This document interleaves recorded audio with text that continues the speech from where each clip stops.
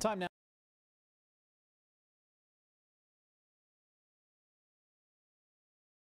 Time. All right.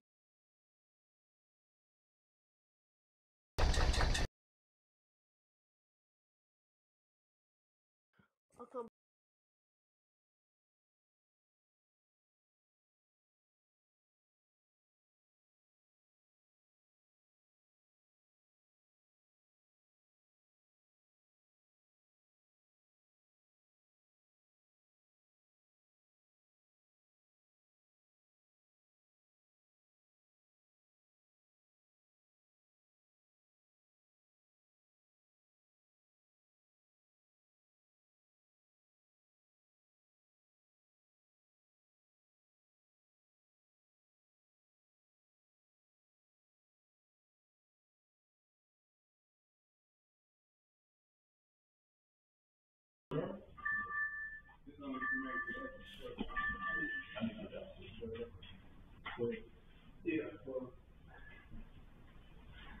Yeah, she with him. Look, she's definitely with that nigga, bro.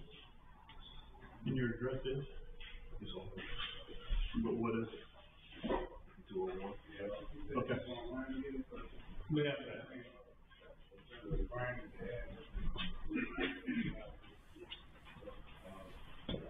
Does that? There you are.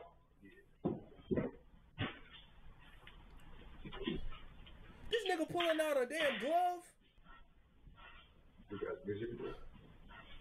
I'm pretty good. Bro, a blind man can see you about to get robbed, my nigga. Nice looking guns.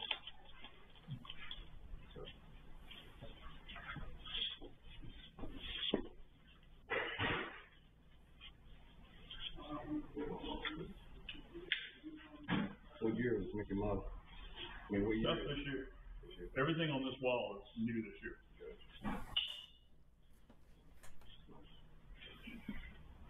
That should be a Ruger. Got the top of flights on the road. You on this one? Okay. You had to make it seem like another one just like it. That's a 47 9mm. he about to steal both of them.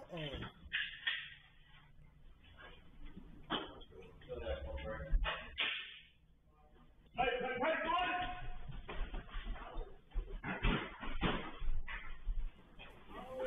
Nigga, a blonde man would have saw that you was about to get robbed, bro.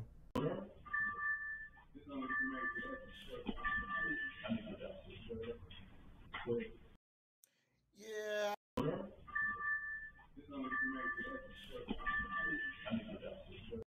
Also, I really.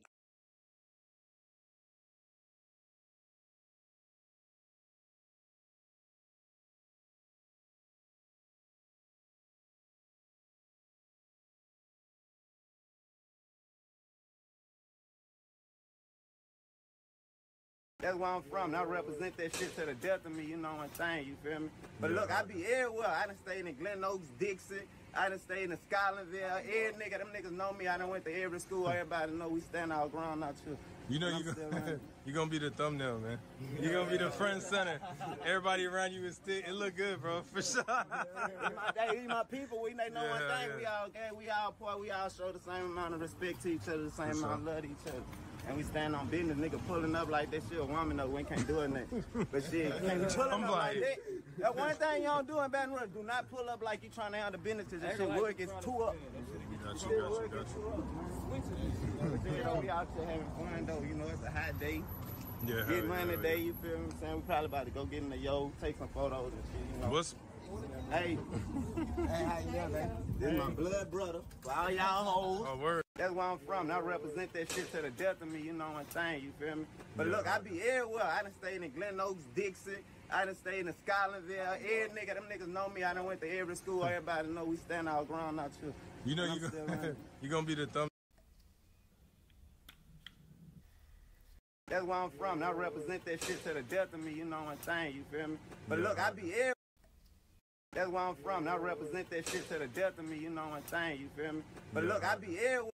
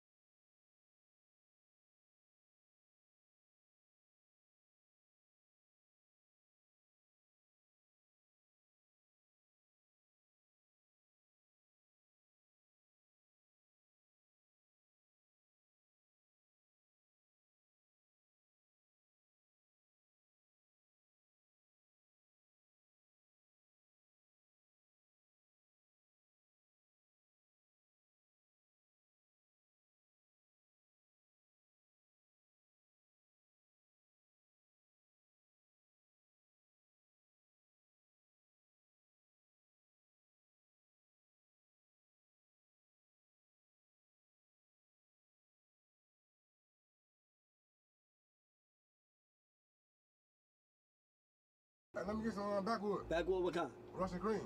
What the f*** is your eye? Watch what happens when a hood cashier gets into a fight. You have to see what comes next. I got in a fight. With who? With Billy. Right here? When? Like literally like 2.5 hours ago. Get the f*** out of here. I swear. Hey, hold on. I'm looking at my homie KO. He know him. Hey, Damn! Coming in your eye, boy! Man, I got in a fight, bro. I got in a fight because I said the N-word. What the f***? Yeah, bro. Man, you done know one of us. What the f***? You because you said the N-word. And you cool as hell, so I get down on you. Man, I already know. Because I feel like, yeah. What the f***? I know where they at right now, bro. Where? Come on, let's ride. You trying to... Yeah. You tell one of them, watch this gas station for ride with you. Yeah. Yeah, for ride with you. Hey, KO. Hey, KO, check it out, shorty. Check it out. KO, you got it on you? Yeah. Yeah? Yeah. Hey, we ain't finna play, we finna ride down. I bet. Meet me over there. I go to the car. I'm going to come right now. Alright, hey, I still need my backwoods, but I got you. I'm gonna get them later on. I bet. I'm gonna do this mission real quick. Bet it up. Hey, let me get some backwood. Backwood, what kind? Russian cream. What the f*** is your eye? Watch what happens when a hood cashier gets into a fight. You have to see what comes next. I got in a fight. What? It's gonna be $250, and everything that you put inside the bag, all I ask for you to take it out. I'm not gonna call the police. I'm not gonna do none of that. So what the f*** you mean? I seen you put some frozen food inside your bag. You ain't seen me put shit in there. Can you open the bag? I ain't finna open shit fight. Why it gotta be hostile, bro? It ain't gotta be like... What the f*** you accusing me of stealing shit for? Cause I'm black or something? What do you mean? Cause what the hell does your race gotta do with this, bro? Anybody that steal, they get the same exact consequence. Just open the bag. And I ain't gotta open shit. Just open the bag. I ain't opening shit. Alright, then you're not getting out of here, bro. How come I ain't? Cause you and I both know what you did, bro. Just show me what you got from the bag. Bro, I ain't got... Bro, real talk. You right. I needed this shit. But you can have all that shit back. That's all you had to do, bro. You don't gotta throw it away like that. You can have the motherfucker too. Hey, come on, bro. You know, if you was hungry, that's all you had to do. Just come to me and ask me for some food. Yeah, I'm sorry, man. Good looking on this. It's gonna be $250, and everything that you put inside the bag, all I ask for you to take it out. I'm not gonna call the police. I'm not gonna do none of that. So what the f*** you mean? I seen you put some... September 10th, the United States Senate voted 51-49 to block the release of the Epstein files. Let me repeat that. On September 10th, that is the date that Charlie Kirk was assassinated. I don't mean to take away from the significance at all whatsoever the assassination of Charlie Kirk, but I find it highly suspect that this was voted on the exact same time that he was assassinated and that it was voted down by the Republicans. Does that seem a little coincidental to anybody else, or is that just me? Let me know down in the comments. A little adapter that talks to these and tells me where everything's at. So I just wanted to show you that. I'm going to turn it up a little bit here.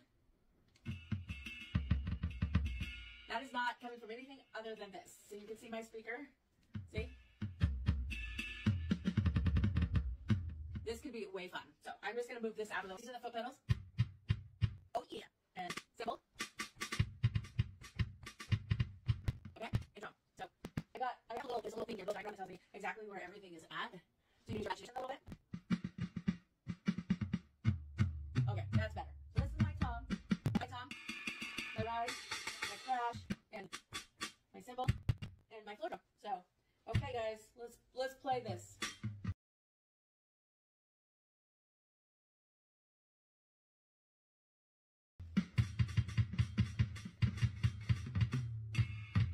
Like I said, I don't know how to play drums, but let's turn it up just a hair so everybody can make sure and hear this. And look, you can see that I'm doing it. Watch.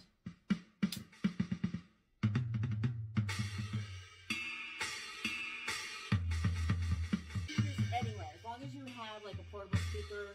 I think you can Bluetooth it to your phone, but I haven't figured that one out. There's a lot of stuff on YouTube on how to use these, but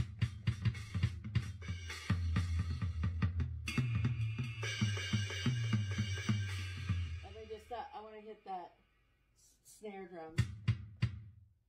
I think I just need to pull. Dear General Motors, sons of a little adapter that talks to these and tells me where everything's at. So I just wanted to show you that. I'm going to turn it up a little bit here. September. A little adapter that talks to these and tells me where everything's at. So I just wanted to show you that. I'm going to turn it up a little bit here. That is not coming from anything other than this. So you can see my speaker. See?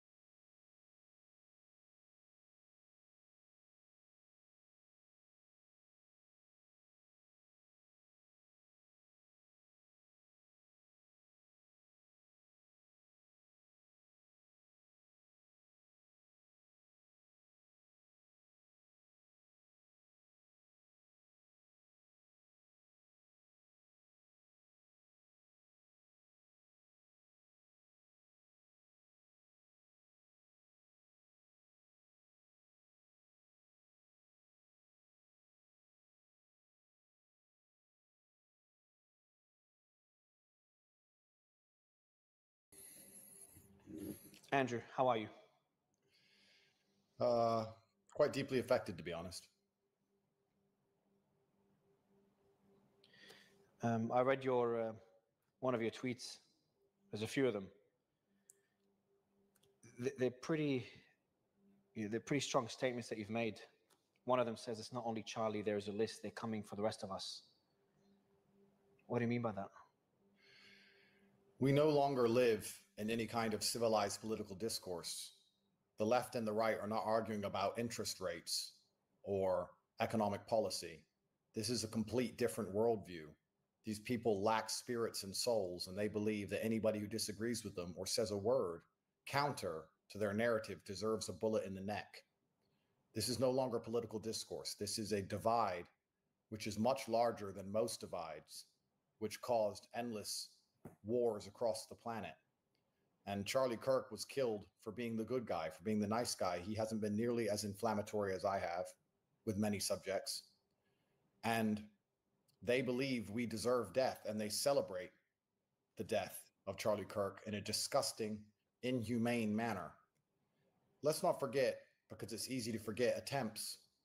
Not only did they try to kill Trump, but we forget it because they were unsuccessful. They tried to kill Nick Fuentes. We forget it because they were unsuccessful. Did you even know they tried to kill me? Type Andrew Tate knife attack. Last month, somebody put on a high-vis vest pretending to be a builder, trying to get access to my house with a blade. When he's identified, started slashing randomly because he couldn't kill me. So I'm on a death list also. And the media is spinning and hyper-radicalizing low IQ people into attacking anybody who has a worldview that is different to theirs. The media is absolutely, completely complicit. And I would argue that very few people on the planet had larger voices for the masculine youth than Charlie Kirk. If you want to say some names which are possibly up there, it's myself and Nick, and we've already had attempts on our life. This is disgusting. And this is no longer a political divide. This is no longer about policy. This is about good and evil. This is about right and wrong. This is a war. This is almost an unfixable problem. When people are laughing and celebrating a father dying in front of his children because he disagreed with their worldview, especially when their worldview is wrong. Let's analyze as professionals. If you're going to sit and tell the world that men can be women because they put on a wig, and they believe you deserve a bullet in the neck the second you disagree with them, they are fighting objective reality. You can't agree or disagree with these people. Where is the political solution for people you cannot agree, disagree, conversate, or debate with? You tell me how we have a political solution to this. I'm on a forever kill list. As was Charlie, as is Nick, as is Trump, as is anyone who tries to enforce basic reality, as is Elon. Elon saved the world. He's trying to make humans multiplanetary, and people will laugh if he dies. Do you understand the spiritual sickness we're discussing here? This isn't politics. This isn't policy. This is a complete lack of souls. You know, people often attack me for toxic masculinity, and the masculine essence in and of itself always had respect for their adversaries. When you finish fighting, you shake hands. Even generals in old wars would show respect to their opponent after they killed them, or they would allow surrender. There's always been a degree of respect in combat amongst the masculine mindset, the masculine realm. But there's new liberals, this hyper-feminized feminist. Even the men are basically girls, Harry, Cis, and D. Withers, they're female. They have no respect for the sanctity of life. If somebody annoys them or disagrees with them once, they believe that person deserves to die and they celebrate it. That's not the masculine way. My worst enemy could die. In front of his children, I would do nothing but support his family. I would send them money and make sure that his kids could eat. My worst enemies. We are living in the most disgusting period of human history. This is absolutely disgusting. And I don't see a political solution for these savages who are perfectly prepared to kill and celebrate over a few words. And the fact that I'm on a kill list doesn't bother me. It's not about me. It's about Charlie. The fact that he was the nice guy. So you can't be a nice guy to these people. They will kill you. What are we supposed to do here, Mario? I'll read that tweet that he said assassination culture is spreading on the left. 48% of liberals say it would be at least somewhat justified to murder Elon Musk. 55% said the same about Donald Trump. In California, activists are naming ballot measures after Luigi Mangione. The left is being whipped into a violent frenzy. I worry about labeling this left versus right. And there's one of your tweets, I'm sure you were emotional when you posted it, and you said this civil war. That's what you said. I didn't say, I said civil war is coming. Because the only prerequisite to war, or sorry, the only way to avoid war is a degree of negotiation or discourse, which is why I asked you the very well-constructed question just a second ago. How do we have discourse with people that we can't politely speak to and we can't disagree with, and we have to completely capitulate to their false worldview, otherwise we deserve a bullet in the neck? Explain to me how discourse can solve this. This is me genuinely asking you a question. I don't know. Ben Shapiro canceled all his appearances. So civil war is going to be the end result. I'm not calling for violence. What I'm making very clear is that there is no alternative if these people will not sit down and have a conversation. You know, America's in a very difficult predicament. I understand the free speech. I understand we want to live in a democracy and freedom. I understand these things. But if we're going to allow social media platforms to celebrate people's deaths the way that Charlie's death is currently being celebrated, the country's going to disappear within 5 years. So if I was president, normally I had all the answers. But now, for once, I'm stumped. What would I even do as president? Can I lock all these people up? Probably not. Can I round them all up? No. Am I just going to let them celebrate and laugh? Am I going to let every single person who says something controversial be threatened with death? Am I going to allow every single time Andrew Tate or Nick Fuentes or you or Elon or anyone makes a post that these people don't agree with, then to start writing underneath that Charlie Kirk, LOL, coming next, and radicalizing more and more people to believe that we deserve to die? Let me ask you a question. I have daughters. I think that human traffickers should be killed. I'm sure you think the same. The media called me a human trafficker for 4 years and I've never been convicted. There are people who believe I deserve to die. I've never been convicted of a crime and I'm innocent. I didn't do anything. That's why this man came here with a knife to kill me. Do you understand what I'm saying to you? How can I have political discourse with these people? How can I explain to them this was a hit job on me and my reputation? How can I talk to them if they don't believe that a man who puts on a wig isn't actually truly a woman? How do I talk to somebody who doesn't believe in gravity? How do I talk to someone whose worldview is so warped and so corrupted? They don't understand the basic premises of Earth, the basic realities. They don't believe in the sun, the moon, the sky, the ground. How can I talk to these people? And when I try, no matter how articulate, in fact, this isn't about me. When Charlie was articulate, kind, interesting, witty, he was polite, he gave his time. When he tried his very best to explain to them how they were wrong and repeatedly decimated them in the world of logic, all they do instead of learning their lesson is call for his death and laugh when it happens. How do I find a political solution to this? It's a genuine question. I don't know. Like I was speaking to Congressman Jim Jordan just a few days ago, as well as Ben Habib in the UK, which I know you're doing some political stuff in the UK, and they both said the US is the final front for free speech. It's the pinnacle of free speech. And then when you have but this is the thing that's so dangerous, Mario. For there to be free speech, there can't be limits on the speech, but there must be within the population a basic understanding and parameters of objective reality. Everybody must understand gravity exists, right? There can't be free speech.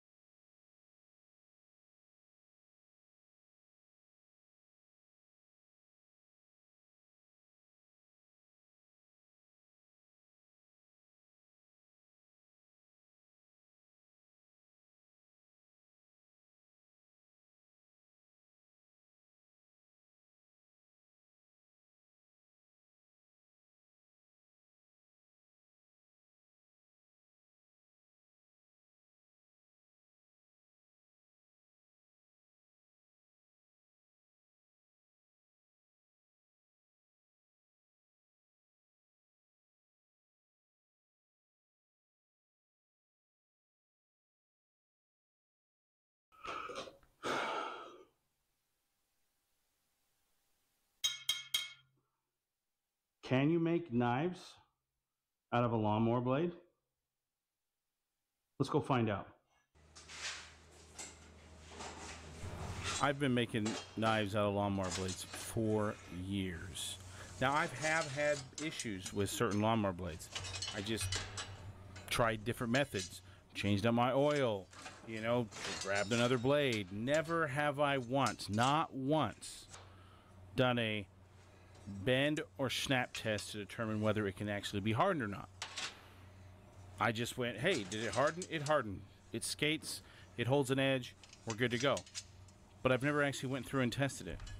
So what we're going to do today, we're going to do some snap tests on this and really answer the question, can you make knives out of lawnmower blades?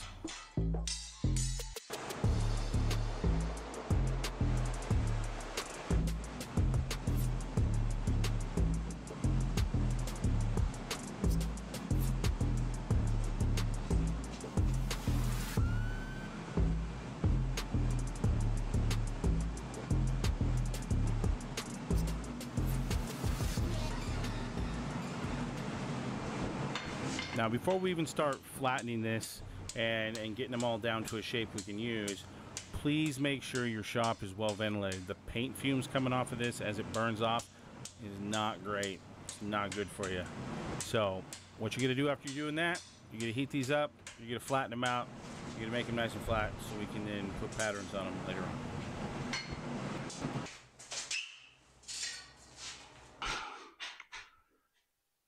Now that they're flat, we can go see if they're worth making a knife out of. To do the snap test method, or the break test method as it's commonly called, you're going to put your lawnmower blade in your vise, and you're going to mark out your pieces and cut off 3 coupons. Now, I like to number my coupons, so I number them 1 for control, 2 for water, 3 for oil. Keeps it nice and easy that way. That way when I put them in the forge, I know exactly which ones are which, and I pull them out as such. I go control out first, then I take water, and then finally I will pull out the oil and do that one next.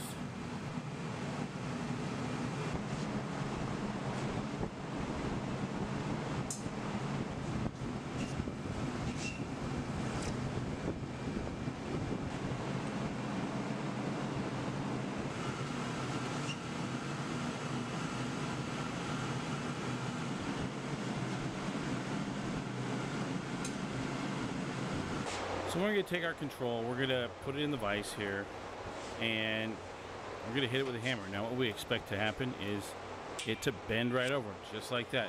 I mean, that's not even a hard hit that I gave it. I mean, it's a forceful blow, but it's not that hard. That just bent right over. You see, it's just malleable steel. That's what we expect to see from this.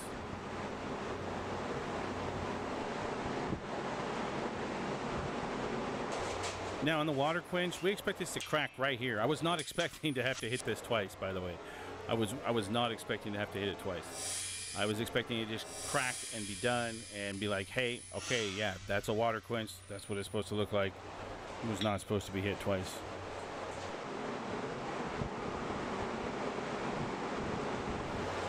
I was actually expecting the oil to act like it acted, you know, to where it's an oil quench. It's not super quench like water, but it's not super soft like the control. It is what it is. It bent, it gave, and then it broke, and then it snapped. So this is what I expected to have happen here.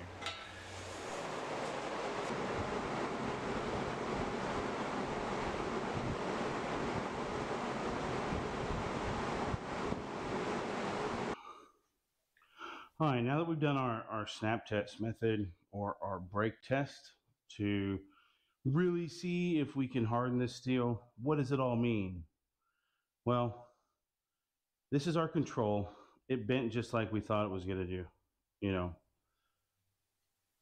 When we looked at the grain structure of our water quench, it was super tight, not granulated, huge amount of granulation. But it did just break, like snap right off. So that what tells me is you can water quench this, and then you can temper back to make it a little more durable. And then for our third test, our oil quench, we showed it has the very, very, very little grain in it. Not as smooth as the water quench, but definitely hard. And as you saw in the test, it took multiple hits to absolutely break this. It first kind of bent it, and then it hit harder and snapped it. That is a good sign. That is an oil quench. Now, what does that tell me temper-wise? If we run our pieces through our tempering oven for an hour, maybe the water at 2 hours and the oil quench at an hour, and see if that changes the outcome. Does it soften it up too much? This was an actual surprise to me. You can actually hear me here in a minute say, wow. It really did surprise me. Wow.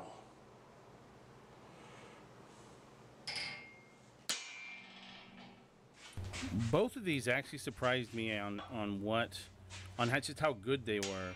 I mean, that was a better one than the first one. It took more powerful blows to actually get it to bend after we tempered it, which was kind of surprising. Well, that was a pleasant surprise, to be honest. I mean, I kind of knew what was going to go on, what was going to happen. I didn't expect the water quench to be that much better. Both are good.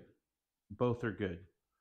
I think the water's better. I think the water quench, or kind of a brine quench in my bucket, with a 2-hour temper, you get a better knife. With a oil quench and a 1-hour temper at 400 degrees, you're good to go for these more blades. Like I said, you have to test each one of your own that you're using and see what's going to work for you. I'm going to go with a water quench and a 2-hour temper, and we'll see what's up. But yeah, I'm going to get these things cut out. So that's what we're going to do next. We're going to take these lawnmower blades that we did, and we're going to put a bunch of patterns on them, and then we're going to go over to the bandsaw, and we'll see you over the bandsaw.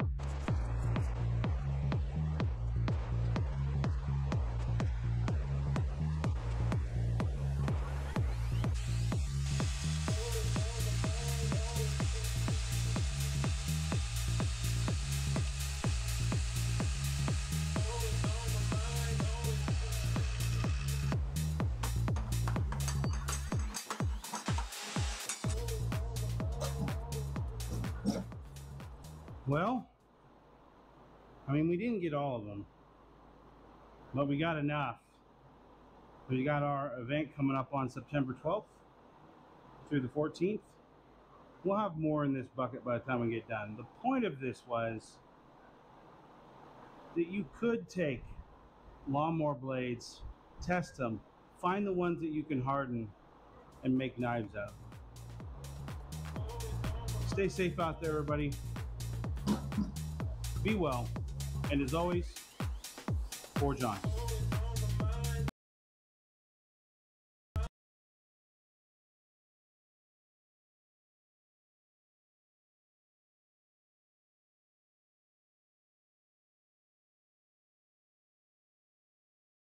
Did you know that your skin, nails, and even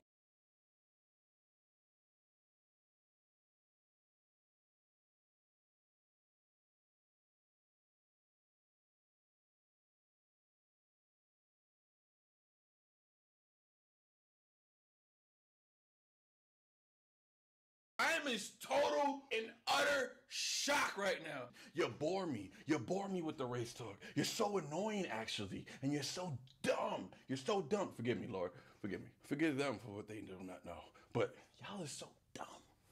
God can hear me even when I whisper. So I don't know why I did that. I take that back. Forgive me, Lord. They're not dumb. They just misguided and brainwashed. And I'm out of breath because, honestly, the dude.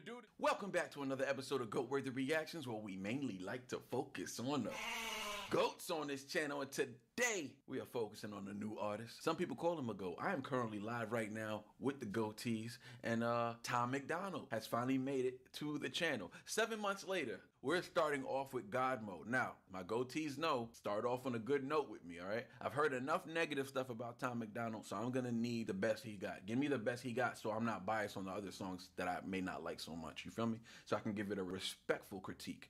But let's get right into it, man. Tom McDonald, God mode. I've been hearing that they think my political music is boring. Tell them I'm sorry. I've been rapping about things that I feel are important.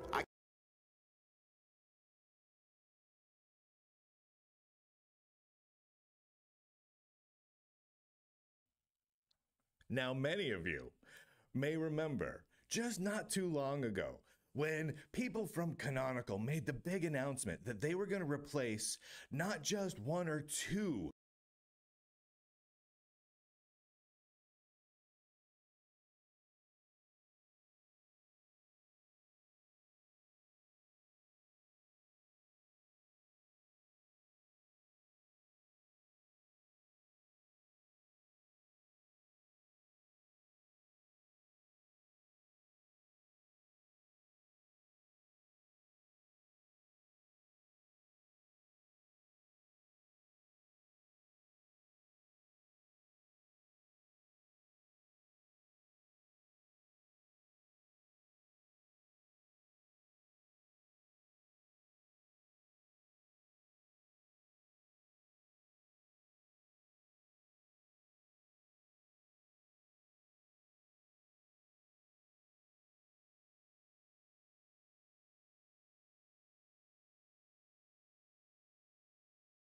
of the GNU core utilities, but the vast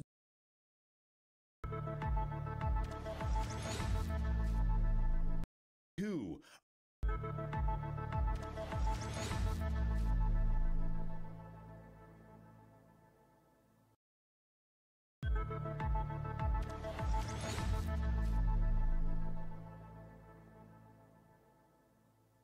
Hi guys, and welcome back to another Tech Minds video. So Radtel are really knocking it out of the park right now with its consistent release of cheap but excellent quality range of hand radio transceivers. In this video we're going to take a look at the new RT950. Now this is the base model, which has an extensive frequency range and a spec'd power output of 10 watts. Now, I know what you're thinking, 10 watts. Yeah, right, but wait till you see the power readings later in the video. GPS and Bluetooth is included, and the APRS feature makes use of that GPS feature, while the Bluetooth feature can be used to program the radio using a mobile application via Bluetooth. According to the information shared on the Radtel's website, there will actually be a Pro version of this radio also available, and looking at this comparison chart, we can see that the Pro version will allow transmit on the CB band at 27 MHz using FM. It's also stated that it will support SSB reception. Now, whether or not SSB reception will be limited to VHF bands, I'm not sure. It doesn't actually specify that here, but it would be the first for these cheap Asian-born radios to be able to receive 2 meters and 70 centimeters by SSB. I guess we'll just have to wait to find out. Now, carrying on with this RT950 base model, you get everything you need in the box, including a special programming cable that connects to the right side port for the radio. You get a wall-to-main charger, a USB-C cable, a desktop base charger, a single wibbly-wobbly antenna, and of course the radio itself. The RT950 is a pretty chunky radio. It's got some weight behind it, that's for sure. Now, the battery can be charged via USB-C, and there's a dedicated port for this just under a little rubber flap located at the backside of the battery. The battery itself is rated at 2600 mAh, rated at 7.4 volts DC, and it appears to be of the lithium polymer type. On the left side, there's 2 PTT buttons and 2 user programmable buttons, which do actually come in handy. The programming cable will attach here on this little flap, which is held in place by one screw. Back the keypad is quite nice for a keypad, and it's quite responsive. And within the programming software, you can assign quick functions to each of these buttons, so that when you press and hold one of them, the program function will activate. Hope that makes sense. Turn on the RT950, you can see represented with 3 VFOs. That's probably not possible to tell via video, but this screen looks absolutely stunning. This is no cheap, dodgy screen that they've used here. It has a nice resolution, it's crisp, and it looks super nice. Now, fortunately, it's not sunny outside today, so I can't do the sun test, but I don't think that this radio is waterproof, and right now in the UK, we've literally got a massive downpour. Everything's laid out quite nicely too, including some indicators at the bottom of the screen, which let you know if those features are activated or not, like APRS or Vox, for example. Now, checking out the menu, we can see this looks super nice with clear graphical icons, using the arrow buttons to go around the menu and then pressing the OK button to select that item. The RT950 has zones, even though this is an analog radio. This is still handy to separate repeated memories by location or area, or maybe private channels that you want in their own zone for quick recalling. As mentioned earlier, the RT950 has an inbuilt GPS receiver, which works really well indoors. Now, I'll show you that later, but within the menu system, we can configure the APRS feature, either enabling it, setting your call sign and SSID, along with your beacon settings. Received APRS packets can also be decoded and shown on the screen, which I'll also show you in a bit. Now, going through the menu, we can program the user function buttons, enable Bluetooth, turn off beeps and voice prompts if you do not need them, and change the backlight and menu timer values. So you get all the usual things you'll find in a radio within the menu system, and it's actually quite easy to get to. You can even add channels without needing software. So what does this radio sound like? Take a listen to this, what I'm receiving from my All-Star node. And just wanted to also just come on right there, and I heard GW0 again, sort of a point of station, but the station didn't come back, but thought I'd give them a shout, and there you were. Now, to me, that sounds pretty decent. It also sounds pretty loud without distorting. Let me know what you think about that down in the comments. Okay, so that's receiving, so how does it sound when we transmit? Again, take a listen to this. Mike 0 Delta, Quebec Whiskey, and 0 DQW, just testing the audio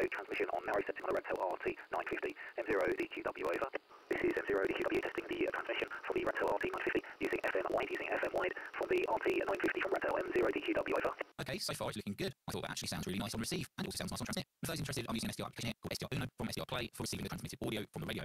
If you remember at the start of the video, the spec sheet stated that this radio transmits 10 watts of RF power on VHF and UHF. So let's put that to the test. Here we have the power meter set to the 20 watt range, and it's connected to a diode. With the radio set to 435 MHz and set on high power, we see a whopping 10 watts of RF power. That's incredible considering this is a handheld radio. So let's just check out VHF on the 2 meter handband, and this is going to be around 145 MHz. Again, just a small smidge under 10 watts there, but still that's impressive, and this has to be one of the few radios that actually specify to transmit at 10 watts and actually achieve it. Now, definitely well done to Red Office. However, at such high power, it does make you wonder how long the battery would last. Of course, there are 3 power levels available if you want to reduce it.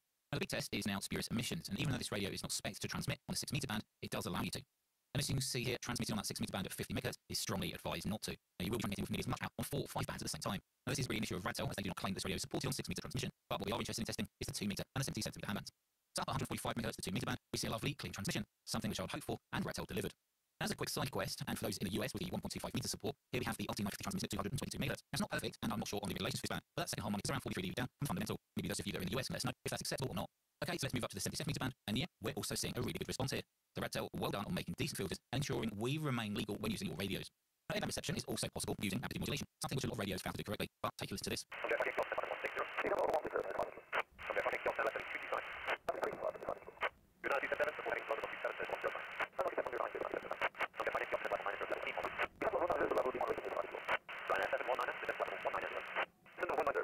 Well, that's another pulse from me, and the Radtel RT950 can receive anti-modulate ear very, very well, and it sounds so nice. Programming the RT950 can be performed using the included premium cable, and the software is available for download from the Radtel website. You can pretty much configure the entire radio using this software, and of course it's handy if you want to back up your settings to a computer. However, I do wish they would improve the channel editing feature, even add an import or export feature so we can load our channels into the radio in bulk without having to enter each one again, just so we can edit it in a CSV file later, for example. Programming via Bluetooth from an app is also possible, and the app is available from the usual app stores from your device. Now, one last thing to look at, and that's the APRS feature. And when enabled, any APRS packets that are received will be decoded and shown on the screen. The GPS receiver in the RT950 is also really good. It was able to get a GPS lock quickly, even indoors, just a few feet away from the window. Another cool little feature is a band scope, and you can program one of the function buttons to activate the spectrum analysis mode. This will quickly scan across a bandwidth that's preset and show you all the signals it's able to see. By pressing the hash button on the bottom right of the keypad, you can kind of zoom in or narrow in that spectrum scope range. I guess it's quite a nice feature if you want to quickly see band activity. So that's the Radtel RT950. Let me know what you think about this radio in the comments below. And of course, once the RT950 Pro lands, I'll also be checking it out too. But until then, take care of yourselves, and I'll see you in the next video.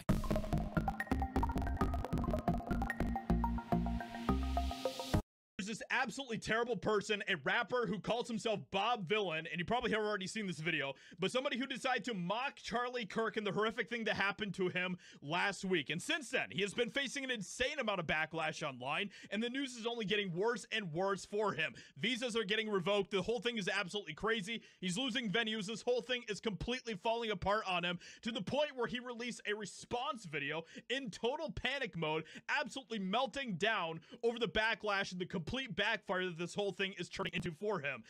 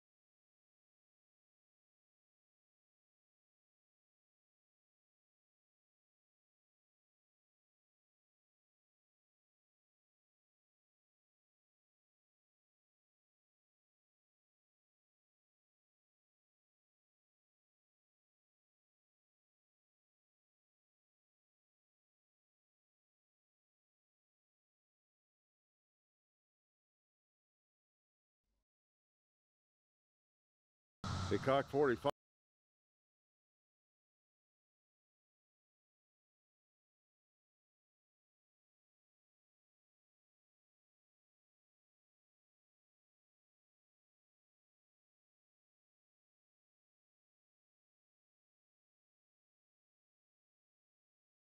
Thrift stores have lost their mind and nobody's talking about it. Let me explain. So, thrift stores used to be a place where you could go and get cheap secondhand clothing. And the racks were full of random finds, so you never knew what you might stumble upon. But in 2025, thrift stores are more expensive than most retail stores. So what happened? The shift started around 2020. And I knew thrifting was a big deal before, but this is when the general public got on it. With social media, suddenly thrift hauls became everywhere. And people were also starting to make a living by flipping clothes that they found at the thrift store. And overnight, thrifting stopped becoming practical and it became trendy. And thrift stores saw this and they adjusted. It wasn't just a base price now for t-shirts or pants. They started marking items higher and higher. And even worse, most of the good stuff doesn't even hit the floor anymore. Take Goodwill, for example, a brand that was built on helping low-income communities where people go to them and donate their clothes for free. But now their best donations like Jordan sneakers, Nike clothing, or designer stuff, the most desirable things that people look for at the thrift store, are now being auctioned online to the highest bidder. Yes, Goodwill has a resale site now. I even went to a thrift store the other day and they had a whole curated Harley section that the t-shirts were around $20 to $30 a piece. I mean, I even found a used pair of Nike Dunks that they were selling for $150, and the retail is $100. On top of this, with fast fashion, these companies are pumping out clothes for $2, $3 a piece now, so you might be paying $15, $20 for this shirt at Goodwill or a thrift store when you can buy it on Shein for $5. And don't get me wrong, I love thrifting myself, but thrift stores were originally created for affordability, people who genuinely need it. But now they're competing with influencers, trend chasers, and resellers. Thrift stores have lost their mind, and nobody's talking about it. Let me explain. So, thrift stores used to be a place where you could go and get cheap secondhand clothing, and the racks were full of random finds, so you never knew what you might stumble upon. But in 2025,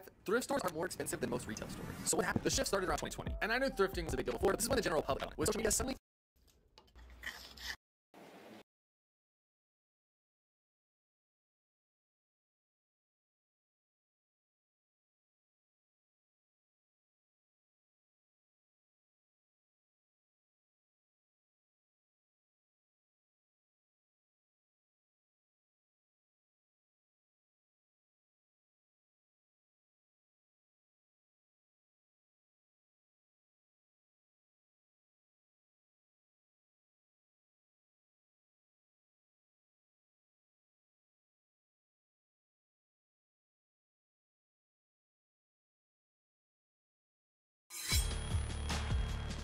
When you hear the words Bowie knife, chances are a burly frontiersman in buckskin or a rowdy cowboy pops into your head carrying a knife similar to this. Or if you have your own knife collection, maybe something a little more modern like these. But what if I told you that James Bowie, the man the knife is named after, actually carried something a lot more similar to this?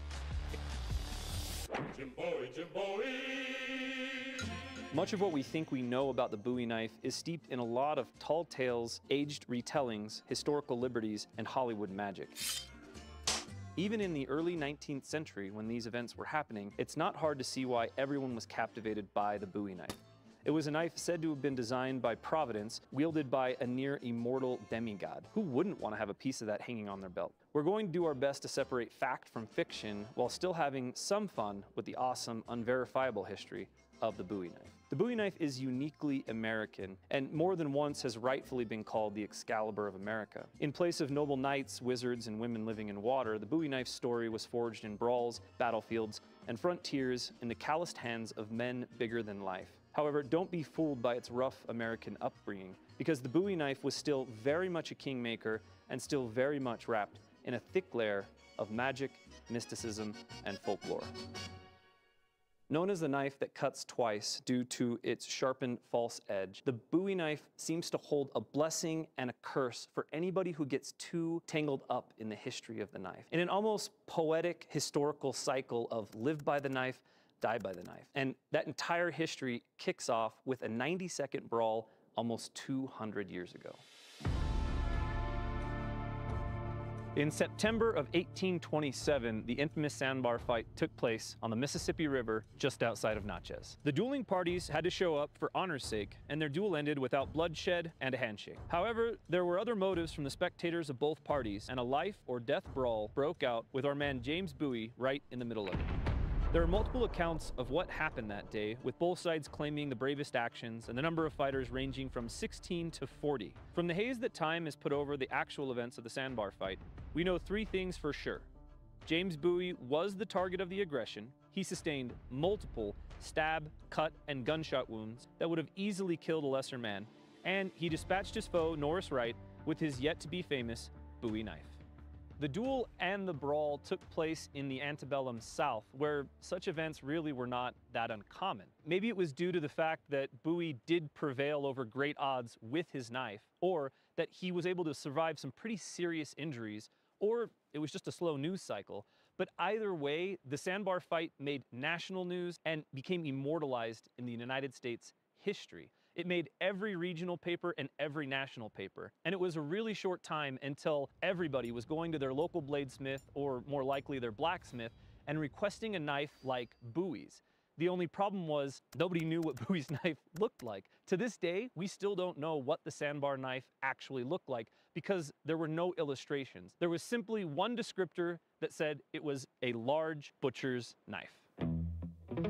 This is an important place to have a quick chat about the position personal defense weapons had at this point in American history. Open-carrying swords had fallen out of style due to the fact that the colonies, and then the United States, had had 3 major wars take place on their shores over the last 70 years, the most of which was a full-blown revolution. While a lot of the United States at the time was still very wild, the people seemed to have had their fill of open displays of violence. And swords, a real sign of martial intent, had fallen out of favor. There were, of course, single-shot pistols, but these were notoriously unreliable as a daily defense weapon, and even if successful, were only good for 1 shot. Plenty of people were carrying concealed daggers as well as cane swords. Both proved to not be as utilitarian as circumstance required, as well as having other drawbacks. In short, there was a demand for a tough, utilitarian personal defense tool that was easy to maintain, easy to use, and was still seen as socially acceptable. Even by the tamest accounts of Bowie's injuries, it's pretty miraculous that he survived, and most people at the time could see that, since most people at the time had had experience with violence of some sort in their lifespan. It was Jim Bowie's physical strength and the need for a better self-defense option that wrote the check for the Bowie knife's launch into the public imagination. With the only description of the knife he used being vague at best, and no real mass production of such knives, the true form of the Bowie knife, as we know it today, would be formed over the next decade through hundreds of makers and thousands of knives being sold, carried, and used. Imagine being a blacksmith and someone coming in saying that they want a knife like Bowie's. You're going to take what you know in your craft, what knives you've experienced with, and whatever secondhand accounts you've heard of, and do your best. And these early makers were the best America had to offer, in that many of them were first or second generation immigrants from all over, bringing their special sauce to the United States and to the creation of the perfect Bowie knife. America was hitting her stride as a frontier nation, and just as other nations throughout history, she needed a blade to accompany her pioneers. The idea of a stout, simple, and useful knife, or short sword, was definitely nothing new to history. One only has to look at the Saxe or the Bullock knife to see the original Bowie knife design's DNA, not to mention the Spanish bull knife and an assortment of daggers and heavy knives that were in use at the time. There was very little to anything original about the first big butcher knife, Bowie's. But this frontier was a little bit different from others from the past because it had a more or less equal class of people free to earn and spend as they please, as well as the best technology the world had to offer at the time to push designs and ideas forward. There are a lot of knife makers that pop up at this time in US history that gain notoriety for making Bowie knives. And a lot of them actually claim to have created the first Bowie knife, which isn't a claim that we can really substantiate. However, there is one knife maker that is tied directly into that early magic of the Bowie knife story, and his name's James Black. Now, depending on accounts, James Black either made the blade Bowie had on him at the sandbar fight, perfected a subsequent design that Bowie came up with and then carried with him until his death at the Alamo, or was just a really good bladesmith that many turned to make them a Bowie-style blade. For sure, James Black is attributed to Bowie #1, which isn't necessarily the first Bowie knife ever made, but it's a historical Bowie knife that we have today with the inscription Bowie #1 on it. And he is the reason that the Bowie knife is the official knife of Arkansas, since he was was based out of Washington, Arkansas for years. This wouldn't be an early Bowie knife character worth mentioning if he was not also steeped in his own folklore. I do know this, Mr. Black. If anyone can make me this knife, it's you. James Black's tempering and hardening techniques were kept top secret, and each blade he made reportedly went through the hickory test, in which Black would take a newly finished knife and whittle on a seasoned hickory block for an hour. If, once he was done, the knife could not smoothly shave hair, he would throw it out. Governor Jones of Arkansas was convinced that Black possessed the Damascus secret, meaning he had rediscovered an ancient perfect form of tempering and hardening steel that had been lost to time. When pressed, Black told Jones that no one had taught him this method, but that it had come to him in a mysterious manner and he couldn't explain it.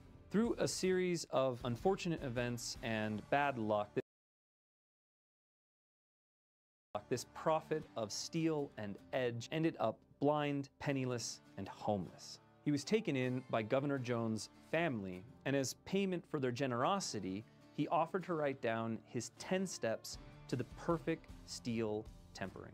James Black was known to have a mind like a steel trap, but when handed the pen and paper to share his mysterious secrets, it said that his mind went blank in the process and that the effort of remembering essentially drove him mad. Governor Jones, who we are getting all of this information from, declared, God gave him the secret for his own purpose, but was unwilling for him to impart it to others. Now, this is a first-hand account from a United States governor, and this is just the tip of the iceberg of mysterious stories and interesting stories that surround the creation and early days of the Bowie knife. Putting aside the supernatural questions of are we alone in the universe, or was the Bowie knife a divine gift to the American West, we've got more practical questions like when did the Bowie knife get its cross guards, or its clip point blade, or its sharpened false edge? And to answer those, I think it's high time we bring in an expert. My name's Mark Zaleski. I am the editor-publisher of Knife Magazine. I've been a knife collector most of my life. I collect and deal in pocket knives, military knives, hunting knives, custom knives, but my favorite of everything is antique Bowie knives. Pre-Civil War American-made Bowie knives would be my specialty. I have co-curated an exhibit on Bowie knives at Historic Arkansas Museum, and I co-wrote this book in association with the museum exhibit, Sure Defense, the Bowie Knife in America. That is a James Black knife right there, or what we believe to be a James Black knife. There are 10 of these in existence of this particular type. We don't know that this is the first Bowie knife for sure. Certainly there are some tales that it could have been, and possibly James Bowie had one of these. Do we have an idea of when we jumped from this Bowie to this Bowie? The conclusion I came to from my research is we have maybe 4 different styles that originated very early on, and it's hard to put one in front of the other. So if we're talking about the guardless coffins, we're talking about, the style that's originating from Arkansas, but it wasn't the only early style. We can't pinpoint and say, this is what the first Bowie knife looked like. The original coverage of the sandbar fight, if we want to go back to 1827, all it said was a large butcher knife. So if a fellow wanted a self-defense knife at that time, and he went to the local cutler and said, hey, this seems like a really good idea. Can you make me one?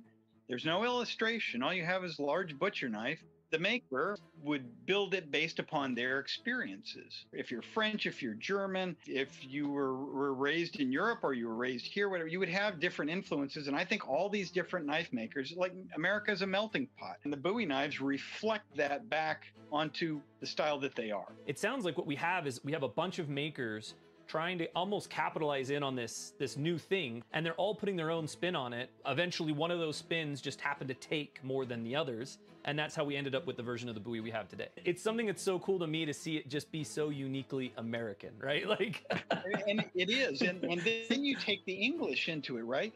So the English were really the knife factory of the world back then. In Sheffield, you have a guy that all he did was forge Bowie knife blades or grind Bowie knife blades. That's all he did for his whole life, is one specific task, and they got really good at it. The English saw what was happening in America, took the knife and made versions of it, and then very quickly made simpler, cheaper versions of it, improved on the design, and kept selling them back to us with American slogans on them. And so the American makers quickly sort of tapered off. 1830s there were some, and then there were less and there were less, but they were still present. But after the war, the Bowie knife declined very rapidly as far as the need for one.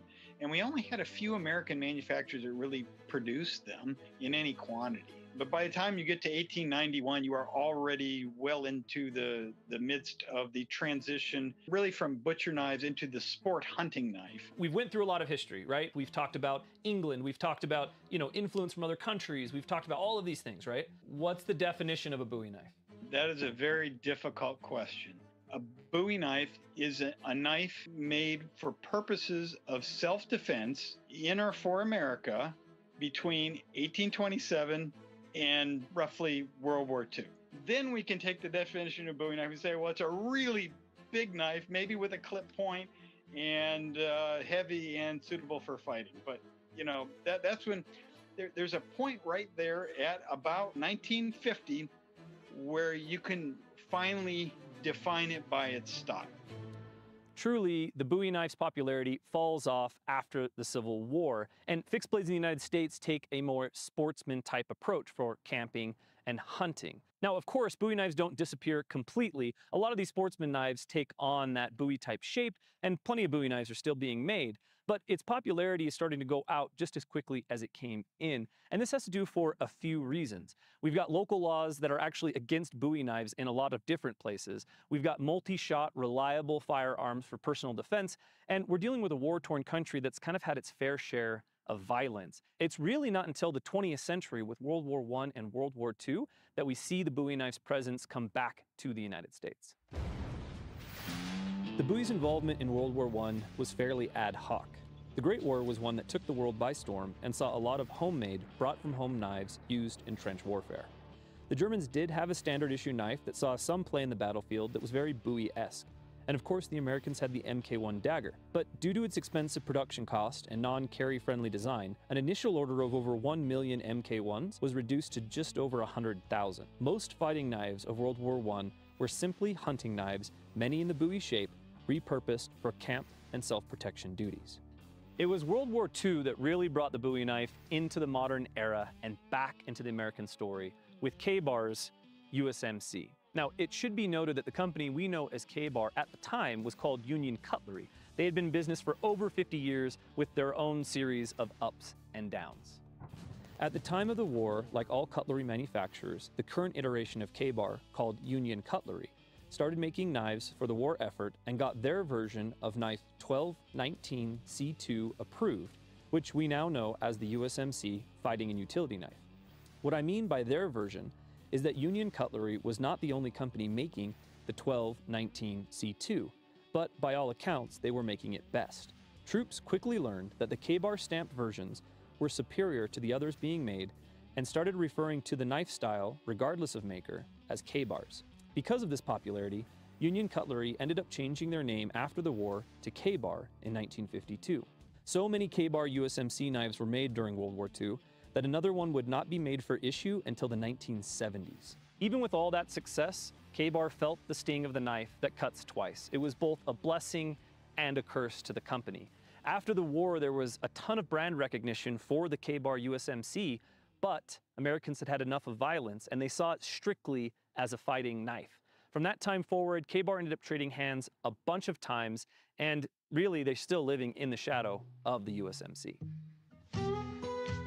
There were also a bunch of hobby knife makers in the United States that would actually later go on to be important to modern knife history that were contributing to the war effort in World War II from a bunch of different homemade operations around the country. And one of those knife makers was a pastor from a small town in Idaho that was forging knives in the basement of his church. His name was Hoyt Buck, and his 119 Special is a big reason that we're still talking about Bowie knives today. After World War II, knife making starts to walk its way into a golden age of custom knife making. By the late 1960s, custom knife making was really beginning to transition from a side hustle, hobby type business to a more practical, full-time endeavor. Bob Loveless, A.G. Russell, Jimmy Lyle, Bo Randall, and many others were turning out some of the best made and most beautiful knives the world had ever seen. And you guessed it, most of them were Bowie shaped or Bowie inspired American made gold. As a young man, Hoyt Buck had apprenticed as a blacksmith in his home state of Kansas, but it wasn't until World War II that he picked up those tools and skills again. Much like James Black, Hoyt Buck had his own secret recipe for making knives, and instead of whittling on a hickory stump for an hour to prove how strong and good his knives were, early on, the Bucks would actually baton through bolts, showing how well made their knives were. In 1946, Hoyt Buck and his wife's health were starting to fail, so they moved in with their son Al in San Diego, California. And unlike James Black, Hoyt had somebody to pass his legacy and knife-making skill onto. So even though Hoyt passed away in 1949, his son Al had learned everything that he needed to keep the Buck name alive until they were able to incorporate 1961, keeping the world with a steady supply of great Bowie knives leading up to today. The other thing the Buck family was able to do was seemingly break the curse of the Bowie knife. And I think that they did this by transitioning the Bowie knife from primarily a kind of scary fighting knife that could do camp and hunt tasks well to camp and hunt knives that could handle itself if it needed to. Not only is the Buck 120 one of my favorite knives of all time, but the 120, the 119, and even the 124 are some of the greatest production fixed blades of all time. The post-World War II era saw a huge resurgence of interest in the Old West, and Westerns at that time were like the Marvel universe today. All of Hollywood and television were saturated with cowboys and Indians. For most of this era, Buck was a small player, and names like Case and Schrade ruled the popular market. And while pop culture had its moment with the West, you can be guaranteed that the Bowie knife was not left behind. A book called The Iron Mistress was released that was specifically about Jim Bowie and his knife. Not long after that, it was turned into one of the most popular movies of the time. There were a handful of movies about the Alamo, all making sure to pay homage in some way to Jim Bowie and his legendary knife. There was even a short-lived TV show called The Adventures of Jim Bowie. Interestingly, the lead actor at the TV show blamed its lack of success on the fact that they would not let him use his knife. Davy Crockett and all the other frontiersmen cowboys on TV could shoot whoever they wanted, but the knife was seen as too violent.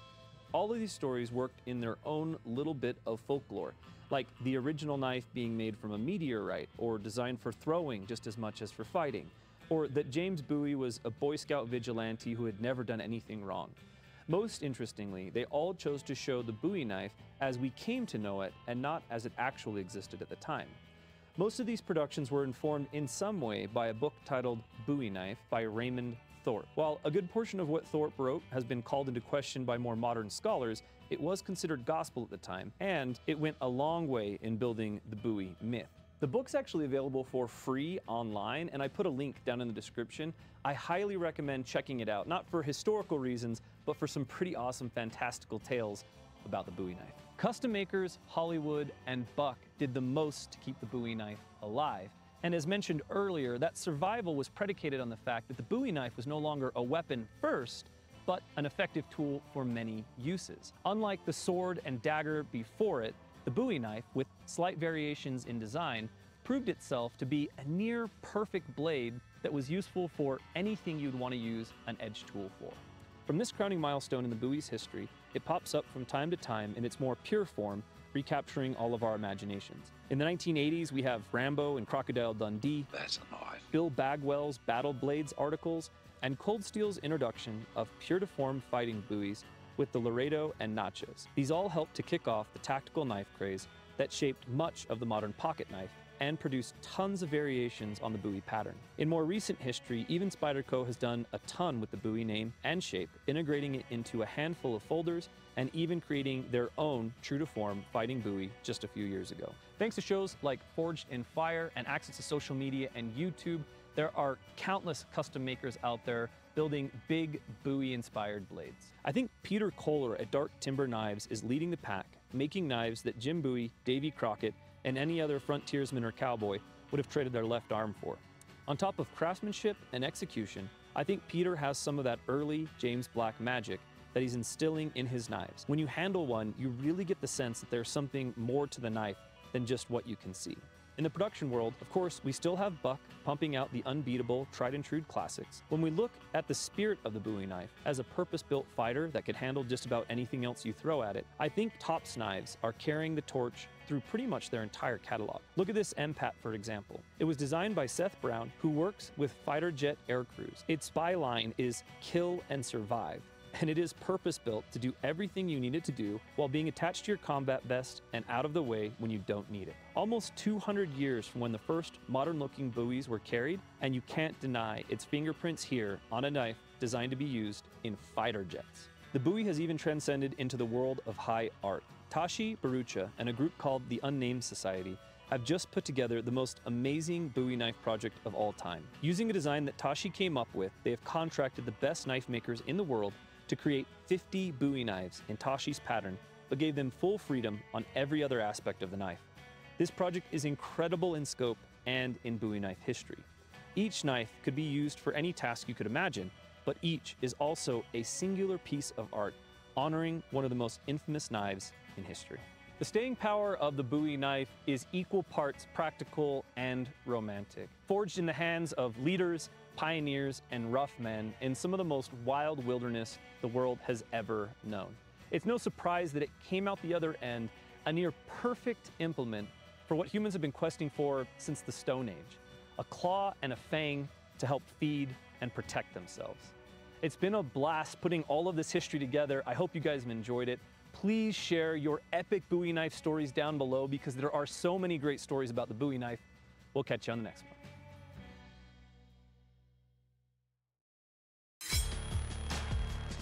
When you hear the words Bowie knife, chances are a burly frontiersman in buckskin or a rowdy cowboy pops into your head carrying a knife similar to this. Or if you have your own knife collection, maybe something a little more modern like these. But what if I told you that James Bowie, the man the knife is named after, actually carried something a lot more similar to this? Jim Bowie, Jim Bowie. Much of what we think we know about the Bowie knife is steeped in a lot of tall tales, aged retellings, historical liberties, and Hollywood magic. Even in the early 19th century, when these events were happening, it's not hard to see why everyone was captivated by the Bowie knife. It was a knife said to have been designed by Providence, wielded by a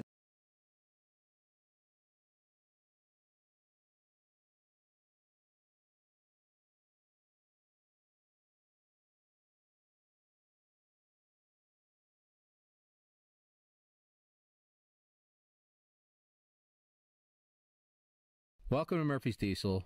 We've got an off-road recovery, folks, and it's a doozy. It's an F-350 stuck on a trail that it should not be on. I don't know what should be on it besides a goat. I was going to say, why can't an F-350 be on a... Okay. Isn't that what they're made for? No, they're made for pulling trailers and stuff. Oh. Welders, welding rigs. Oh. I mean, you could take them on dirt roads and stuff, but this is a trail. This is not... You shouldn't have an F-350 there. Search and Rescue brought 3 Jeeps in there, Jeep Rubicons, and they struggled, according to the driver. And now we have to go get the truck. Yes. So, if you didn't hear that, Search and Rescue has picked this guy up already, and he called us to go get his truck. But it's Thanksgiving, so he doesn't want to do it today, so we're going out first thing in the morning. We are? Yeah, so... Are you ready? No. You better saddle up, cowgirl. There's another catch. I'm probably going to do it for free. What? The day after Thanksgiving. What does the day after Thanksgiving have to do with me doing it for free? Because I had plans. I had plans. I had Oh, Black Friday? Since when do you shop? Okay, so skip that. We're going to go day after. No, I'm just kidding. I could give 2 super shits about a Black Friday sale. A man's life is at stake, babe. The truck is all that's out there. The Okay. man was already picked up. All right, well, he's got to make a living. So we're meeting him out there tomorrow morning, and he's expecting an astronomical bill because he already called our dispatch and got a quote on it. So when we get done, we are going to hand him nothing, because we're not going to bill him. We're going to do it for free, just so I could see the look on his face. What about the look on my face? Looks pretty good. Stand by, folks, because it might get Western.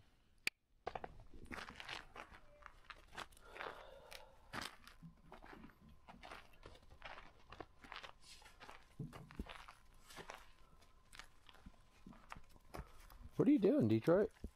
What are you thinking, bro? Look at the mess you made. That's how you know you got a good one. When they'll just tear the shit out of everything. Thanks, Detroit. I'm gonna grab Big Booty Judy and hook up to the brand new gooseneck that we got in Indiana. Then I'm gonna go grab Hellboy because it's a doozy. It's a 4-wheel drive F350 stuck on a trail it shouldn't be on. Another elk hunter, folks. Stand by while I get loaded up. Boy, she purrs like a kitten, huh?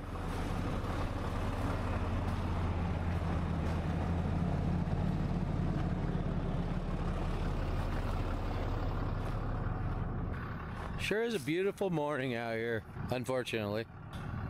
First day elk season. What I want to know is where's all our weather at? I'm ready for some weather. I'm ready for some gnarly off-road recoveries. We need to get some tires on Big Booty Judy before the winter hits, though.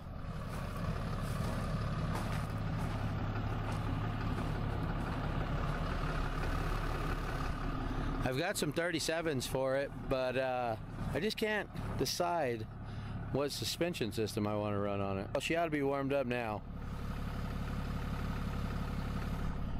We're gonna hook up to the Max D, and then we're gonna run down, grab Hellboy, and then we're gonna go. So stand by. Hey!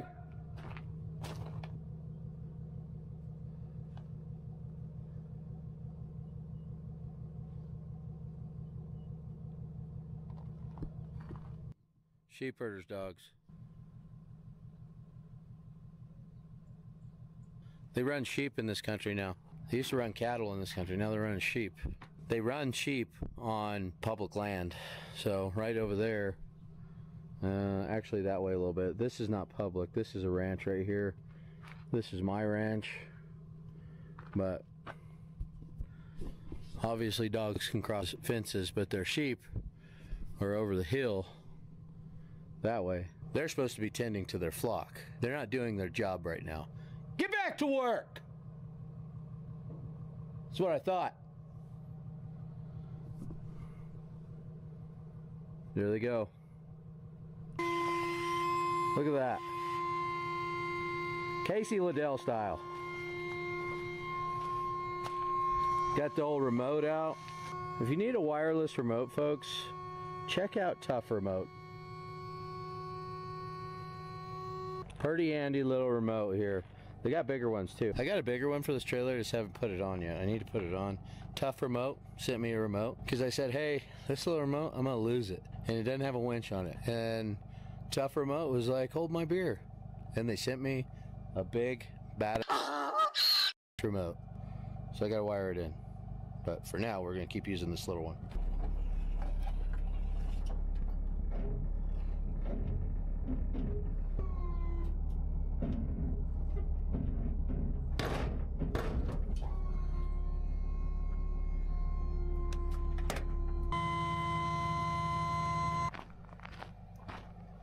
Mrs. Racker Rick's got to drive Black Betty today because I'm stealing her truck.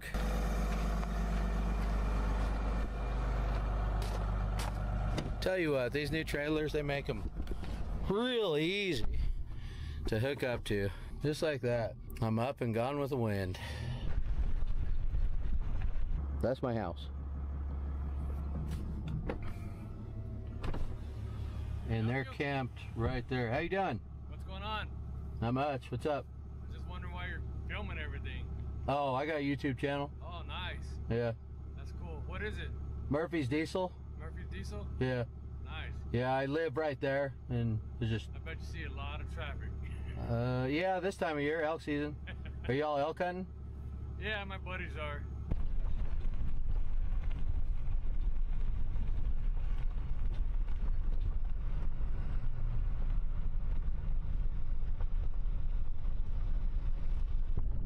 Nice folks. They thought I was going to give them a ration of shit. I don't mind people camping. Obviously, when you move out to the middle of nowhere and you're surrounded by Forest Service, folks are going to camp around you. You still will have neighbors, and when you're surrounded by Forest Service, your neighbors are going to be the public, which I don't mind it, because we usually don't come off a ranch unless we're coming to town. We generally stay on there unless I'm going to do some work or off the ranch, you know, going to do an off-road recovery or something like that. What are you doing? Moving into hell. How about the mouth on her, huh? Well, I mean, I don't want you to call me, what was that you called me last time? What was that you called me last time? A prima donna?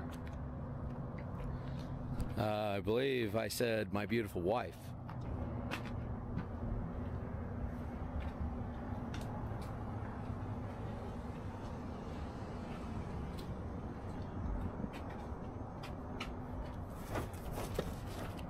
That's heavy. What is it? Tools? Always got to do a walk around first, folks, just so you can get a good look at her.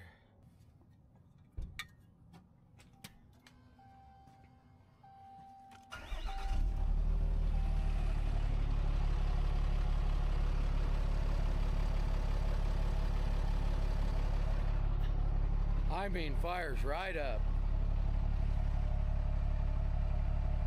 Somebody should do something about that box. Looks kind of chaotic.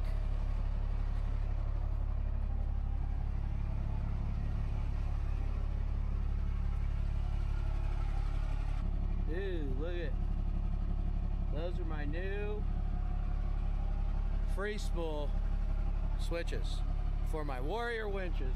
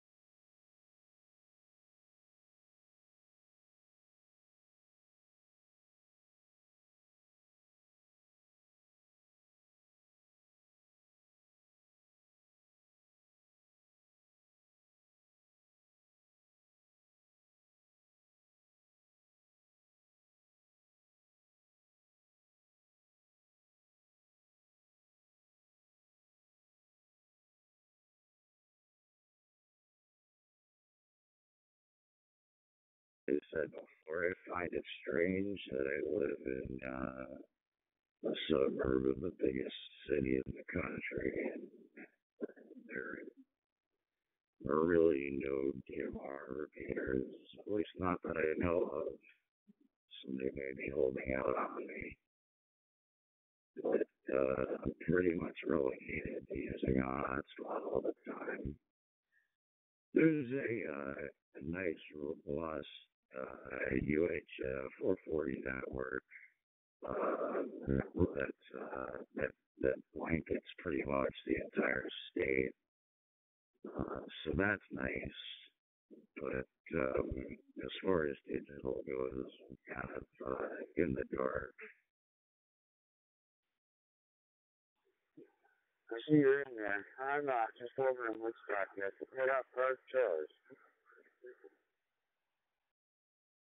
255, that group up there in New York, New England, up north. We hear them quite well. I check in there from time to time. You go. How you been? You okay?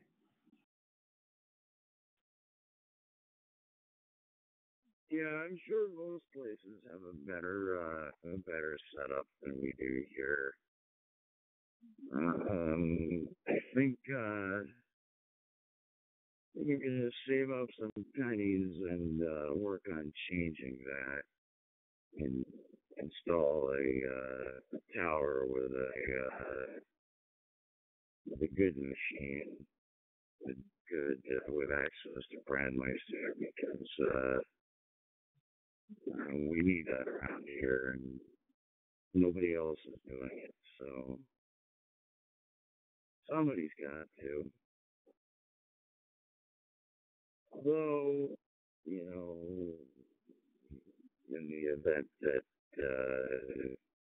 if and when the internet or power goes out, DMR is going to be little to no use at all. But in the interim, it would be nice to have some coverage here in the county.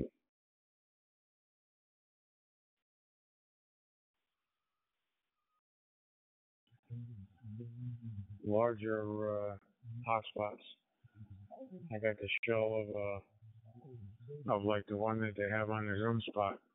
I'm pretty sure that's what the show is for, plus the fan that goes inside of it, and so on and so forth.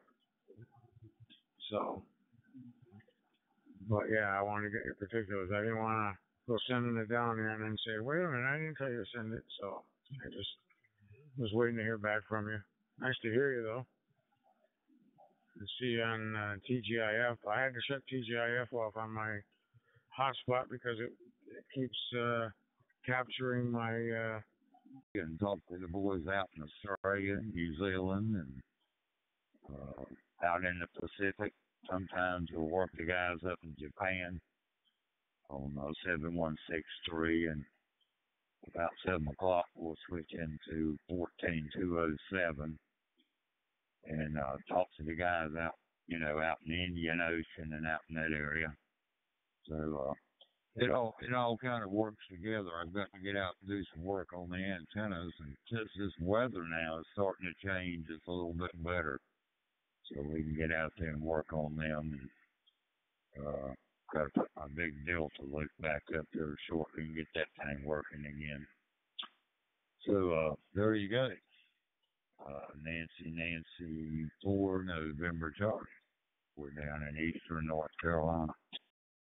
Half away from mine, and everybody's giving me great audio reports on it. My TV's on in the background. I don't know if you're hearing that or if that's not making it through, but I don't see anything tickling the line that goes up for audio. So I'm assuming that it's not interfering with my audio as well. But you sound okay. I just thought maybe we had lost connection here or something, and you weren't getting my calls or my text messages. I will be clear on your final. I've had some issues with the phone too. I mean, it's just not, everything's not working like it should, it seems like. But no, I'm here. I'm on my way to my one of my therapies. It's called a step session. It's for like heart rehabilitation. It's just an exercise class. I do that twice a week, and that's where I'm headed now. Cloudy day here. It's a little chilly, 65. But we had a lot of rain and wind the last couple of days, so no, not any of either today. Just cloudy. Like just whiskey? Yeah, we have cloudy conditions right now at the moment. It's 64 here presently, 75% humidity. So it's a little bit on the damp side outside. Had a bad car accident down the road from where my place is at. They had the road shut down and got a call yesterday morning at 6:30 in the morning. I see this thing come across my caller ID. It said emergency comm. I said, I don't subscribe to anything, so I didn't answer it. Well, I've got an answer machine with, it texts out all the verbal mail that comes across to it. It types it all out. So I read it and said it had wires down and several poles down, so they must have whacked it pretty.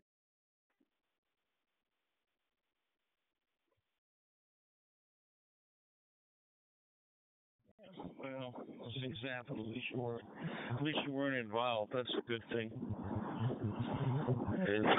That's great. I know you're in what is it, a high rise or a townhouse or whatever. Do you get on HF at all? I forgot to ask you about that. I keep going past the 1 minute, even though I've got the timer on there. I should pay attention to it, I guess. Sorry about that. And when I say X.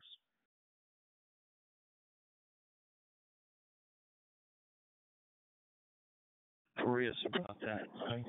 1 minute timer's a little short anyway, I think.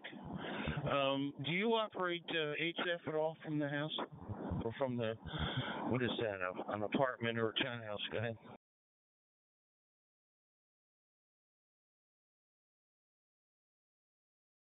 Yeah, I can't do anything from here.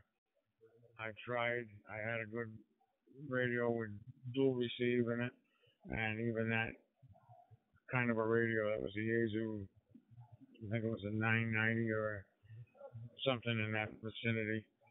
I don't remember what it was. It was some 15 years ago when I first moved in here, and nothing worked.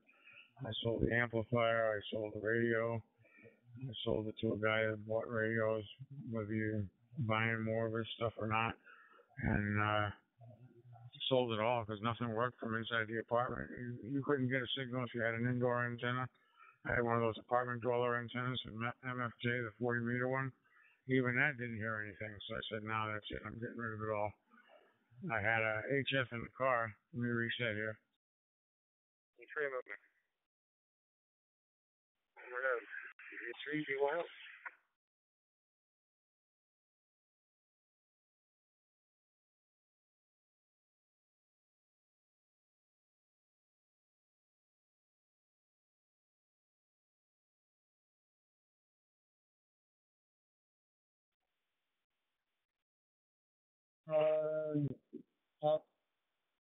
Lost you. You said you had HF in the car, and then you did a reset and never came back.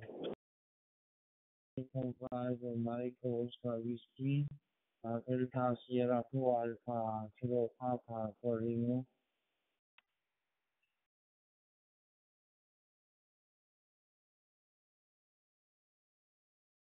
Okay, thanks for the call. Papa United number 5, Mike Oscar Whiskey. Name is Claudio Monsanto. I'm from Brazil. My city is Toledo, Paraná. It's sunny day today in my place. Okay, my friend, your transmission is very well. I'd like to talk to you today. Back to you, my friend. Nothing. After you said I'm going to do a reset, then you disappeared. Oscar Whiskey, Delta Sierra 4 America Kilo Papa in South Korea. How are you? I am very happy to meet you. Thank you for coming back to my call. And my name is Papa Alpha Romeo Kilo. Carl is my name, and my crew date is Gwangyang City, South Korea. And you sure it's very, very strong and clear like the local station, very good. You have the system is very good. You have very good sound, good audio, position here in Korea, Gwangyang City. Papa Uniform 5, Mike Oscar Whiskey, Delta Sierra 4, Alpha Kilo Papa, back to you. Okay. I'll give the same thing. I pick it up too soon. If you pick it up too soon, you're still in the same time range, and then it times out on you. Makes the same error. Well, I'll get all this stuff together, and I just need some. It's sitting on the desk. I just need some bubbles or newspaper or something to pack it. It's all in there. Just gotta put that on it, and it's ready to go. So any day now, I'll take care of it. I guess we'll talk on the phone and get it all straightened out. So I'm in no hurry, and I don't. If you are, I'll take care of it sooner than later. Okay, and it is fine today, and outside the temperature is 24 degrees centigrade. Good morning to you. Papa Uniform 5, Mike Oscar Whiskey, Delta Sierra 4, Alpha Kilo Papa, back to you. Get that other paraphernalia together, and I'll send you the excess parts I have as well. And that way there you can tinker around with that and build a better hotspot. One never knows. One never knows. But how soon before you're at the doctor's or wherever you're heading to? Okay, QSR. Papa Uniform 5, Mike Oscar Whiskey, Delta Sierra 4, Alpha Kilo Papa, 20. And how is the weather here? Okay, and it is, we have and raining for a long time. Okay, and now it's, I think it's going to keep on raining. And now it's cloudy and fine. Okay, and thank you very much for the nice contact, and all the best wishes, and good luck to you, your family, and many thanks for the QSO in the DMR Region Island. And now I will sign off with you. Thank you for the nice QSO, and next time we have our own QSO, and all the best wishes, and good luck to you, your family. 73, have a nice day. Bye-bye. At least I know who it is when Wednesdays come around and he knocks. All right. Have a good morning, and I'll be here when you get out.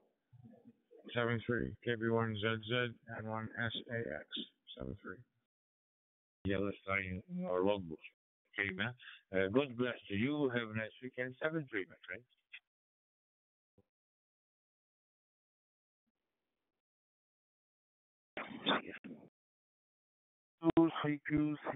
CQ. Victor Uniform 3 and Lima Victor Mike calling CQ. Initiation copy? Yeah, 2-1. Good morning, sir. Name is Claudio Monsanto. I'm from Brazil, Toledo, Paraná, my city, okay? Nice to pleasure talk to you today. It's Papa United number 5, Mike Oscar Whiskey. Your season. Back to you. QSL Papa United number 5, Mike Oscar Whiskey. This is Sierra 2-1, Juliet Sierra Romeo from Bangladesh. Thank you, sir. This was my call. It's my pleasure. My QB is Jashore, Bangladesh. Jashore city is situated far from the capital Dhaka, around 200 kilometers in north. Thank you. And my handle Jubair, Abu Jubair, Juliet, Uniform Bravo, Alpha Echo Romeo. Thank you. You are 5'9". Thank you so much. Mike back to Papa United 5. Mike Oscar Whiskey. Hey, sir. Thanks so much. Thanks for your call. I see the picture about your city is very, very, very impressive. It's very impressive. Okay? I like. I appreciate your contact today. I invite you share the Yellow Star in your book today. Okay, my friend? Yourself, Papa United 5, Mike Oscar Whiskey. This is S21 JSR returning. Thank you, sir. Actually, I using and analog handle radio to transmit digital voice mode, which is manufactured by Sierra 21 Delta Bravo Alpha. We called it TBA link. Thank you so much, sir. My weather report is around 27 degrees Charlie. And is there any weather here? Mike back to Papa United 5, Mike Oscar Whiskey. Hey, Mr. Abu. Nice to pleasure talk to you. I hope to meet you again. God bless you. Bye-bye. I send for you request for confirmation for resident.com. Okay, my friends? Thanks so much. It's 73. Yes, sir. Papa United 5, Mike Oscar Whiskey. This is S21 JSR returning. Thank you for your short case with me. It's my pleasure. Give your final. And this time Sierra 21, Juliet Sierra Romeo 73, and thank you. CQ. Victor Uniform 3. Lima Victor Mike calling CQ. Initiation copy? QDX CQ. Charlie Echo 8, Mexico, Germany, Zulu. CQDX. Alpha Bravo 2 Zulu Tango. Good evening, sir. Do you copy? Bravo 2 Zulu Tango, Victor Uniform 3 Lima, Victor Mike calling. Do you copy?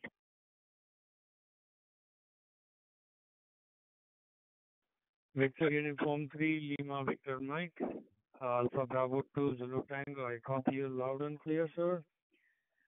Good evening, Colonel Saab. It's a pleasure and honor to meet you on the air.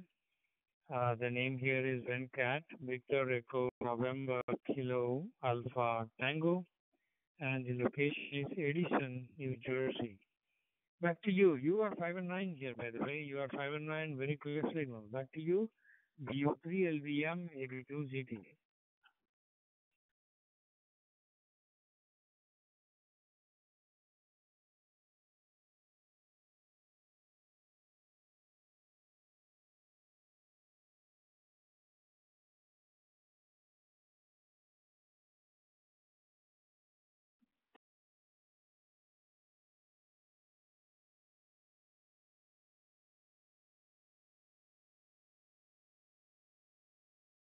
Uniform 3, Lima Victor Mikey. You call Papa United, number 5 Mikey Oscar Whiskey. Just come in, please. Team calling Victor Uniform 3, Lima Victor Mike. This is Naren from India. Over.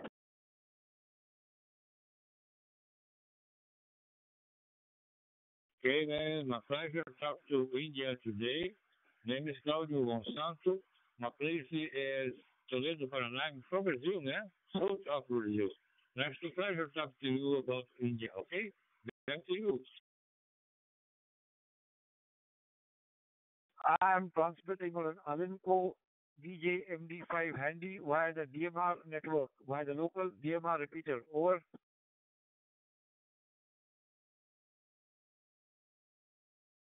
Okay, so sorry, man. Name is Claudio Monsanto. I'm from Brazil, South Brazil. Toledo, Paraná is my city, okay? Nice to pleasure talk to India today. Talk to me about your place, man. Back to you. from a city called Bangalore, Bangalore in South India. It is called the IT capital of the world. Over.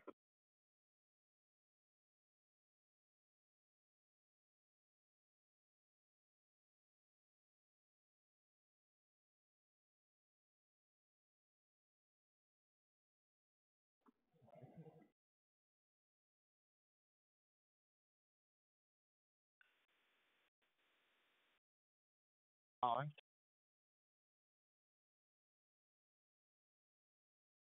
am from a city called Bangalore in South India. A city called Bangalore in South India. I am transmitting via an Alanco VJ MD5 handy and the local DMR repeater. Over.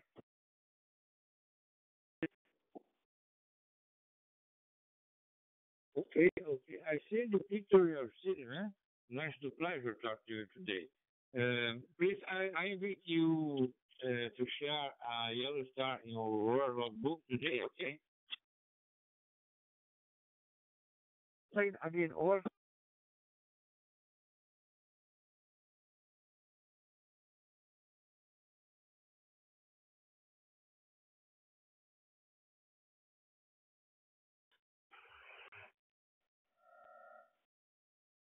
Again, over.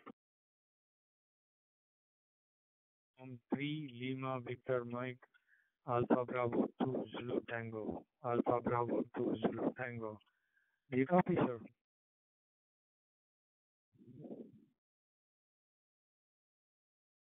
2 Zulu Tango, copied you, over.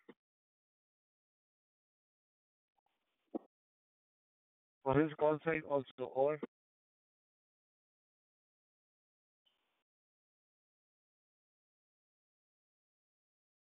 Okay, okay. Victor Uniform 3 Lima Victor Mike Alpha Bravo 2 Zulu. If you heard my transmission last time, it's a pleasure meeting you.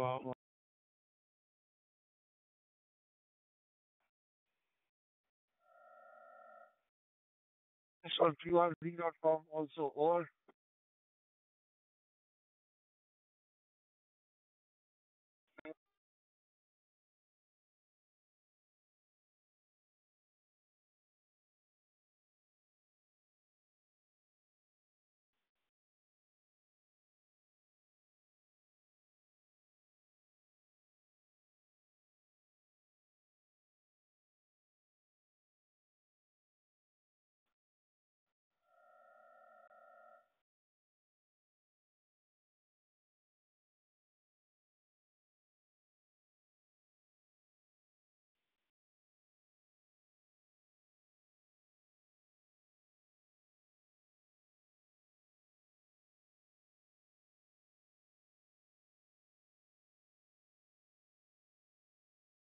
Delta Sierra 4 Charlie India Bravo. Sierra 4 Charlie India Bravo. Alpha Bravo 2 Zulu Tango. Alpha Bravo 2 Zulu Tango.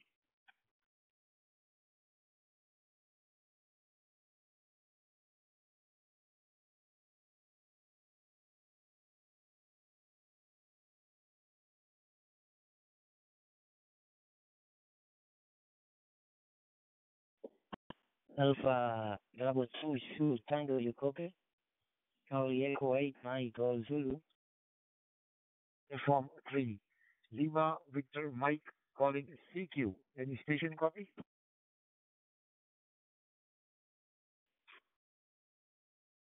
Charlie Echo 8 Mike Golf Zulu. Charlie Echo 8 Mike Golf Zulu. Alpha Bravo 2 Zulu Tango. Alpha Bravo 2 Zulu Tango. Buenos días, señor Walter. Mucho gusto. Muchas gracias por el contacto. Back to you. You are 5-9. Very good, strong signal. 5-9. Charlie Echo 8, Mike Golf Zulu, Alpha Bravo 2 Zulu Tango.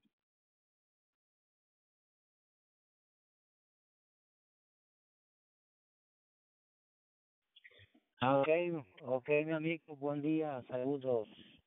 Muy bien escuchado acá en el norte de Chile. Me encuentro en la cuarta región de Chile, ok. 5-9 para ti también, amigo. Primera vez que contacto digital ahí, ok. Muy contento. Por acá te transmito con pero estaba probando, testeando ahí un radio Baofeng 1701, ok. Escucho muy bien, mi amigo. Un saludo, ok. Hay mucha gente llamando. Un saludo para ti. Muy contento de escucharlo acá en Chile, en el norte de Chile, ok. Te confirmo ahí en mi little box, ok, el QSO, ok, mi amigo. Un abrazo, ok. Buena semana para ti. Alfa Bravo 2, Zulu Tango, Charlie Echo 8, Mike Gold Zulu. Gracias, mi amigo.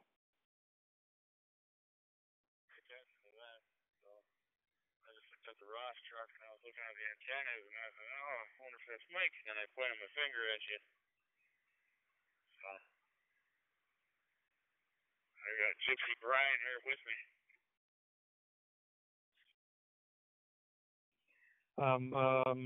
Mi equipment, Baofeng DM 10801 y Paystar Hotspot.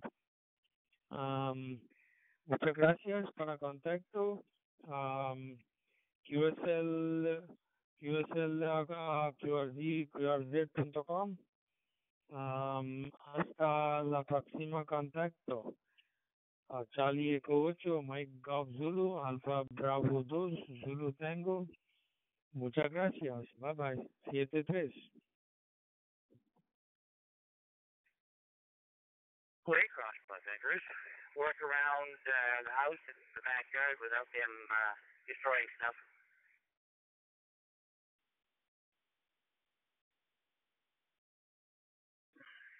So I guess we'll take the dogs. They need a lot of running, do they?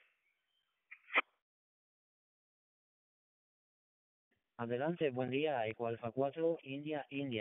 Saludos desde el norte de Chile. Ok, Walter es mi nombre. Bien escuchado, 5-9 para ti. Estaba probando, testeando acá un Baofeng 1701. Adelante, el saludo para ti y la familia allá por la zona Eco Alfa desde Chile. Adelante, ¿cambio? They might have 8 or 10 dogs, and they'll take like 5 to 6 out, or 4 or 5 out of the mouth, and leave the rest in the kennels, and run them in the morning for a few hours, collect them up, have lunch, and then put them back in their kennels, take the other ones out, and run them. Well, I mean, they get all the dogs out, they tie them out, everything, so they can do their business or whatever. But they put away the ones that are not going to run in the morning, and they turn the morning dogs loose, and then they turn around and they have lunch, and they put the afternoon dogs out and put the morning dogs back in the kennel so they can rest. So yeah, 4 or 5 hours is not too uncommon for a hunt, for the dogs to run. La ciudad de La Serena. La Serena se llama mi ciudad. Estoy ubicado ahí a unos 500 kilómetros al norte de Santiago de Chile, capital. Ok, así que muy contento por este contacto, Manuel. Te voy a confirmar ahí en QRZ, ok, este lindo QSO a través de MR. Te agradezco y muchas gracias, ok. Que tengas una muy bonita semana, Manuel. Y copiándote, fantástico, ¿eh? La verdad que muy bonito audio tu TIT. Eco Alfa 4, India. Charlie Eco 8, Mike Gold Zulu, norte de Chile.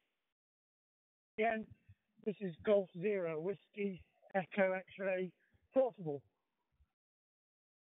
Pero India, gracias a ti, Walter, sin problema ahí por la confirmación QRZ.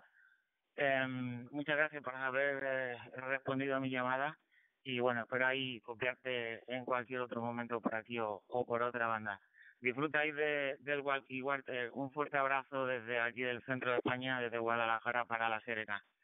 7-3 amigos, chao, Walter, un abrazo. Victor Uniform 3 and Lima Victor Mike calling. Do you copy? Good afternoon. Call 7 Bravo Hotel Hotel. Call 0 Whiskey Echo X-Ray Portable. Returning. Name here is Steve. Just out having a walk today. Now it's finally stopped raining. And we're located in the Peak District National Park. I'm just walking outside my village of Haversige in the Hope Valley. So back to you there. G7BHH, I think it is. G0WEX Portable. Alright, how so you doing this fine morning? Ok, escuchando muy bien acá en norte de Chile, Claudio. Ok, mi nombre es operador Walter, ok. Me encuentro acá en el norte de Chile, Claudio. Estaba testeando ahí a Radio Baufen 1701. Ok, Claudio. Escucho fantástico. Buen día, Claudio. Papa Unión 5, Mikey, Victor Hotel, Charlie Echo 8, Mike, Golf y Zulu. Adelante, Claudio. Buen día. Yeah, okay, Lee. G7BHH, G0WEX Portable Returning. Yeah, it's a mouthful, isn't it? I wish I'd kept the G8 call. That tripped off the tongue, that did.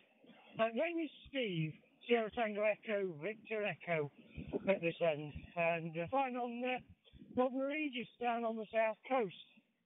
Has the rain stopped down there? Of course, it's been... No, front bearing, front strut, and then when I was all done that, I found out that before I could start any of all that, I needed to go buy a half shaft,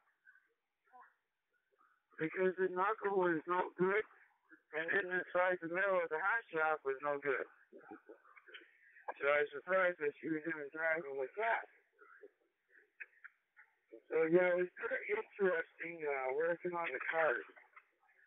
2 inches from the ground.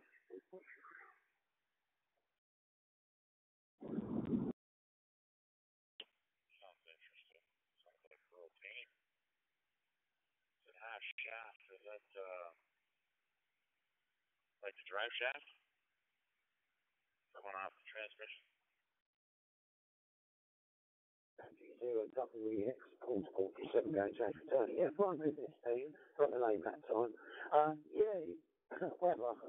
Well, we've had everything, we get everything the last few days. We've had high winds, well, only about 1.5 miles approximately from the seafront, so that's not unusual.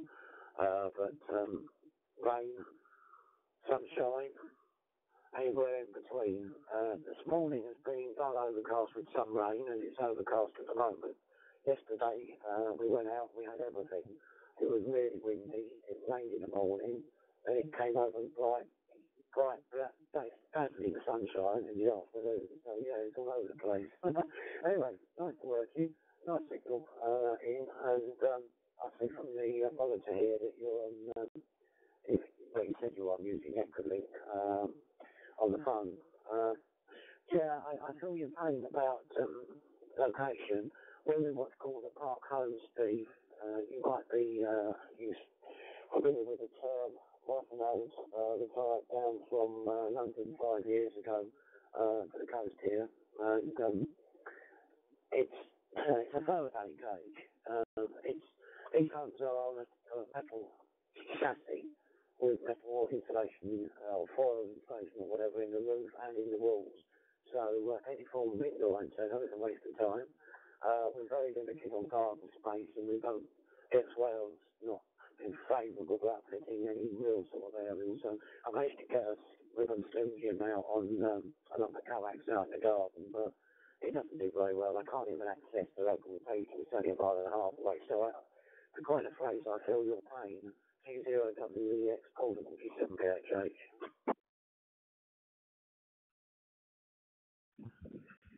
Yeah, okay, Lee. Perfectly understood where you're coming from there. I mean, I used to have a dual band collinear up on the roof of the house, and good quality one. And very occasionally, I used to be able to work a local repeater 2B3HH. But since then, good afternoon. I'm just walking past some walkers. Since they've changed the sort of location of the repeater and they're running it on solar, so I can occasionally hear it, but I can't get into it now. And I had a new roof put on, and while I was doing, I had the collision taken down and couldn't be bothered to put it back up. You might be able to hear a bit of wind now. Wind's picked up here through some trees, which is very pleasant. So yeah, that's me, VHF, UHF. I have got an end-fed long wire in the garden, which is basically up to 40 metres, but I put a coil on the end to be able to work 80 metres. It's okay, no sparkling, but I can get out on it, so that's all well and good. There's just a DPD van reversing past now, so you probably hear the reversing siren going on. But yeah, all good. How are you doing, all right, Andy? Yeah, he's gone, our local driver. So yeah, that's the situation at home. I have got just a little Zigu G90, just 20 watts, and surprising how well that actually gets out, to be fair. So that's my own situation, Lee. Back to you from CHINO export. Las estaciones que le llamaba yo la comunicación, okay? Victor Uniform 3 Lima Victor, back to you, his frequency is ZR. That's that frequency, with gas is 305. Other than that, Amazon's pretty cheap. And that's where we got all the parts and put them on. So, yeah. Amazon's cheaper than anywhere. I looked up for a brand new sway bar. They want 150 flags for it. For a wrecking yard, I can get it for 60. And little mounting bracket, stick up, small cable in here, nothing too massive up on that. Short band that would do me.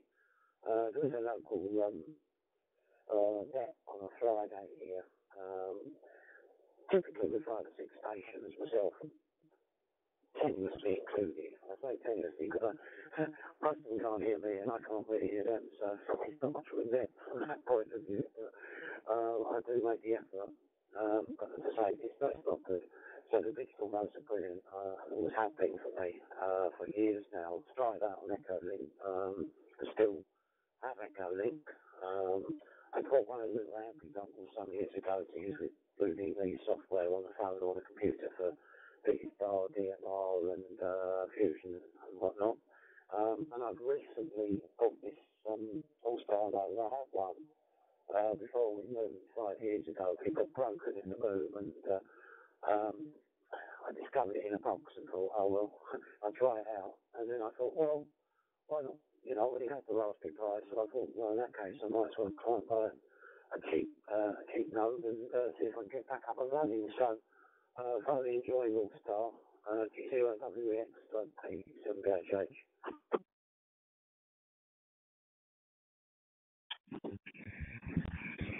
Yeah, okay, Lee. I've met the DPD driver yet again. He obviously couldn't get through where he was trying to get through before. And now he's backing up somewhere else. But yeah, fine stuff on the digital modes, etc. I've only been using Echolink now for probably about 3 weeks. I just thought I'd give it a try. And I quite like it. It's great. Works really well. And say allows me to have a few QSOs around while I'm out on my daily walk. So I'm not that far from getting back down to the main road now, and the traffic noise will be such that it's very difficult to hear what's going on. So I will wish you a very, very good afternoon. Thanks very much for coming back to the call, Lee. It is appreciated. and nice to work you for the first time, and might just pick up with you another time. So put it back for any sort of final comments, and then I will sign off and try monitoring. As I say, it's normally quite busy. G7VHH, G0WEX portable. I was under the impression last time I remember they $60. Well, now they asked me for 120. So I went from one shop to another to 3-4 different shops, and everybody came with the same number. And I'm a little bit shocked about that, but hey, you need to do it, you need to do it. Celebramos nuestra independencia, que del 19 de septiembre, celebramos nuestra independencia de Chile, ok? Pero también 18 mañana, también es feriado acá en Chile, ok, Claudio, Roger? But well, somebody still won't get under there and do it anymore. But yeah, that's about what the price is around here to do. It's just ridiculous, and they've got you by the short hairs, and they know it. So anyway, it's just the way things are going, I guess. K2RXV from AB0H, back over to you. Amigo, gracias, saludo. Yeah, I was shocked. I'm telling you, last time maybe I paid $60. I'm pretty sure. I go now and they say, no, it's 120. So I thought it was pulling my leg. I said, okay, no problem. And I left. I mean, it's pretty for sure. Now, there's no way under the sun I can do it myself. I live on an apartment building. You know, I don't have a garage. I have a parking spot open. It's on an open spot, open parking lot. So there's no way if I do it, they're going to throw me out of the building. But I know many people do those things themselves. Besides this, I have to admit, I'm very bad with those kind of things. You know, I got two left hands, which could be very handy if I was a lefty, but I'm not. Good stuff. Take care, and I will catch you further down, as they say. And I will now sign off and come. Either, but I changed my own oil for a long time, up until about the time I retired, I think, and or maybe a little before, but just not going to do it anymore. Just bite the bullet and pay the price. That's about all you can do. I got a friend that drives Uber around here. I did it for a while until I got sick, and then I can't do it anymore. But yeah, it's a good way to make some extra money. It's you're doing it at night in New York City. How's that? Is that safe? I guess it is, or you wouldn't be doing it. Muy bien escuchado, amigo, acá en la cuarta región, ¿ok? Me encuentro en la cuarta región de Chile, en la ciudad de La Serena. La Serena, así se llama mi ciudad. Estoy a 500 kilómetros al norte, Arturo, de Santiago de Chile, capital, ¿ok? Estaba probando y testeando un equipo Baofeng, radio portátil ahí 1701. Ok, Arturo. Yo te escucho muy bien, muy clarito, muy fuerte. Ok, Arturo. Entiendo que comprendes español. Yo no parlo italiano. Sí, hablo mucho ahí con Italia en 10 metros. En 10 metros estoy hablando mucho con Italia. Tengo buena propagación en 10 metros acá en HF. Ok, Arturo. Un abrazo, amigo. Gracias por el contacto, por el comunicado, y espero escuchar nuevamente. Ok, voy a confirmar el comunicado con tu estación en QRZ. Ok, Arturo. Un abrazo, amigo, y buena semana. Ok. Acá en Chile estamos celebrando nuestra independencia. Esta semana estamos de aniversario. Celebramos nuestra independencia de Chile. Ok. Whisky 9, Tango Radio Oscar, Italy, Charlie Echo 8, Mikey Gol Zulu. Adelante, Arturo. And they didn't have all that. You knew where to go. They send you to go. You got to pick up here, and that was about it. And it's a lot more advanced now. I understand from my friend that does it around here now. I don't know if I'd want to get back into that now or not, but you know, $35, $50 an hour. That's almost a living wage. But I'm glad you're able to do that, Ben, and make some extra money, and it never hurts anybody to make a little extra money. I got a doctor's appointment here in a little bit, Ben, so I'm going to be the rude one today and take off. I've got to be leaving here in just a little bit, so I'm going to go ahead and say 73. But it's good to talk to you again. It's been quite a while, and I'm glad your kids are doing okay over there now. So I know we talked about them when all that first happened a couple of years ago. So anyway, you have a good one, and we'll talk at you later. KC2RXV from MB0H73, Ben, and I'll be clear on your final. Walter, 73, sì, confermo su QRZ per te e mi ha fatto tanto piacere parlarti. Un abbraccio anche da Chicago. Ok, 73, Charlie Echo 8, Mike Golf Zulu, this is Whiskey 9, Tango Romeo Oscar. Ciao Walter, ciao.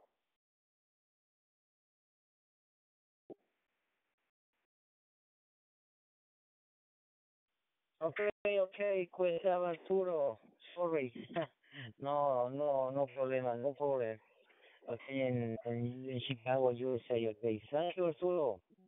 Arrivederci, mio amigo. Hasta otra oportunidad. Ciao, amigo. Gracias.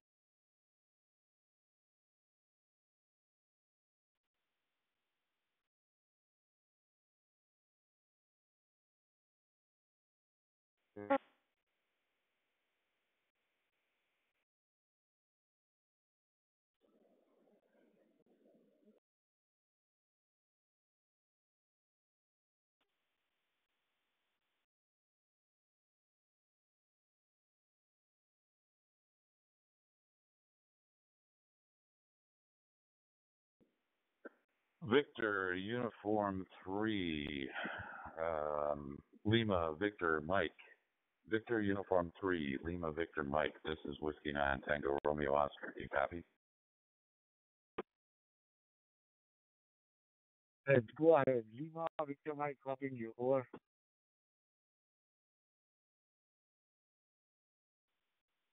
DU3 LVM, this is W9TRO. Hey, I believe your name is Narendra, and the reason you were maybe having problems communicating, you keep dropping out all the time. So I don't know. I kept hearing you trying to call CQ, but then there would be no response. So I don't know if you want to check your hotspot or if you want to check the connection to the repeater that you're using, but just wanted to let you know that you're dropping out quite a bit. So there's sometimes when you come in super, like 5.9, no problem, and then other times there's no audio. So just wanted to let you know. VU3 LVM, this is W9TRO.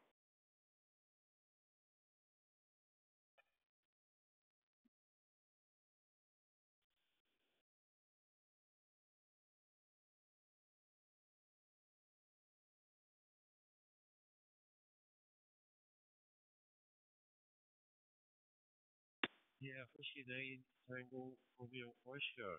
Then they copy on a YAVAPI 3, Tango Whiskey Alpha. QSL.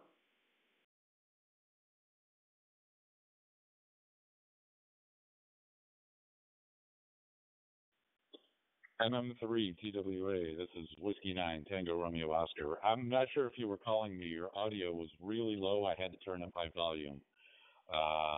So I'm not sure if you were calling me directly. But if you were, that's great. Hi, Ian. This is Arturo in Chicago. Back to you. MM3 TWA, Whiskey 9, Tango Romeo Oscar. Yeah, QSL Arturo. Yeah, Whiskey 9, Tango Romeo Oscar from my YAVAPI 3, Tango Whiskey Alpha. Just bear with me, Arturo. I'm just going to check my sound, my audio. And this computer there. I got an update from Windows the other day there. It seems to affect my audio there, and I think this is the problem with Arturo. So just bear with me, my friend. I'll give you a shout in a moment, okay? YAVAPI 3, TWA, Whiskey 9, Tango Romeo Oscar.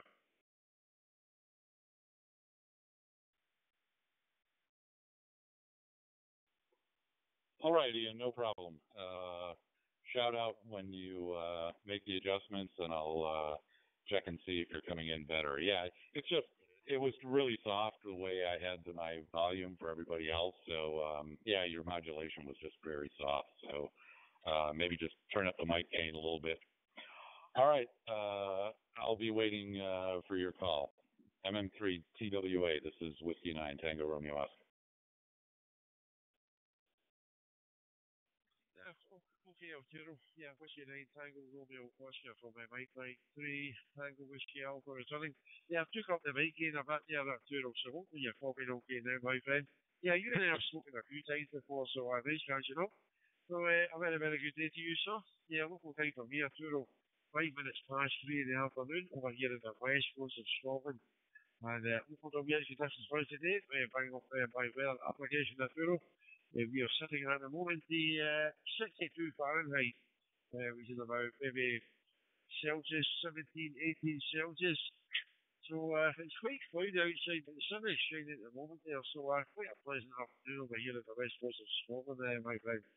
I'm Mike 3, TWA, Whiskey 9, Tango, Romeo, Oscar, and give me an audio check and hopefully that's a bit better for you.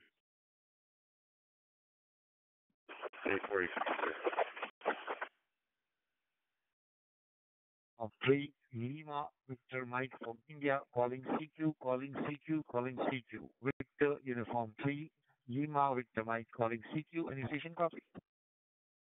You could probably turn it up just a notch, but totally comprehensible, no problem. And by the way, you're getting no packet loss. It was just the low audio. So other than that, no problems. And I can still understand you, just turned up the volume a little bit, so no problem.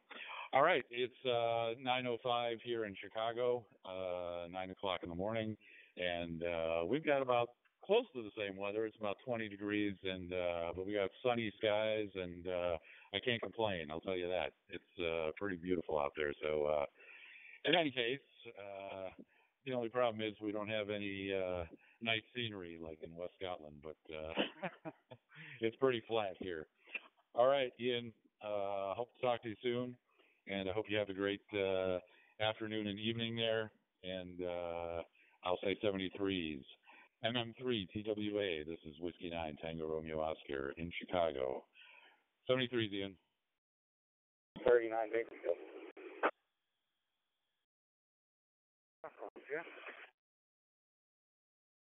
Mike 3 Tango Whiskey Alpha back for a final there. Yeah, I turned up the mic end just a little bit more there, so hopefully you hear me a bit better now, Arturo. Okay, my friend, I wish you a very good morning. Sounding excellent there, by the way, Arturo. 2-5, lovely clear audio. Not a matter of drop out or any packet loss. All the way over here into, of course, the west coast of Scotland. Yeah, we'll catch you further down the walk, Arturo, so you enjoy the rest of the day, my friend, and we'll wish you the very best 73s for myself over here in Scotland. I'm Mike 3, Tango Whiskey Alpha, out there with Whiskey 9, Tango Romeo Oscar.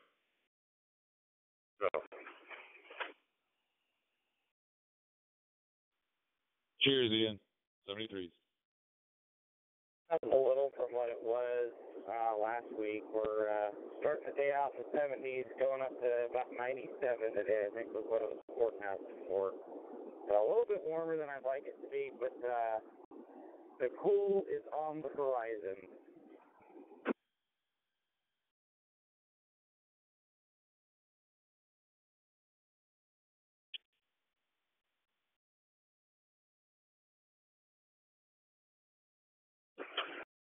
Yes, sir. Sure. We only got a few more days of summer left as well.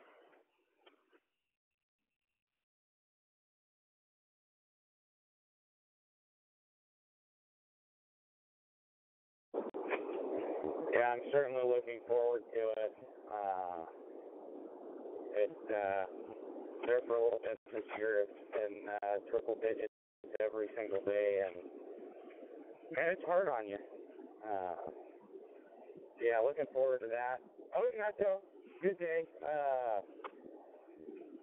Drove down to Santa Barbara yesterday, and then have to go back to work today. I don't know if that's fortunate or unfortunate. I think I'm siding with unfortunate right now, but yeah, that'll be a good day.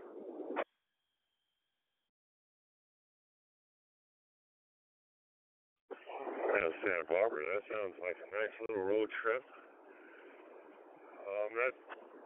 Jeremy, are you the librarian?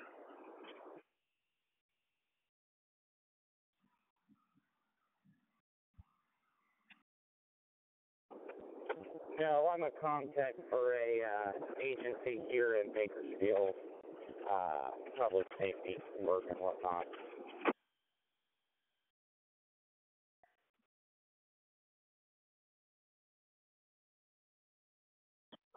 Alright, yeah, sorry guys. Getting mixed up with someone else from up there in your neck of the woods. Well, stay hydrated, Irving, and we'll catch you later. Nice talking to you. 73K4HD listening out.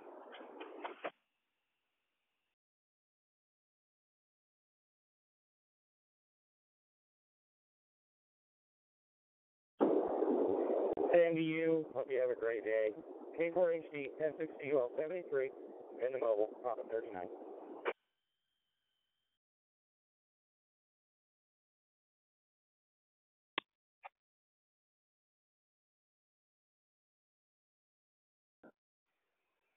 Zero LRV and 71.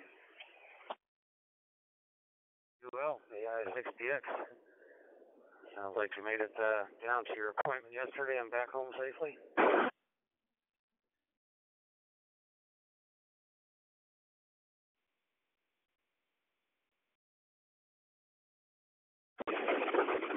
Yep, I'm back with a little trip. Got back around 3:30 or so. Couple meetings and whatnot yesterday evening here in Bakersfield, and back to work today.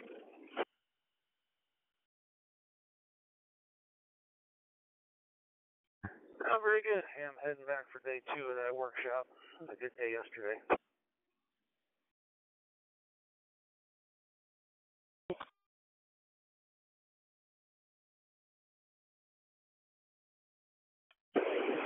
So far, has it been productive, or one of those where, it's 50-50?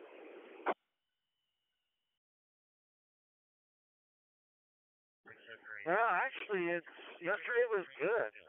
We had representatives from California Department of Public Health, LA County,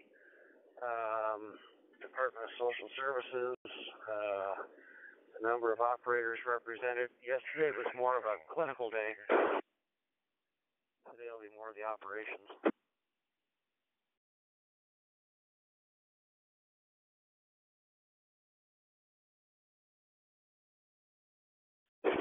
That's great. I'm glad it's going well. I've been to a lot of basically planning meetings like that where 50% of it you sit there and go, okay, this doesn't apply to me. It really doesn't apply to any of us, but okay, we'll sit here and listen. It's really nice when you have meetings like that that are truly productive and not something that could have been a one-day deal.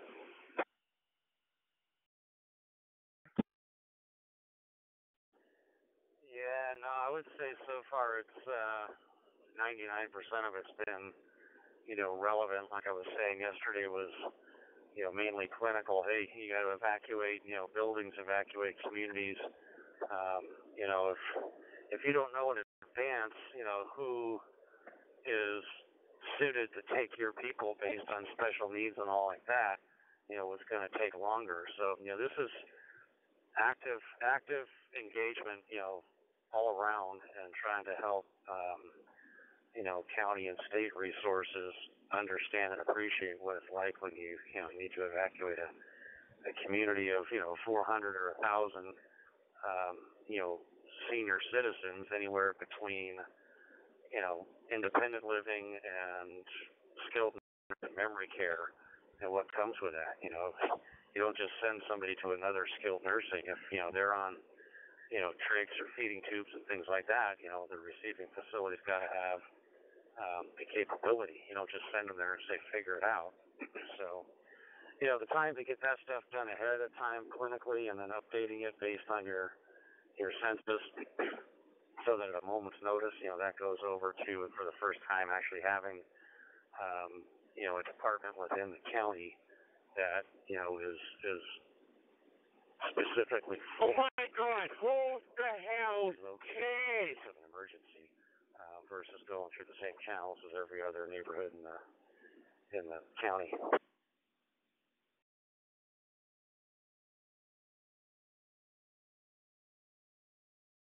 that. This is KE4VKL 73s. How much effort it takes and planning and operational headspace it takes to do a move of that size, especially when it comes to, like you said, all those special needs. Yeah, you know, even moving 100 people from point A to point B can be challenging depending on what kind of equipment you have available to you. Even without all of the special needs like you were saying. Anyways, I'm pulling up at work. Much shorter drive to work than to Santa Barbara for sure. But I'm going to say 73. I'll be clear on your final. Good chatting with you again. AI6DX and 6CUL.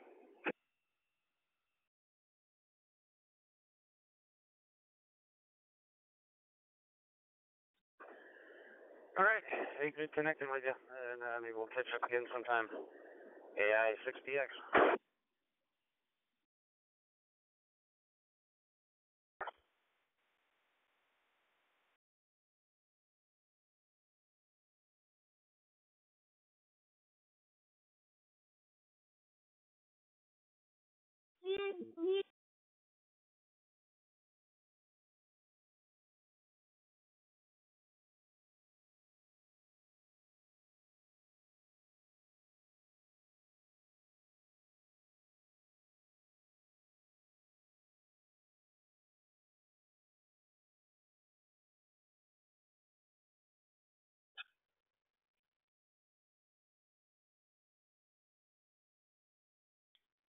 Yeah, I'll give it one more shot. Vita Uniform 3 Lima Vita Mike.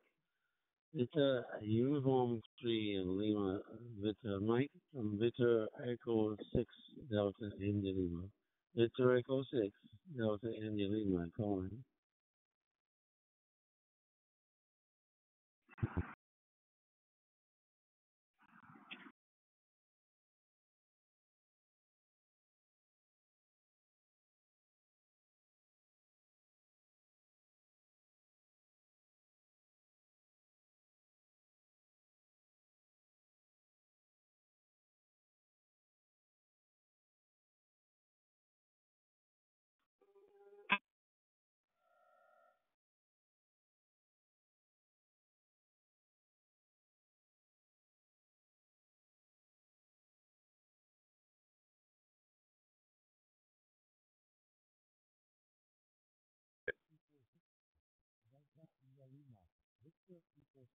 Delta India Lima.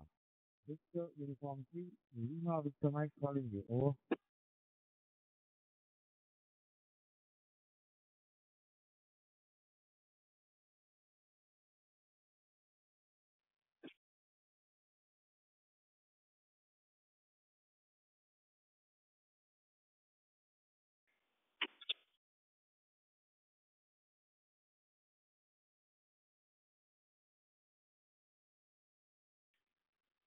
I think maybe he was trying to get back to me, but I'm not sure. The audio is extremely low. Vita Uniform 3 Lima Vita Mike. Vita Uniform 3 Lima Vita Mike, sir. Audio is very low.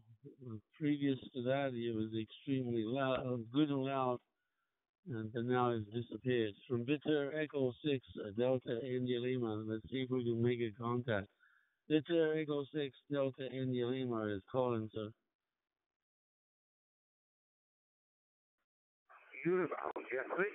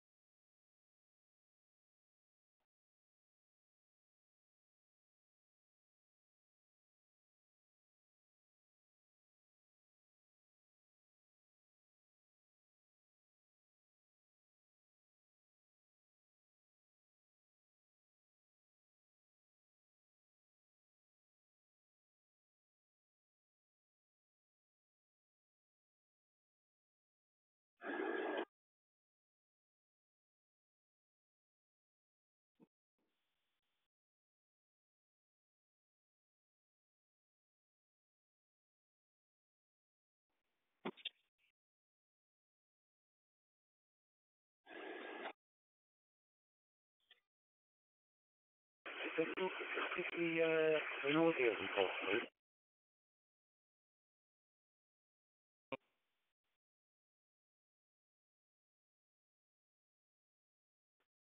you go to it quite okay, but yeah, signals drop my friend.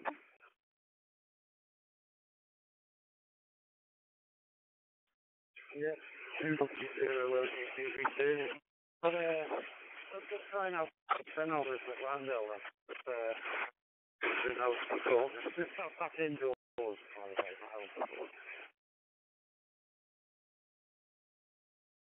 Okay, you come through a little bit better than my friend. They can only try, can't they? Yeah, see, three of them.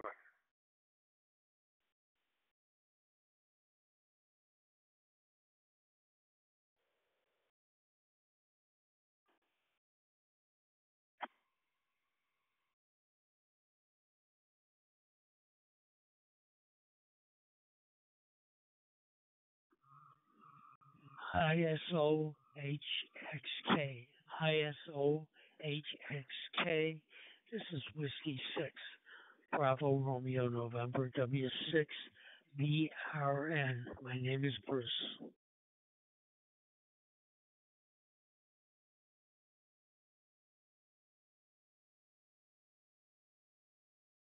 Six station. This is Victor Uniform 3 Lima Victor Mike. Handle Narain. Over. 220 LUD. I'm now standing in the backyard. Now is that so many better? Good evening from Germany. Portable here in Frankfurt. Namaste. Whiskey 6.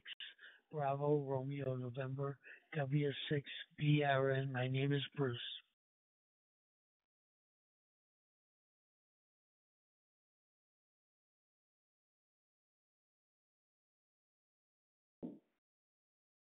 Victor Uniform 3 Lima Victor Mike from India. Namaste, the station from Germany. Over.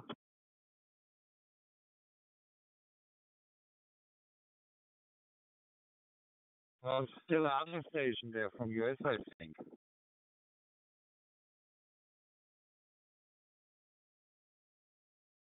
Calling qualified. This is Victor Uniform 3 Lima with Mike.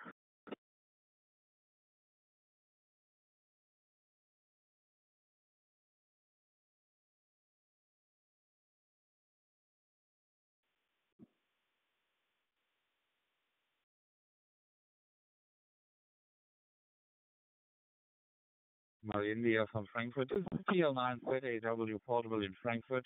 Namaste to India, my friend. 1, 2, 3, 4, 5, 6, 7. Was steht da? Was ist denn 26, 22? 26, 22. Was ist das?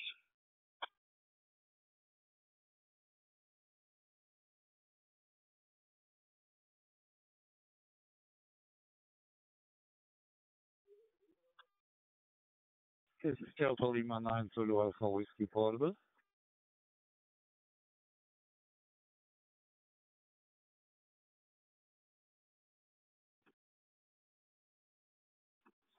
LY3 NFF Lima Yankee 3 November Foxtrot Foxtrot. This is Whiskey 6 Bravo Romeo November W6 BRN.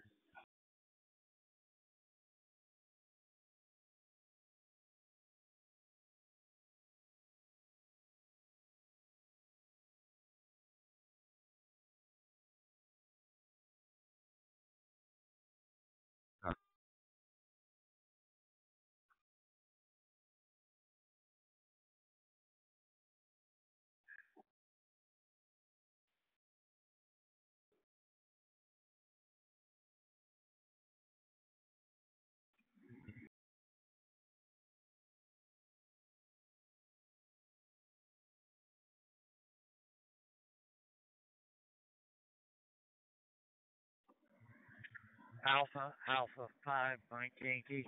Listening. 3 November Foxtrot Foxtrot. LY3 NFF. This is Whiskey 6, Bravo Romeo November.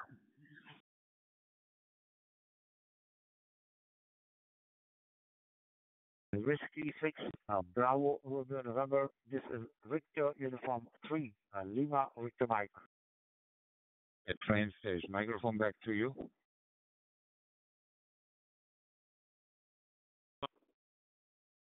3 Lima Victor Mike.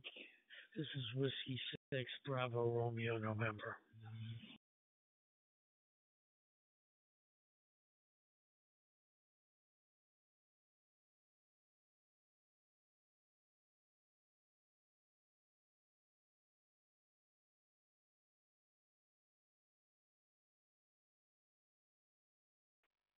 G4XDR, you know, Tony, G0CX.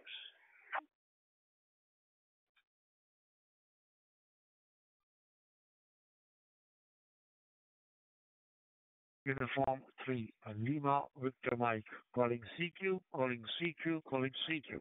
Victor Uniform 3, Lima Victor Mike from India. Calling CQ. Any station copy?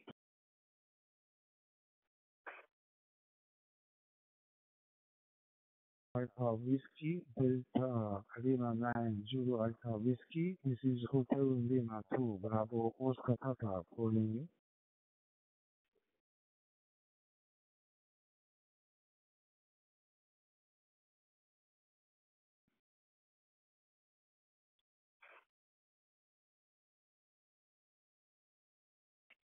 Yeah, Roger, I think he came back to meet Paul. Yeah, okay, mate, that's cool. I just wondered how it was sounding. My own, no, not a problem with it. Actually, I think it's okay. It's a long story, but anyway.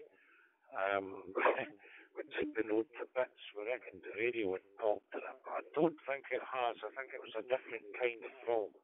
Managed to trace it anyway. Well, we can't fix it, so the node's running on, instead of 5 watts, it's running on about 1 watt. But it does okay. It's good enough for the neighbourhood, you know. Okay, Paul, hold it, Paul. I'll leave it with you. And no, I didn't hear anything from CR. Hopefully there was no bad language going out, but there we go. Unfortunately, that's the problem. But it's great that we get these little cheap radios, Paul, but unfortunately that has its downsides as well. Okay, I'll leave it with you. Thanks for the checks. 7-3, have a good day. Mike Oscar, this is KE4 VKL. How do you copy? With Gordon, HC, Kevin in it, TMG. I was referring to him, mate, on that last over. But yeah, you sound good, Kev. Good to hear you, and I won't keep hanging about, but you're sounding good up there in Dundee. Just out of interest, am I sounding okay? I've just got back home from Lincoln, and this is the first time that I've used the node or got a radio report. 7 3 for now, Kev. Nice to hear you. G0CDX. 878 UV2 Plus and a Bridgecom Max hotspot. Thank you for your copying my callback. Back to you in 73s. Excellent, actually. Very good. Nice and crisp. And not too much bass, not too much top end. Yeah, it sounds good, mate. No squeaks on the sound card or anything. No packet loss. So apart from all these good things, you sound fine. Have a good day. 7-3, MM0TMG. Back to standby.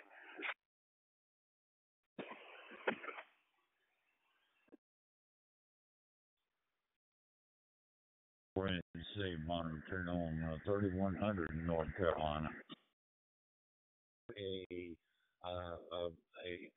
virtual QSL card via digiqsl.com, and that has my information on it. Back to you. Okay. Good, my friend.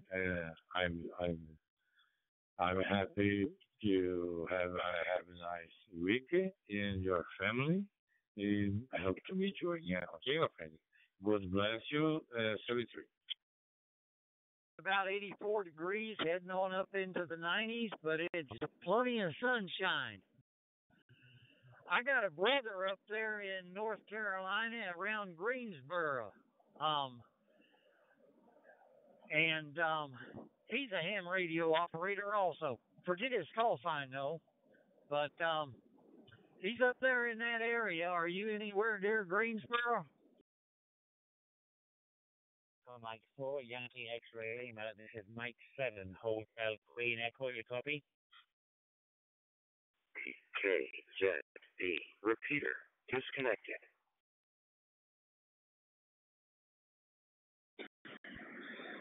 And Greensboro is over on the other side of Charlotte. Let's see, that's in Guilford County.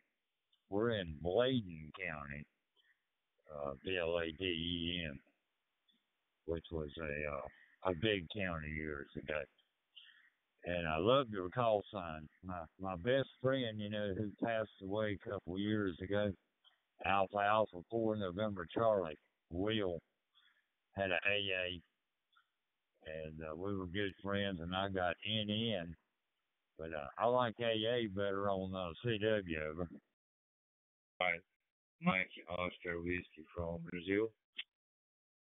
I got that call sign. I was trying to figure something out that would work good for CW, and that seemed to be a decent one. Plus, it's got the nice history behind it, but can't complain. Anyway, it's a beautiful day here, and we're just taking it easy. I'm heading back home, trying to keep from getting run over by these big trucks, and on 35, and just playing around with the radios a little bit. And looking forward, we're going to be having a get-together about first weekend of next month in October. We have our Ham Fest in this area. Y'all have any of those this time of year? Yeah, we just had one out in Shelby, North Carolina, over on the other side of Charlotte. That's the big one out here in North Carolina. And might be the grandfather of all of them, because it's been going on for years. And I guess they'll be having one in Raleigh and Benson and over in Fayetteville, North Carolina, which is not too far, about 30 miles from here. Fort Bragg, Fayetteville, in that area. So, yeah, we'll be busy doing different things around here. We're out here on a cotton farm, and we're getting ready to spray the cotton for foliage. And then when it turns brown, we'll get the combines out here and start picking all this stuff, turning it down to the gin and ginning it. So we'll be busy for probably up until, I don't know, January, February, doing all this mess. Let's see, we're out near the coast. You say you're down in Texas? Mike 1 Alpha Whiskey Victor Turning. Good morning to you. I'm just trying to bring you up in my log and I'll get all your details in a second. So the operator is Bob, as you know, located west coast of Scotland, 30 miles west of the city of Glasgow. QSL.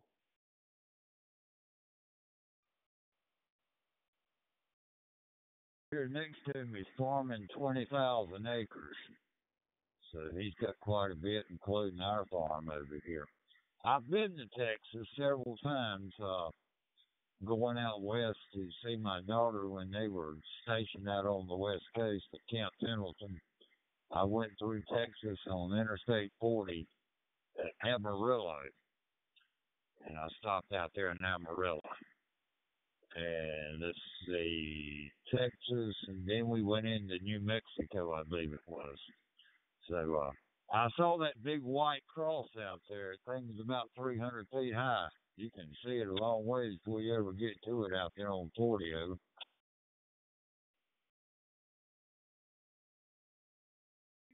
Copy that. Well, you were up at the very northern end of Texas. You get down to I-10 and go across Texas, it's about 810 miles. It's a long way getting across there. But not bad.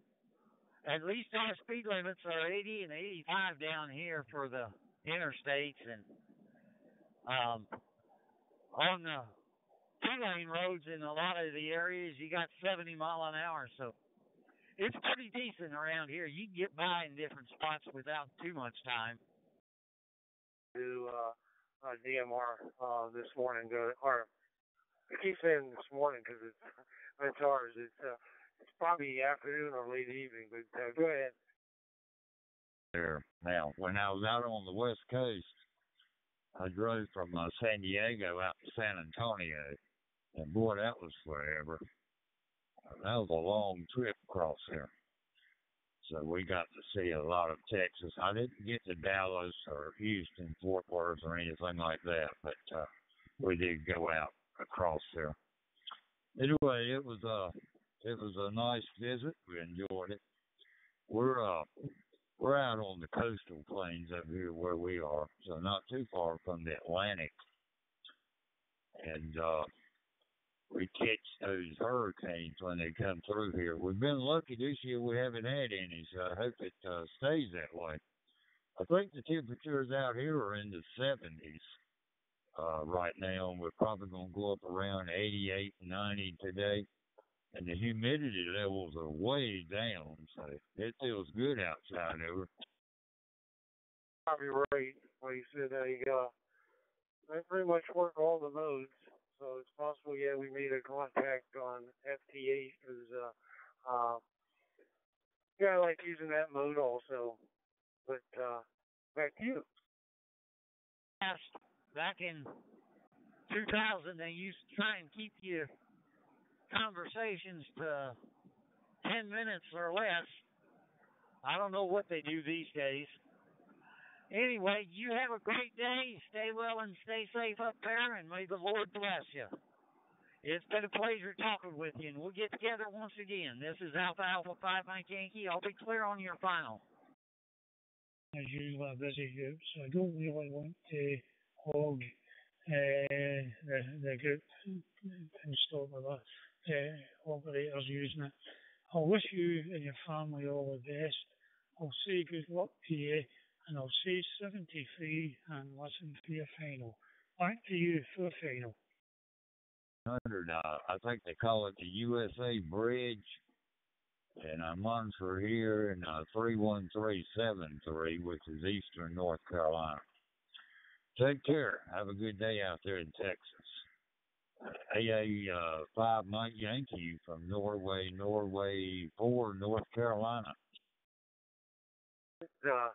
Every time we've done some stuff with the kids on STEM, and I've gotten on like Wires X or that, and I always get a kick every time I make a contact with Scotland. the kids, number one, they don't know their geography very well, and some of them, they want to know what language they're speaking. Some of the young kids have a hard time with with the accent, and I get a big kick out of that. Anyways, pleasure talking to you. I'll log you, so we'll have a record that we made a contact on DMR. MM1AWV, this is KE8NSW 73, and enjoy your evening. 78, thank you.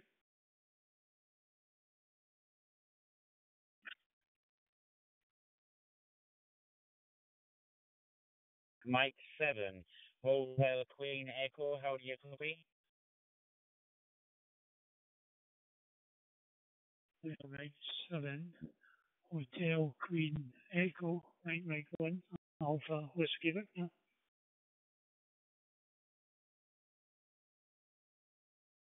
Afternoon, Bob. The name this is Graham Golf Romeo Alpha Hotel Alpha Mike. I just thought I'd jump in and let you know you're ready to report down in County Durham, North Eastern, my friend. It's 5 and 9, my friend.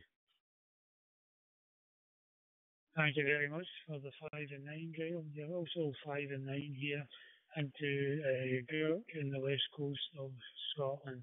Thanks for giving me a shout. As you know, for Group 91 isn't busy, so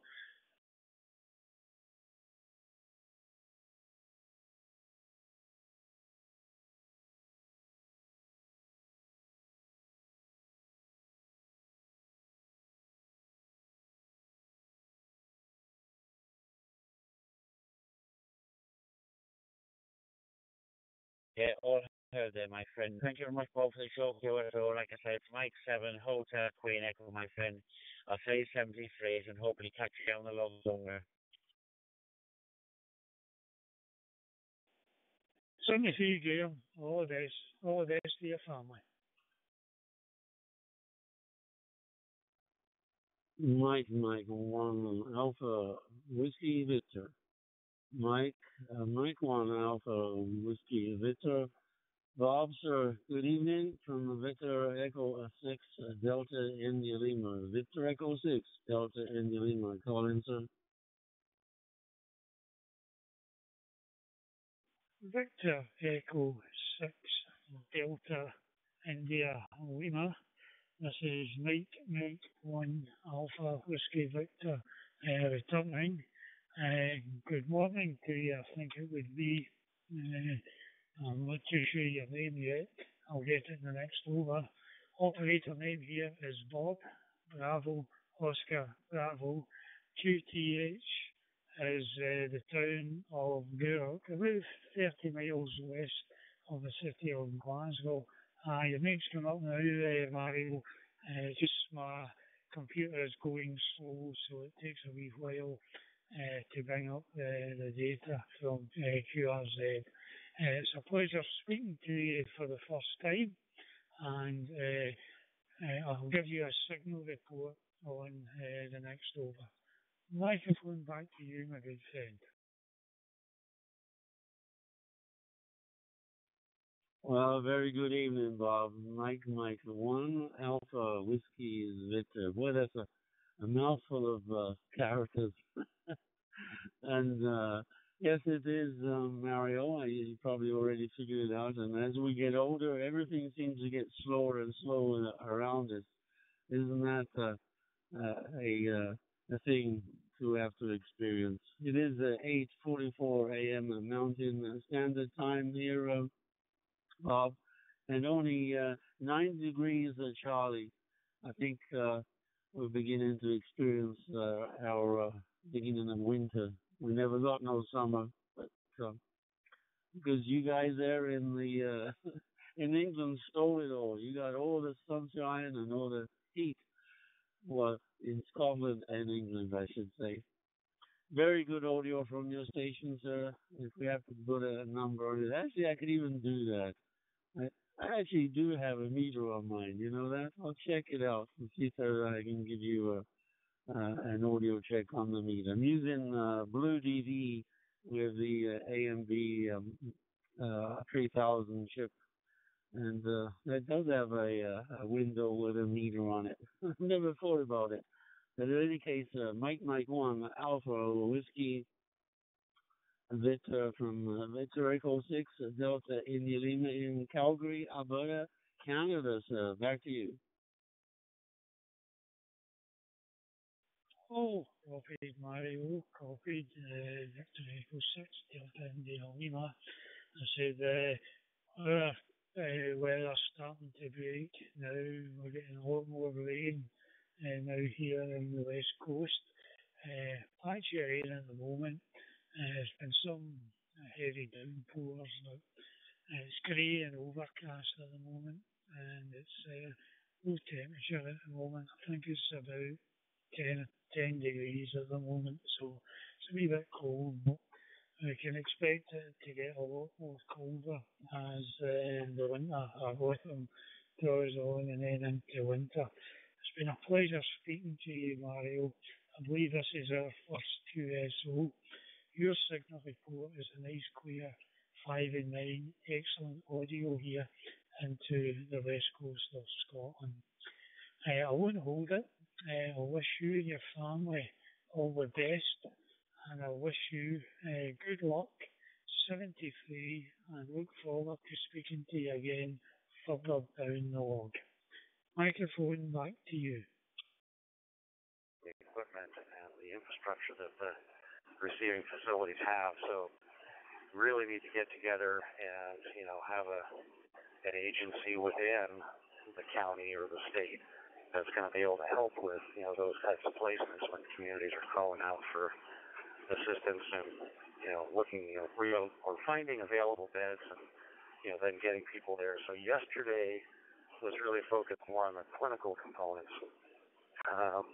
And today is more the operational logistics of, making things happen once everything is identified, at least your plan A, where you're going to be going, and how we're going to get them there. Oh, that's really cool. That's really good that they're doing that and thinking about those things. It reminds me of the early days of the 2003 fires here in San Diego. That from that, some of the learning points from that were like the reverse 911 here in San Diego, which I think was a great idea. But that's good. Always a learning experience. And I suppose with the new normal that we're living, these are the type of things you have to always plan for, and must be very complicated, especially for special type care with patients that may not be cognitively all there either, that are accustomed to certain people taking care of them, and it might be difficult for people that are not known to them to be able to work with them, and especially in a stressful situation like an evacuation. Back to you.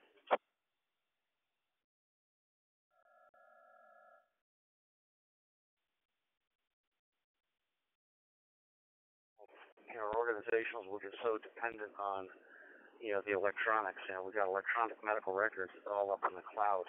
Wherever we go, we'll be able to log in and get access. Well, not necessarily the case, depending on, how you've got that network secured. The difference between internal access and remote access. God forbid, the cloud goes down. Now, how are you getting that information? How, when you're transferring a resident, into good old-fashioned paper form, so the receiving facility is going to have what they need, when that person rolls in the door, for at least the next, 12 hours until, additional information. For their garages this morning. I'm pretty sure I saw a glitter of frost on there. Whiskey 6, Bravo, Romeo, November, from Bruce, from Victor Echo 6, Delta, India Lima. We can drop a little bit. So we'll probably cost me $50 for a little 4x8 trailer full on top of my property taxes and the other 70% taxes I pay. But I got to get rid of this stuff, so I guess I'll just have to pay it. Anyway, all right, Archie, good morning. Hey, Trey, my man. Changing the audio gain, and I hope I have a good, sound, crisp signal. Calgary. I got up there for the Stampede about 5 years ago and had a really fantastic time. 5, maybe 6 years ago. And some great people, and I did have a good time. Anyway, back to you. This is Whiskey 6, Bravo, Romeo, November, back to VE6, DIL. Good. Yeah, okay. Good stuff. All right, I'll let you go, man. D3 PTV 73. Returning. Those M1KEs appear to be very tricky things to set up. I think people, I've got one too, and I left mine with the exact factory settings. I grant you I have not used it very much, but when I have used it, it seems to get favorable reports. And I never touched a thing on it other than put in the channels that the reflectors I wanted to test it with. I never messed with any of the audio settings of it. but it's perfectly acceptable. If I had to say, maybe slightly overdriven, they get complex because you have two mic gains. Well, actually, that's not true. You have a mic gain, but you also have an internet gain, uh, which you could mess with, but I don't advise you to do so. If anything, you may want to bring down a little microphone gain down just a tad, let's say. But then it all depends how far you are from the M1KE. Standard rule should be should be talking to it within 2 to 3 inches, and that will be your optimum setup for you. Because that way it will not pick up all the ambient noises in the room that you may be in. That's the key ingredient, and then adjust your mic gain accordingly. But you need to be 2 to 3 inches from it. Any further away, then it'll pick up too much room noise and makes your audio sound very boomy. Like I said, it's perfectly good the way it is. Maybe just bring down the mic gain just a touch, but it's so little that I probably wouldn't bother with it, Bruce. Whiskey 6, Bravo Romeo November from Victor Echo 6, Delta India Lima. Wishing you a very good morning, sir. And we'll log this in QRZ. I'm pretty sure we have before, and because I certainly recognize your call sign and that nice tone that you've got on your voice. Very distinguished. And I'm about to time out. The 6 Delta India Lima wishing you 73s and a very good day, sir. From Victor Echo 6, 73, sir. Goodbye. Yes, one last thing. I changed my mic gain down a little bit like you suggested, and I'm just wondering, is this any better?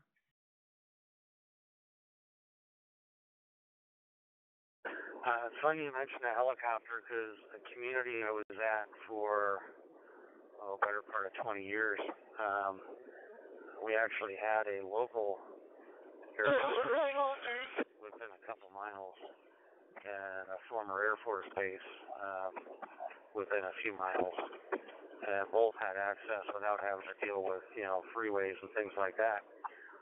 So we had made arrangements. I don't know if they've still got them in place. We had made arrangements with airplanes, basically private jets that could get in and out of those runways to get our residents there, and then basically be able to go to a sister community in another location. It was part of a multi-site organization, so we would have the ability to either to boogie from there and get to Phoenix, or get up to the Bay Area, or get up to the Washington area where we had other communities, and basically get majority of residents to those locations, and then figure it out from there.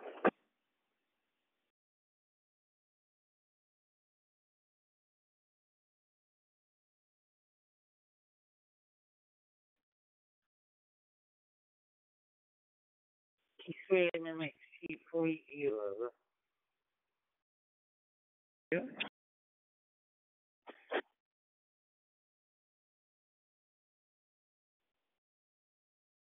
And like, I can link. Is it on your main box or UHF or where? There was going to be bills to be paid, but as part of the cost of being prepared and having the the ultimate plan and backup, if everything else failed, that we'd be able to do that. So thankfully never had to pull that trigger, but nice knowing it was there, and those resources were basically on on contract retainer to, if we called, be at the runway waiting.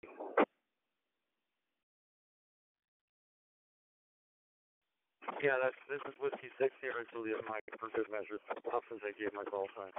But yeah, that's got to be good to have that as like an insurance, as the back of your mind, a little peace of mind, a big peace of mind.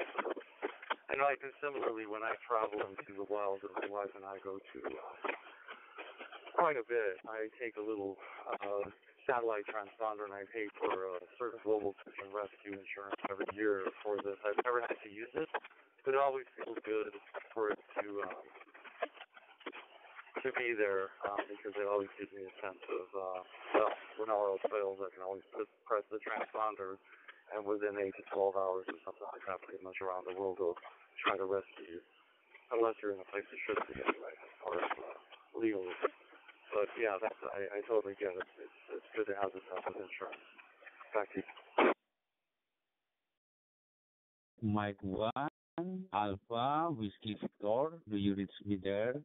Over here, YC3 BRB, Dodi calling you from Indonesia. Bob, good morning over there.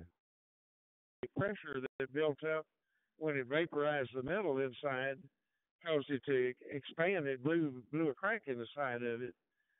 It's got black and charred, but I cleaned it up with alcohol, and as far as I can tell, it's going to make a lightning-proof antenna. It's not as expensive as you think when you place a value in your life and your family. AI6BX. Home service that comes back to me. Because there aren't many. It's 30 miles west of the city of Glasgow in Scotland. You're 5 by 9, my good friend. Over. There was a first off of Sunset Road where you would back up, and there was this trail you went over. The person would come out of the gatehouse, look at what you have, and say, that looks like $10. Or say, that looks like 20. Every load was different based on nothing except someone's opinion of what they thought the load was worth. They did that for a couple of years. YSL computers, so not a Pi, but a little x86 machine. As a kid, there was a deal like that in the township where my parents lived, and you can bet. My dad said this too, that when they charge you $10 for a load, $5 goes in the guy's pocket, and $5 goes in for the actual dumping fees. In local time, it's a very dull day, overcast. We've had rain on and off during the day. Temperature about 9-10 degrees here. Over. We'll say it once, because the wife says this stuff's got to go. I said to her, well, I can cut it up. It's called, no, just throw in the trailer, get rid of it. Okay. We'll keep peace in the family here. Well, I'm staying here in Indonesia. It is quite far distant, actually. It has become possible because of the radio. So always enjoy the radio. It is a great hobby, actually. At the moment, I'm running with YAVAPI DS378. It is a small device, actually, connected to the OpenSpot 4 Pro as my personal hotspot. I can receive you very well also over here, my friend Bob. Tell me a little bit about your station over there, my friend. Go ahead. Roger. All copied. I've had to dismantle my station. I've got an HF station covering all the bands apart from top band. I have a 2-meter rig base station for DMR, VH, and UHF. I've had to dismantle that because I'm getting worked on in the shack. Presently, I'm just using a Wolfing 1701 handheld into my local Pi-Star hotspot. I haven't been able to do radio for a few weeks now, so it's nice to get back on the air. And it's a pleasure to speak to you for the first time, looking at my log. So thank you very much for the short QSO we've had this evening for you. I don't want to hold it, Dory. I believe there will be other people wanting to use Route 91. I wish you and your family all the best. I wish you good luck, and I'll say 73 and listen for your final. Over. You need a receiver out there, isn't there? My friend Bob, Mike 1, Alpha Whiskey Victor. Once more, thank you for tonight's TSO. I really appreciate. My regard to you and your family there in Scotland. And I will log you at KSP.com. I will send you also a KSL. Then see you later. Bob 73. Probably almost get into that with a dummy load. Interesting. When I went out there, I actually took the antenna down and kind of fortified it, put it back up. What I did was I stood, maybe 100 feet away from the structure with my ASDEN 6-meter, and I could work into it, of course, with sleep power, right? I'm right under the receiver. I could hear it almost full scale out there. And then I thought, well, what about 10-meter?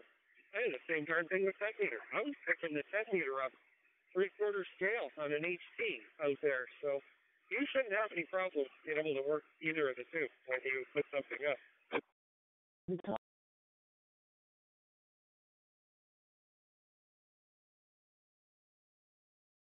Good. I've been putting many efforts into keeping my neighbors happy, really. Doing a lot of yard work and stuff. It needed it, though. It really did.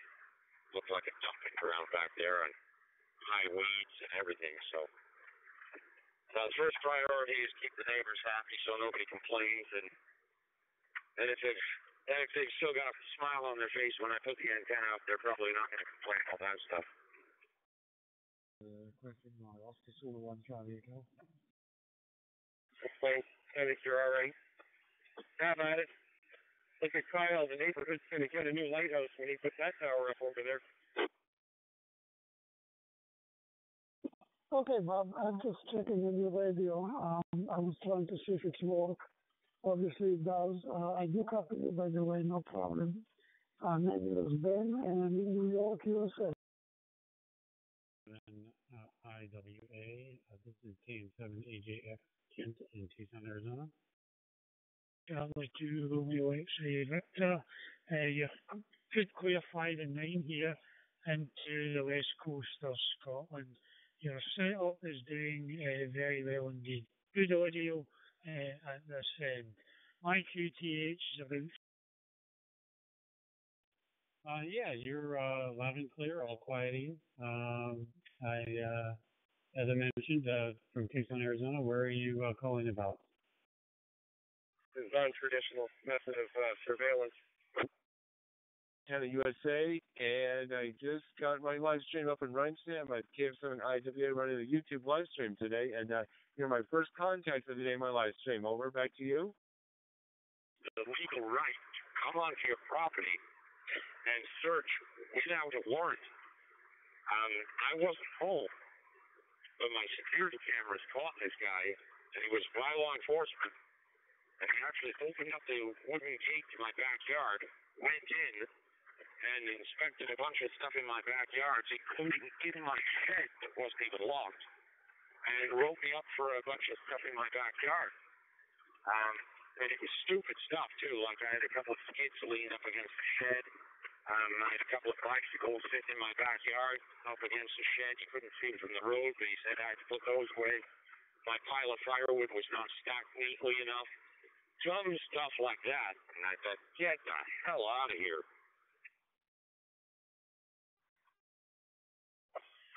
I don't care what they try to claim. If you took them to court, you could have sued the pants off of them. They can't come onto your property unannounced like that. They have no right. That's trespassing. Sorry, but no, they can't do that. Tell me if I'm being heard on the network, please. To make a random QSO on ham radio like I used to do when I first got my license back in 1992, before the internet was even a big deal. Anybody around for a random QSO on Talk Group 3141 in the dark magic realm? I've done it lots of times on FM, but only a handful on DMR. K6BSR, looking for anybody anywhere, not exactly calling CQ, but definitely soliciting a random contact on the Talk Group. K6BSR in Astoria, Oregon. 1 or 2 miles in front of me when I came home, and it was just very foggy, and I think all the rain is just, we've rained in heaven. It's been causing a lot of warm and cool air over. What I understand, though, is to get around doing that, they're flying drones over properties now and looking in the backyard. I think they're not necessarily specifically looking for something that's, garbage or something like that, but I think they're looking for structures you may have built that they're not taxing you on because they want the tax money. West Coast of Scotland, you're 5 and 9, no packet loss whatsoever. How do you copy over? Something to take a drone out of the air. Wow, that's amazing. Golly. Oh, wow. Yeah, and just looking at my live stream right now, and somebody's just sending me a whole bunch of hearts, so I'm sending a bunch of hundreds and hearts back. So someone's loving my live stream. Awesome, awesome. Yeah, it's one of those garage in a box type things, and they said they could tax somebody on that, and it was hidden behind. He said, you can't even see it. Well, they flew a drone over and they saw it, so they're looking. Anyway, I'll be back. I'm at the dump here. E3 MMA. You get back to work for the day. So I'll be on the side here. Great to talk with you. KM7AJX 73. Decades in ham radio, but I will go ahead and solicit for a random contact with anybody, anywhere on Talk Group 3141, Oregon 1. K6 BSR in Astoria, Oregon, utilizing my little Shark RF open spot 2 that's still kicking up for like 6 years already. Anybody else around for a quick contact on Oregon 1 from K6 BSR? Just got a wild hair this morning. KF7IWA, this is N8CQD.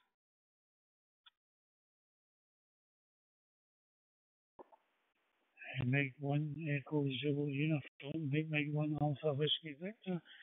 Soon will response you're having a problem at your side. I'll put you in the log and hopefully we'll speak further down the log. 73, good luck. Well, listen, happening at Franny Coles Golf 4 Zulu Whiskey Victor. Literally begging at this point, but I won't call CQ. K6 BSR looking for somebody else with a license, interested in engaging me on the dark magic realm this morning. If not, I'll go back to Simplex, tuck my tail between my legs, and hope for the best over there. K6 BSR in Astoria, Oregon. Anybody around by chance? Down here.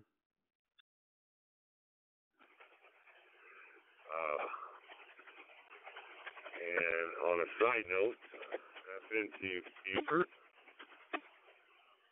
Love it out there. Been a while.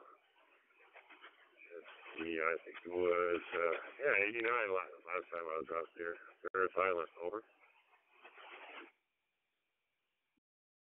We're going to get some rain probably, but that's tricky. And really enjoyed it and retired when COVID hit. Dividing my time between the balcony here on the 7th floor and the air-conditioned room just beyond the balcony, reading a book. Really interesting, actually. It's by the former director of Lockheed's Skunk Works over in America, and I've just started it, and it's detailing some of the creations that they put out during that time. Really, really fascinating so far, and thoroughly enjoyable. So it's all really hard work. This end, Robert, back to you. I must have broken the Talk Group 93 there. I lost on that last transmission. Over back to you. November 8th. I lost the last part. Are you still there? November 8th? I'm not sure I ever actually got around to buying it. Maybe I'll dig out the email and have a look. Remind me where it is again. I know you're in EA somewhere or other, but which exact place are you? You probably said it and I didn't hear it. But yeah, I was wondering where you are. Did you say you're going back home tomorrow? Some miserable weather here waiting for you. It's going to be sunny on Friday, so you can look forward to that. Back to you. Delta X-Ray Charlie, Steve in Beaufort, South Carolina. Over. Actually, only just come across that book myself, so unless I've got a spectacularly bad memory, which is possible, I don't think I recommended it, but they very much a creature of habit, so I'm not really recommending something very similar there. So I just picked it up last night. But we are in Palma de Mallorca, Balearic Island, Spain. We've just spent 10 days in the northeast corner of the island in Puerto Plata, and we've got a couple of days left to go here in the south.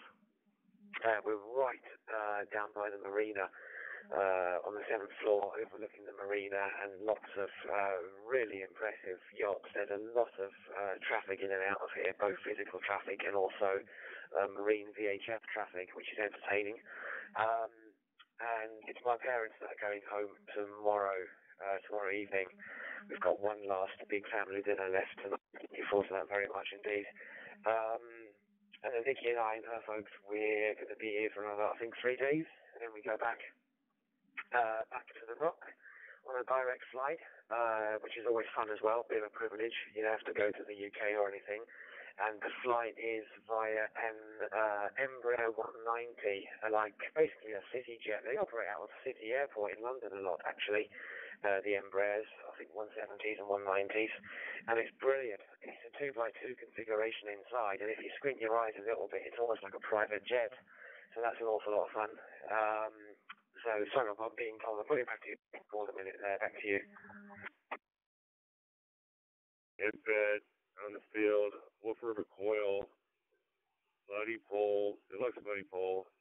So there's different configurations and systems you can use for that. Here, if that helps, go ahead. Hey, Kilo Oscar 6, Julia Fox, are you there? This is KF7. Hi, good morning. How are you? 30-foot wire, up like 21 feet. So, like I say, I'm just starting out and want to try different antennas, but it gets up pretty good on 40 meters. No, negative, mate. I know the ones you're thinking of, and they've got like a wings mounted on top of the cabin, and they've got very small jets, and they used to come out of the city all the time. I haven't seen them in recent years, actually, but I know the ones you mean. No, the Embraers typically are 2 jet engines, obviously one on each side, quite narrow-bodied as well, and they're popular on city routes because they've got quite a impressive angle of climb. They can get out of there pretty quick, smart. So that's one there. I'm not really sure what the sort of limit on them is, but I don't imagine they're going to go very much further than the Isle of Man to Mallorca.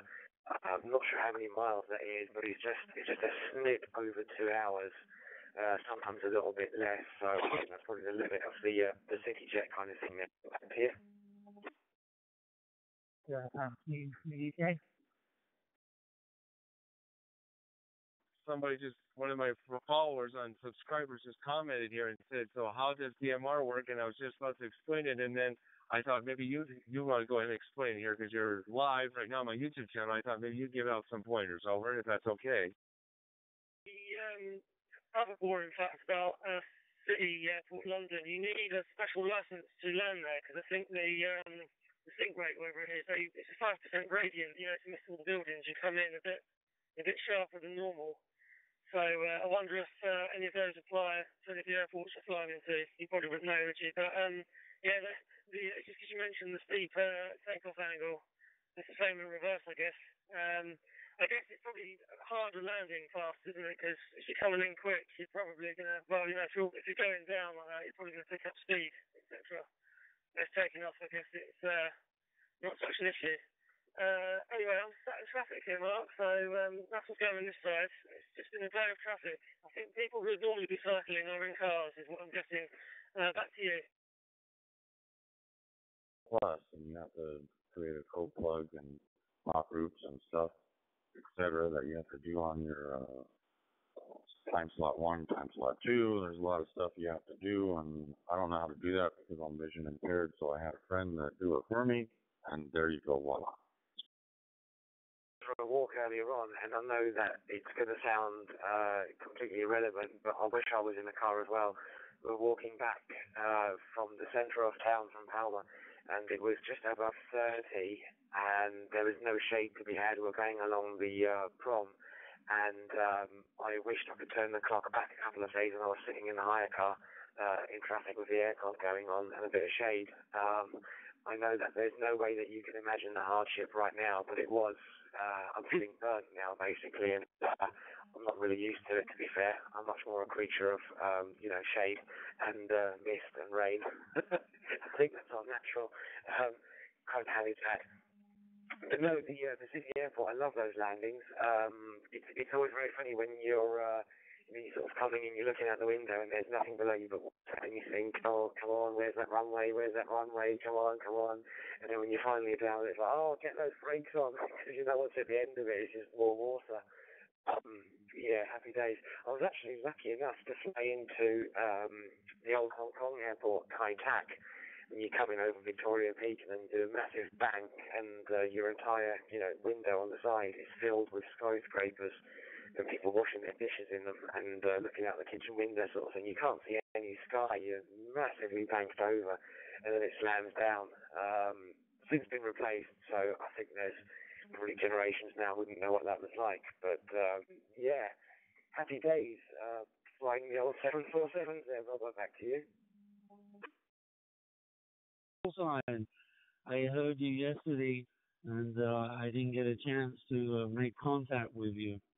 I believe you had got a upgrade in your license, and you have a new call sign. Congratulations, Dragon. Hopefully I am correct on this, because I recognize the voice, I recognize your picture, but the call sign is different. Yankee Uniform 4, Victor Delta, from Victor Echo 6, Delta India Lima. It's Mario, as you probably already figured it out. And it's 9:18 a.m. Mountain Standard Time in Calgary, Alberta, Canada. And I'm pretty sure we've made a QSO before, but that would have been with your old call sign, because I'm looking at your QRZ page, and I don't see a contact in there. So you probably had to start over with your new call sign. 12 degrees Charlie here this morning. The Yankee Uniform 4, Victor Delta, from Victor Echo 6, Delta India Lima. Go ahead, Dragon.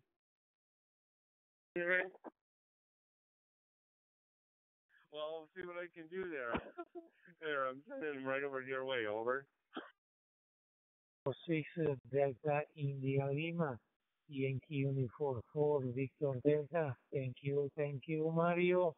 Yes, my new call for Class A, Yankee Uniform 4 Victor Delta. Your signal very, very strong, modulation very nice, Mario.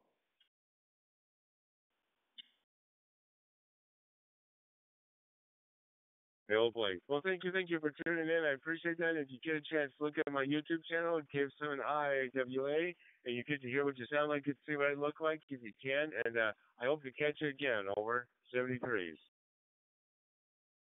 Yeah, okay, Mark. Well, enjoy the rest of your holiday. Just as a final,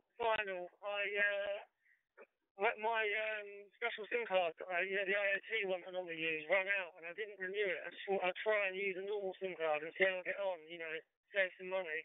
And I've got my answer. It's not been very good, believe it or not. I don't know how that other one works the way it does. But anyway, 7-3, all the best. G4ZWH.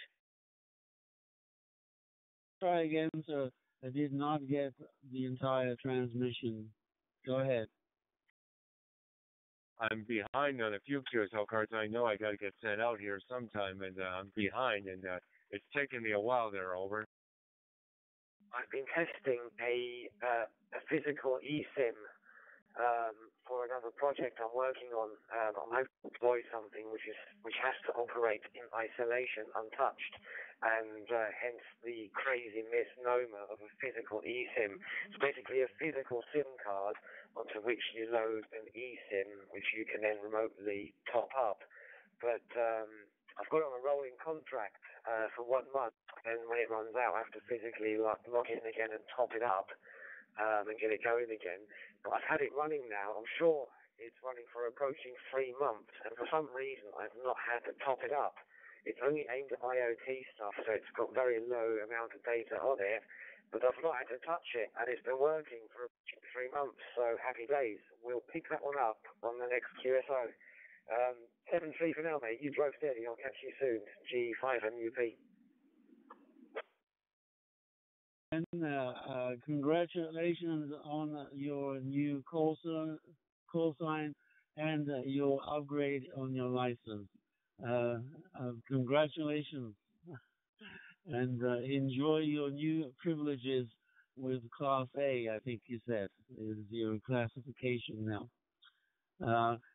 We'll log you in QRZ with your new call sign, and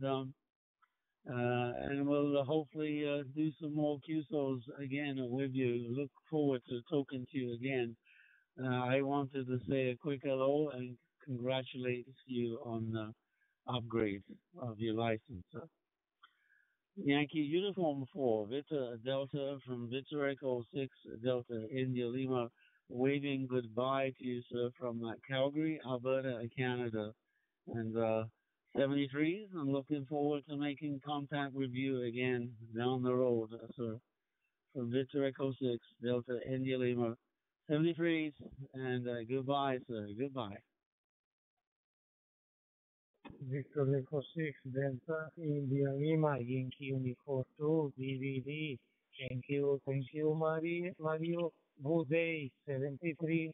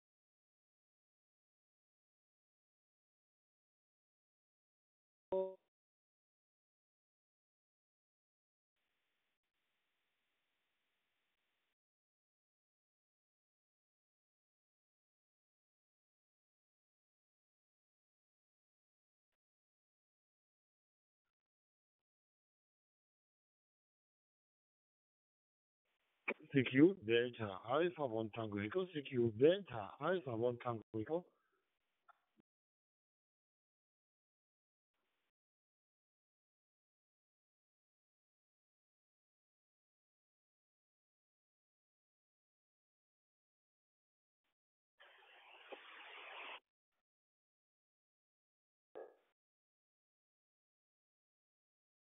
Hello, CQ. Hello, CQ. This is Buddy. Calling CQ. KF7IWA calling CQ. CQ. Standing by for a call. Go for X-ray Delta Radio Portal. Checking access into ONTOP. Anybody give me a report, please? Over. Juliet 6 Zulu Delta, and I am mobile in Kingman, Arizona. Good morning, buddy. Go ahead. Sounds like you're heading into the repeater very good. You driving somewhere? Over? Good afternoon, whatever it is your way. This is thanks, Tony. I've just been doing a little job on. I'm using an All-Star Note, and I'm in my camper van RV to you, and in Cornwall, south southern England, and just been doing a little job on it. I was having a bit of a problem. Just checking if it was okay into the hub now. Well, thank you very much for the response. G4X, DR Portal. Go 4X Ray Delta Radio, guys. As I said, I'm Tony, over. Various manufacturers of brandings on it. Anytone has a 168 and running about 5 watts with a rubber ducky out of the car. HA6ZE mobile. Go ahead, buddy. And all good and stuff. Yeah, my name is Corbin. I don't remember if I said that right. Yeah, over. We got some overcast haze. Not overcast, it's hazy out here, but the sun is going to peek through. So I guess we're going to go back up to about mid-80s, maybe in the high 80s today. Right now, the car says it's 77. There's about 6, so it must be around 71, 72. PJ6 is going into a 25 mile zone. So, yes, good to hear you this morning, and I take it you're doing the live stream again. KF7 IWA. I think I screwed it up. But this is KJ6ZND. Go ahead, buddy. Yes, actually, I am doing a live stream, and you're right in it. You're right in it, and you're sounding good. A 5959 plus, and I'm just going through some of the comments here, and just enjoying some of the comments and some of the people are saying. And I'm just reading one here where one of them said he was going to take the technician license tomorrow, so I'm congratulating him on that. And congratulations, have you taken a technician license? Over. Evening, Dave. I think it's probably afternoon where you are. G4XDR Portable. Cheers for now. Yep. This is Kilo Charlie 3, delivering me like a. Thanks for having a little chat with me there. SMD3. As it is 30 minutes to noon. Good one. Have a good one. Well, that's good. And he is on the live stream, so he's going to hear me and my stupid stuff. Anyhow, yeah, continue on. Technician class, general, go for the extra. And once you get the extra, there's nothing else to do. All right, buddy, I'm going to bail out. I will talk at you later at some other live stream. For now, 73s, and have a great day and many, many, many contacts. There you go. Well, I'm probably lighting up all receivers right now, but yeah, that's. I'm at Wellington Road, number 3 highway, just west of St. Thomas. So I'm out in the open, which is good. It was not so easy. I think I flunked it the first 2 or 3 times, but then on the 4th try, or 3rd or 4th try, I can't remember what it was, but I actually managed to pass, and it wasn't easy. And I thought I was ready the first couple of times, but It wasn't easy, but I managed to get it. Over. Sounds good. Yeah, W8HHF machine there. All right, 73. The 3 MMS pole, 6 meters. Question. You read the question, and then they really want something else. Yes.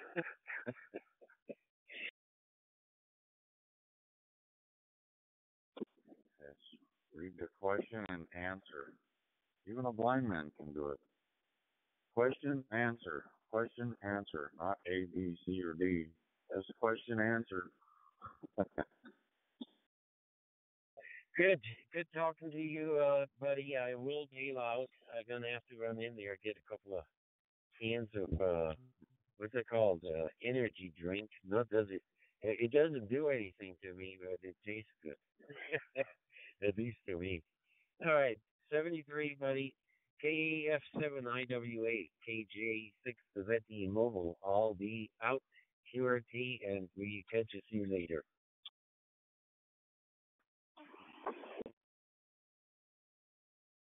Okay. Thank you very much for coming back to my call. You're coming loud and clear in Tokyo. We are located in Tokyo, Japan, and actually about 10 minutes walk from German embassy to Japan. My name is Yu, Yankee Uniform. You're coming loud and clear with any packet drops. Very steady signals coming. GA1TE, this is JR1FDK. Copy that. Apologies for my QW. Possible first. Have my uncle all over, and crystal clear sound. It's very fine here in Germany. My colleague in Germany is in the south of Germany, a country of Bavaria. Maybe you know what is Nuremberg. I'm around about 100 kilometers in north from Nuremberg, or 250 kilometers in north from Munich. That's my colleague here in Germany. Let me go into JR1FVT. This is Delta Alpha 1 Tahoe. 0 CDX calling. And 1 SAX, KO6, yes. Are you out there, old timer? Okay. Yeah, thank you very much. Information about your location. And Tokyo is very hot still. The daytime, the temperature is around 34 degrees centigrade. It's very unusual to have such high temperature around this season. And my working condition, I'm using a smartwatch and now using a Droidster DMR application and connecting to the local 4G mobile network from my smartwatch. DA1TE JR1FVK. 30 or something like that if you want. My microphone and my coffee. Yeah, I had to get a coffee in the big time, yeah. That's, I think you will up to that, won't you? Well, we're working on that, to be honest. But it's not good here. We've been out on a walk. Some friends have joined us. Neil Green and his missus, Jasmine. And, yeah. We're going to walk with them. It's quite a big, tall walk. Walking in the soft sun, that was quite a workout. Keeping up with him, to be honest with you. Then we climbed up along the coastal path, which was good. So it was a bit of a workout, that walk. So they've arrived. But their whole doggy is very, very poorly. They're the ones that have been down here about 15 weeks now. They came down straight after the festival. They run the festival. They organise it. It's their business. So 3 days after the festival, because it's great, it's a lot of stress through the year arranging it. They come here down here straight away. Dad lives down here. Neil's dad, so they're here, so we'll probably go for a drink with them tonight. But they will be moving off tomorrow, I think, because their doggy is end of life, I'm afraid.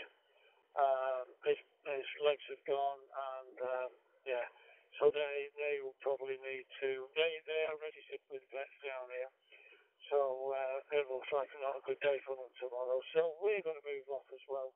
We've actually found another car park here that we can go in for free, just across the way from us. So instead of paying 15 quid again, we're going to move across into Maggie's Patch, and the machine's out of use there. And I've had a word with a guy over there who knows her, and he said at the moment while the machine's out of use, obviously there's no charge, no cameras on it either. So we're going to move over there. We've still got a good spot. Well, not as good as where we are looking out of the window of the sea here. But, so yeah, we're going to go over there and then we won't have to pay anything. But we're going to leave tomorrow, so we're working on where we're going to go next, Paul. Over.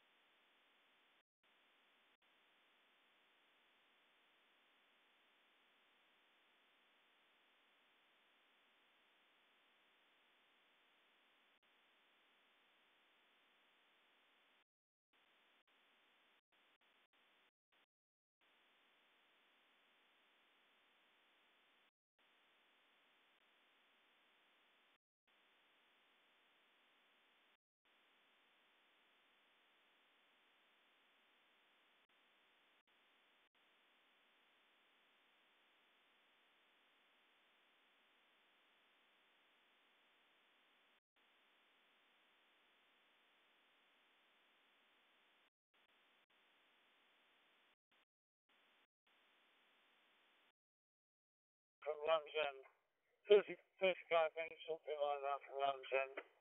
That's where we are, so we are quite far down. So yeah, it's I think just short of 3 weeks is our record, to be honest, and that was in France. And I've just looked my brother-in-law's here, he's in France on his own at the moment. He's going over there for a month, going down into Spain, and he's heading for Lake Annecy. I didn't know he's going there, and he's got a 6.5 hour drive, he's put up on Facebook. Me and Sue went to Lake Annecy, he's going to love it there. No, we're going to go, we're just planning now what to do tomorrow. We could be moving a short distance, we could be moving a long distance. But the plan is actually to work our way back now.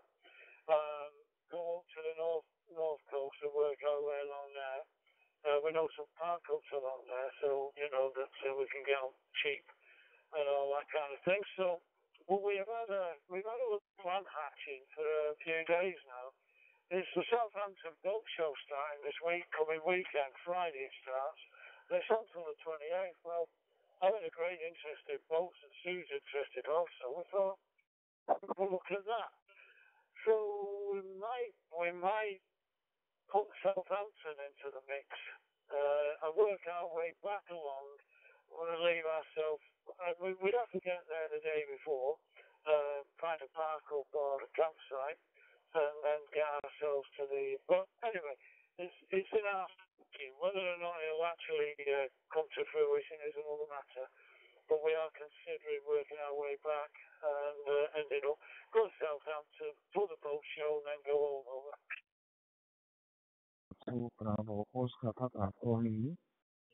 Photo frames with glass still intact, so I'll have to take a look though. Anyhow, what else is going on? I'll wait you stay up last night. Not wait or wait. And not make you feel like you're trying to get home, if you know what I mean. That's why it was good for us to meet friends in Lincoln. Although, we was still quite away from Lincoln. We still live quite a fair bit north from Lincoln. But, we did it in sort of, did it one hit, didn't stop. And it took us about 2.5 hours, so it wasn't a bad drive. I was thinking about stopping. As we got closer, I was sort of wanting the toilet and that, but, we just thought, crack on, and that's what we did, and it was a good run back. Got a bit of sunshine up here, and it's a little bit windy. So Denise has got some washing out on the line. Other than that, I'm out tonight. I'm playing snooker tonight, so no, I ain't. I'm playing guitar tonight. I've got a guitar lesson, so looking forward to that. I ain't been for a couple of weeks. Other than that, not really a lot else to tell you, mate. Just nice to be home. G4 XDR, G0 CDX. Less, you get more if you go to Aldi. I don't understand people. Anyway, but it's nice to get home. I'm fascinated watching. There's a surfer out there. The waves are pretty damn big. They keep paddling out on this surfboard, right, obviously just to wear the windscreen wipers. There's always two out there now. We're watching these surfers coming in on the big waves. Pretty damn good, I've got to say. Picking a big wave. I don't know how they get up on their boards, I really don't, but anyway, it's fascinating. Yeah, we did that back. We tend to do that. If it's not that far, you just think, should we stop for a brew day? You think, no, we only got another 30, 40 miles to do, might as well crack on and get it done. That's what we did going down Bath. Bath was about, I think, 105 miles for us to get to Bath. So we just cracked on through. I had to stop for a comfort break, I think. I hope you can also. And I want to do a changer of your file card to me. You can find my website of the YAVAPI cup. This is one of the golf features. The way it was delivered or the way it was stocked on the shelf or something happened to the cooler, and they said, well, we'll just still let it go. Moderation is better for you, but it's okay. I hear a very good 5-9 in Germany. Okay, thank you very much, my friend, and I wish you all the best. Please stay healthy and sure. And I hope my next photo with you of this 420 and 73, and the final is yours. And I have a long time to echo. An extra 100%, so that comes out pretty good. Kind of reminds me of like Amazon. Something's not right, they'll make it right. I've never had a problem trying to get a refund from Amazon or find something that didn't work and send it back. That's all. Easy as that. Let's see. KO6JFF and when I say X. I would have thought that from where you are now, it would be nice to sort of cut across the country. I think if you go on the north coast of where you are, and follow that line, it would be nice to sort of go diagonally across the country to Wrexham. I think you said Southampton. I don't think they've sort of a bit out your way, innit? I'm not sure. I can't remember how the lay of the land is. But we did enjoy the Cotswolds, mate. So if you got time, perhaps pop into the Cotswolds. It's lovely there. Anyway, appreciate you both, and I'll catch up with you soon, Tony. Good to hear you, mate. And have a good evening. G4 XDR Portable, G0 CDX 73. Notice in the mail. I watched one guy. He got a bunch of them. Saw it on FaceTime. Facebook, rather. The guy had like 7 of them for being off frequency or being too close to the band edge. You gotta be careful of that. especially on 10 meters. I tried to meet up with him on the way down, but he was very busy. And anyway, we were travelling. But anyway, he wants to meet up with us. So it's only a very short jag across to the other side from Plymouth. So we'll get a campsite. Peter will come across for the evening on his boat. Oh no, he comes in his cab. He has a cab. And be good to see Peter. So we'll work that with us. So we will be crossing across to the north coast and then tracking back along there and see how we go. Cheers, Paul. Something.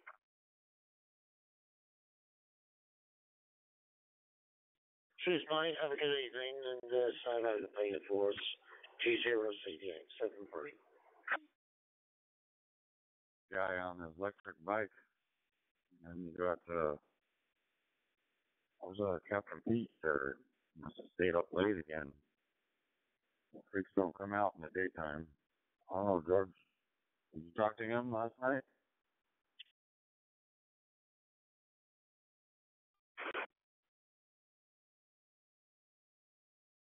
Double what we try to say again.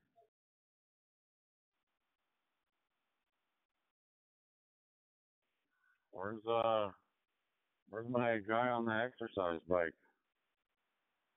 Probably just has one of those exercise bikes right there in his front yard, and then it has a video that he goes through San Diego area. Oh, they have those right there, those exercise bikes like that on the boardwalk there at Del Coronado. It's pretty interesting to watch.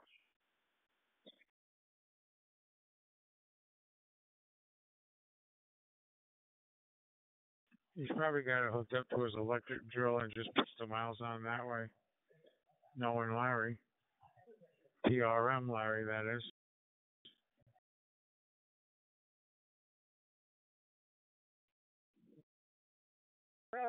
I resemble that remark. There he is. There he is. Welcome in, Larry. Welcome to the show.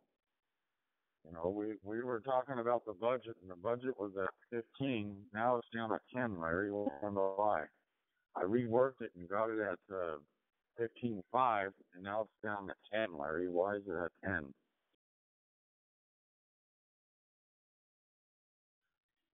I have no idea what you're talking about. All I know is I heard PRM, and I thought, that's my cue.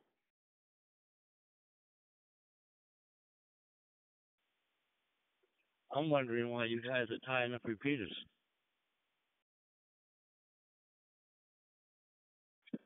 I'm not tying up a repeater. I'm on a hotspot. I still tie up a repeater?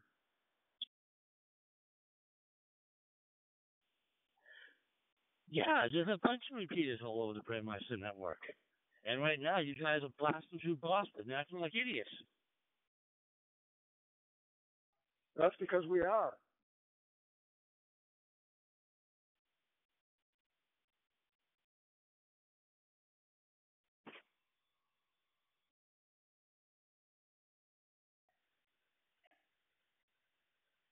KG6 PRM.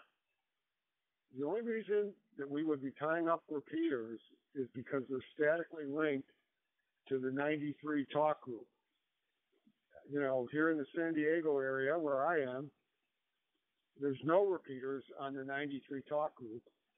And only if I, key up on 93 does it link up, and then usually after 10 minutes it disconnects. So if it's a problem in Boston, then it may be a problem with that Boston repeater.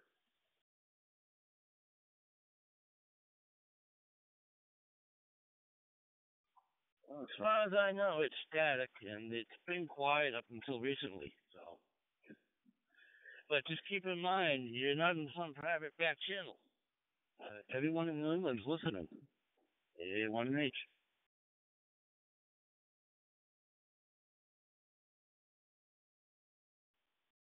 And that's why we keep talking, to entertain guys like you. Somebody's got to talk, otherwise you just hear silence. Whiskey Delta 3 Delta.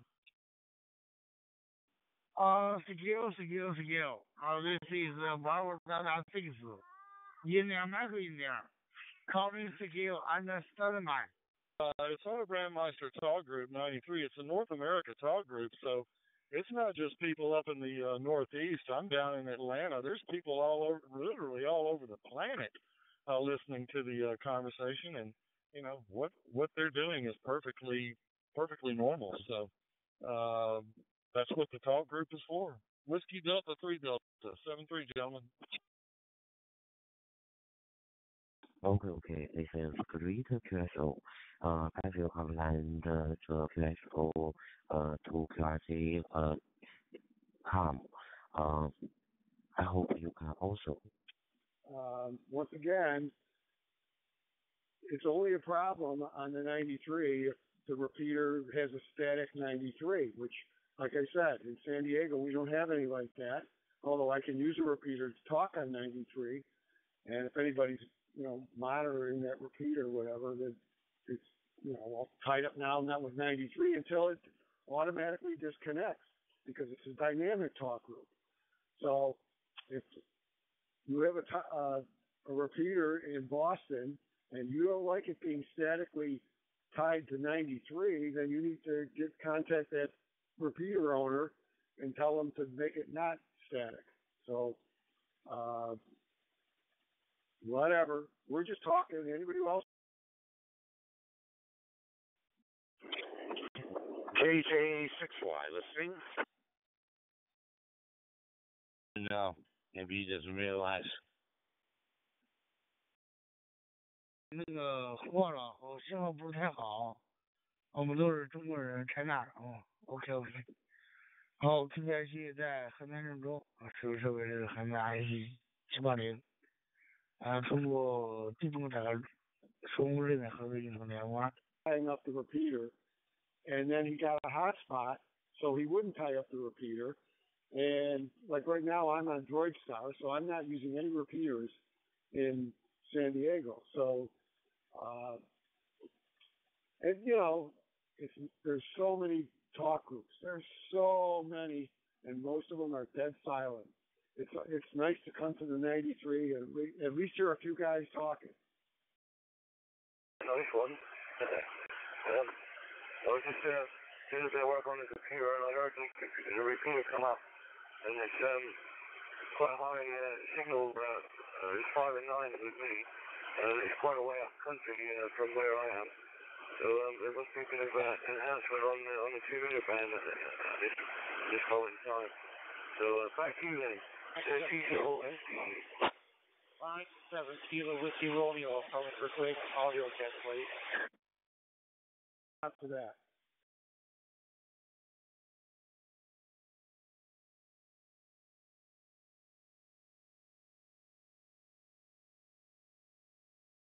Yeah, I was on time slot 2 and tying up all 18 repeaters down here in Cali.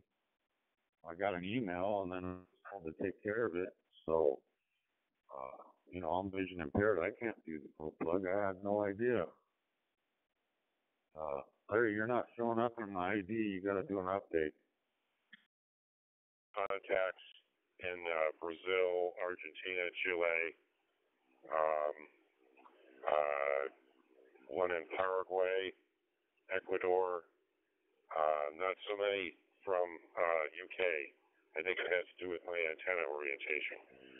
Back to you. Has to take that radio ID and look up my name and call sign.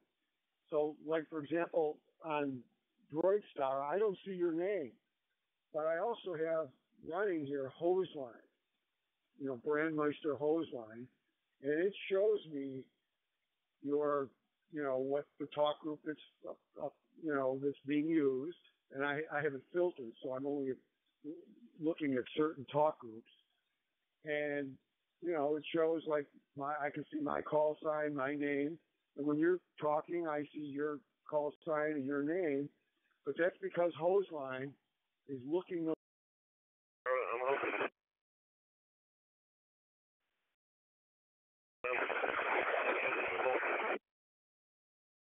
there, Larry. Larry, you got bit off on the 1 minute there. Yeah. I'm sorry for tying up that other repeater up there. It's not my problem. It sounds like a you problem. And I'm just talking on the radio that, you know, whoever talks back to me, I'll talk back to them. Hail 6. Kilo Oscar 6, Juliet Foxtrot. FT8 is my best option for DX. I'm going to wrap it up here. I appreciate the QSO. Just partly checking out to make sure that my clear node was getting out okay. I think I may have been blocked for some reason by one of the other segments. Appreciate the QSO. Have a great day. KFAPJA, clear on your final. Yeah, well, undoubtedly, without a doubt. And well, frankly,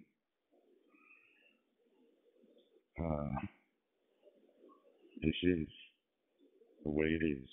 KA2, USA. Golf, Waiter Yaki. Bravo, Golf 2, Golf, Waiter Yaki.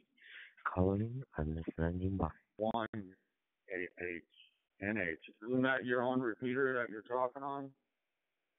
Don't you own it? We just looked it up and it says you're the owner. What are you crying about? Here is Fox 4 India with a Whiskey, Gustavo Operator. Go ahead. What is going on in here? What is going on North America 93 right now? This is Kilo Alpha 2, Uniform Oscar Zulu. Oh, yes. Yeah. Good morning in Beijing time. And we didn't know we were supposed to do that on amateur radio. Roger. Very good afternoon. Thank you for coming on my call. Bravo Golf 2, Golf, Victor Yankee, Fox 4, India Vito Whiskey Return. You're coming here loud and clear. No packet loss. Very good modulation. From my side here, I'm located in Southwest France, in the forest, 25 kilometers to the Atlantic Ocean. Back to you. Well, it's the city of Boston that's complaining. So I'm going to contact President Trump, and he'll send federal troops to Boston to, you know, put a stop to this. I hope you can also. I wanted to change profile card to you. If you want to send my address, you can go to PRC.com. This is Bravo to go please forget Your electric bike.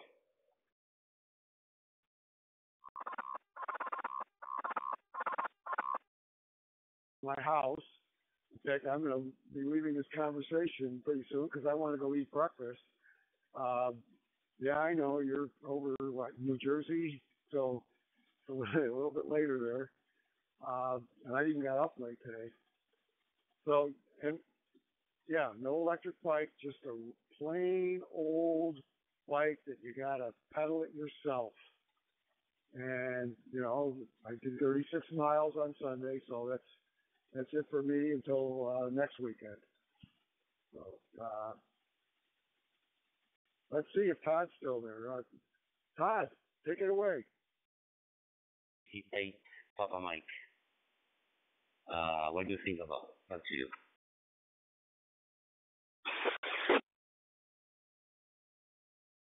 A senior place where he can save money on his gas. I mean, go out breakfast, Larry. Just make sure your battery's charged up good enough there.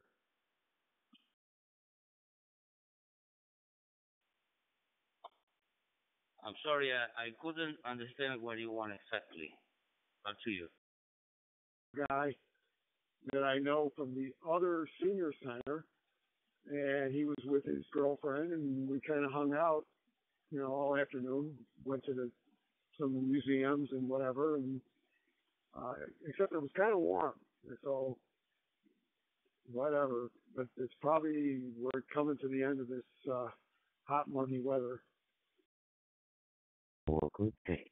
Good luck, sir. Oh, it's supposed to cool down this next week, Larry. I've been wanting to get over there. I got to talk to my cousin and see if they'll pick us up and go hang out over there for the weekend.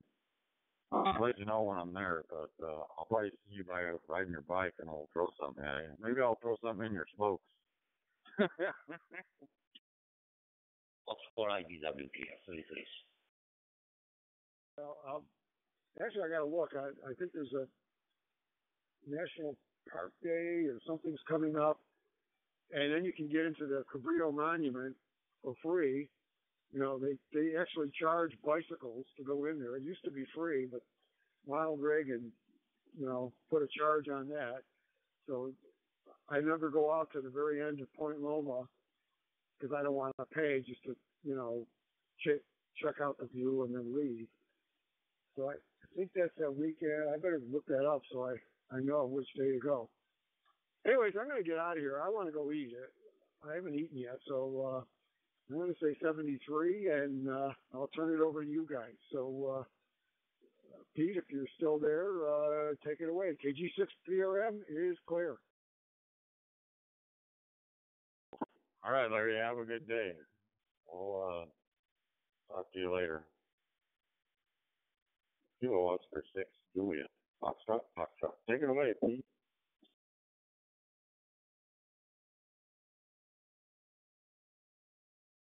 All right, Larry. Enjoy your breakfast there, Larry. And, enjoy your ride there. Or you're walking, or whatever you're doing. 73, Larry. Hey, Todd, what's going on, Todd? What is going on? How you doing there? Good afternoon. Bravo, Golf 2, Golf 2 Echo, Hotel Mike, Romeo, do you copy? And try sourdough with avocado on it, maybe again. To go with teriyaki. I can hear you, sir. Let's say, family in China is a union. The union, sir. Message is Heilongjiang province in China. It's a 509. Yeah, you need vegetables. We usually do the egg white scrambled there at the little breakfast place we'll get. But the wife will get a side of fruit, and then I'll get a side of cottage cheese there. Yes. Beijing is China continent. But my city is Heilongjiang province. Heilongjiang province is the eastern of China. Hotel Bravo, in and out. Audio okay. 241 QW. Possible. Number 3.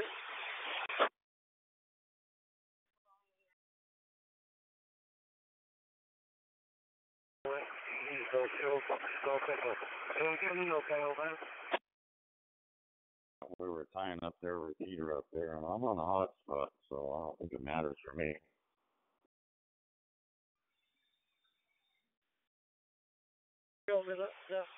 I'm still entering the system. I have been talking to my friend who's been calling a couple of days ago, and I think this end, I know I've changed my access in. I'm on holiday. I've been using the local gateway, and I'm now using a local repeater across the water. I'm in North Norfolk, and pretty sure the repeater's in to Boston or thereabouts. Okay, thanks for calling in, Pete, and thank you very much for popping in and reassuring me. I'm still getting in touch now, okay? G4YQW.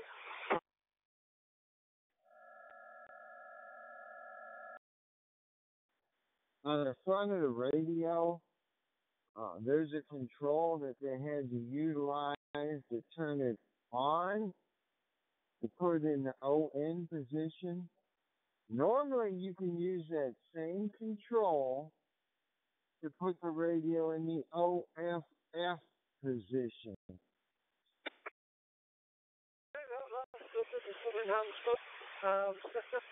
that the fall weather's brought some good conditions on the edge. Okay, I'm leaving with you. Hope the weather's okay in Exeter. It's still a bit breezy here on the east coast, north. But the temperature's very warm. I guess it's probably about 16 degrees outside, so not very pleasant. Thanks for calling and reassuring me. G4YQW. Going to stand by and okay. Bye for now. About an hour ago. And all is well. Great to hear you, Lee. Who's the man in Arkansas? Is it Arkansas? Which is it? Or Alabama? I'm not sure now. I forgot. My apologies. But hope all is well, Lee. Back to you.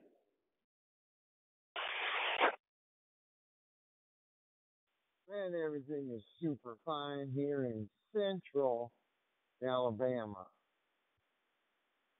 So anyway, I just wanted to put that out there. I just sitting here listening and really could not believe the discussion going on about people using Talk Group 93 and people all over the world listening. Wow, that's a revelation right there. But anyway, good morning to you, Captain Pete. Good morning, Todd. Everything's A-okay here. We're just watching our morning live from America.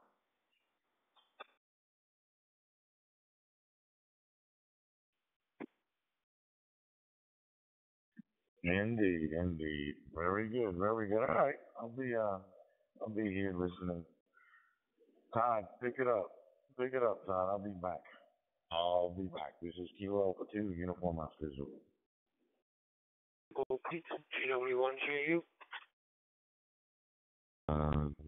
This is Bravo Golf 2 Golf 3 to Yankee. That'd be funny to play back that part where need some wipes for that. Anyway. Need some flushables. All right. Well, anyways, moving on from that. Hey, Lee, how you doing there, buddy? Good to hear you in there, and say hello to the boss there.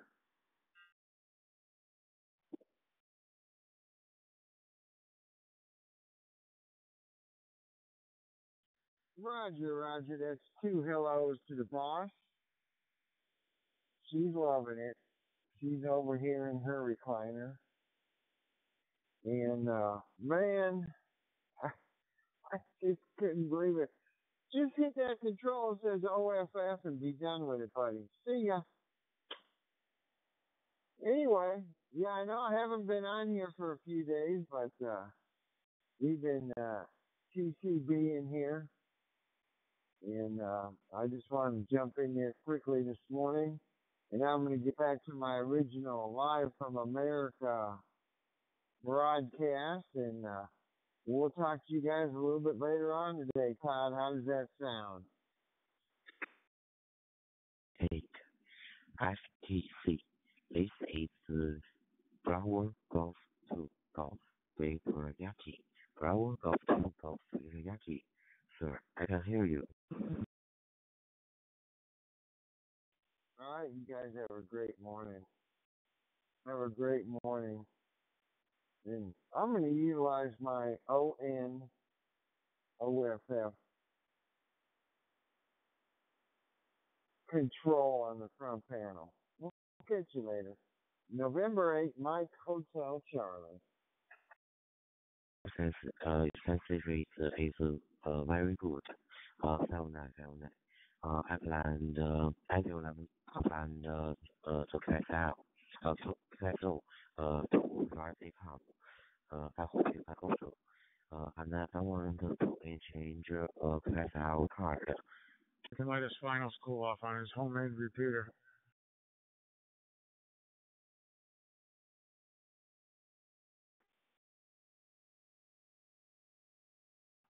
Okay, Bravo Golf 2, Golf Victor Yankee, this is Bravo Data 8 for the Contact Charlie. I will send the QSA card to you, and my address is in QRV, com. Okay, sir. Sounds great. Good morning to you, George. Yeah, Commander Todd. Captain P. General Lee. Yeah, you know, that's pretty good. I like it. I like it a lot. All right, you guys have a good morning. We'll chit chat with you later on after my 3-hour live from America TV show. Ciao, ciao. N8MHC.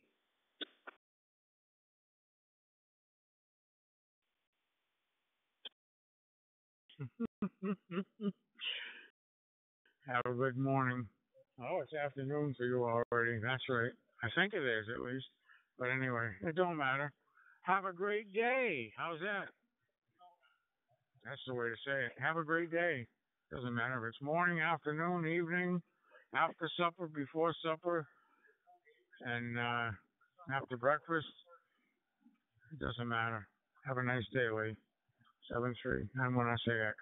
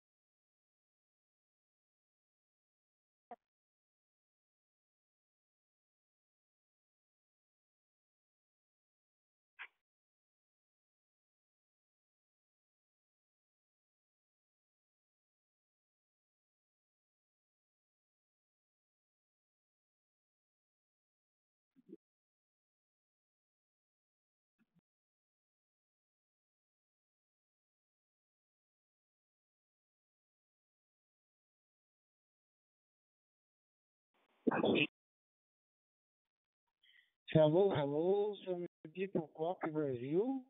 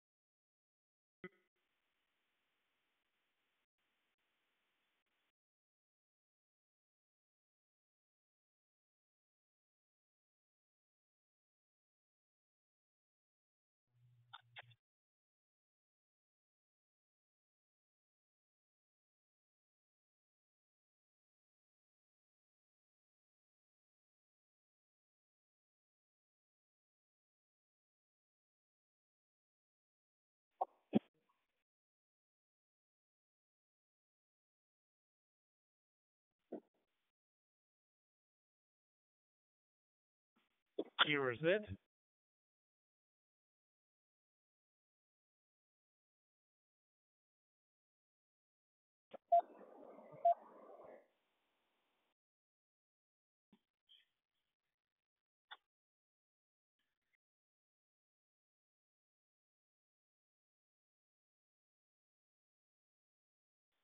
This is Delta Golf 5 Papa Yankee. Name here is Thomas in Bavaria in Germany. Over.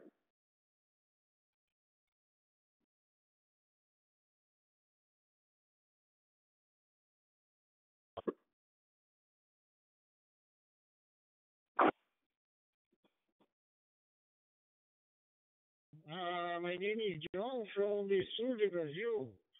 Guten Tag, guten Tag.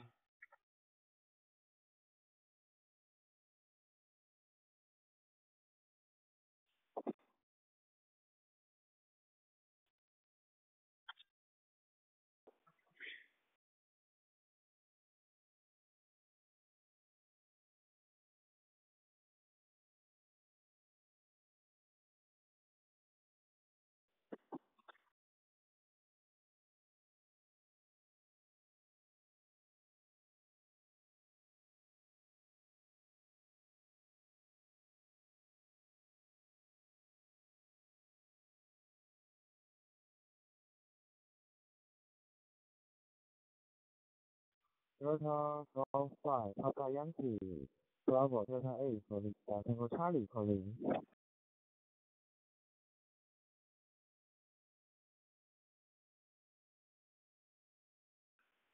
This is Delta Golf 5 Papa Yankee. The name is Thomas and the QDH is Bavaria.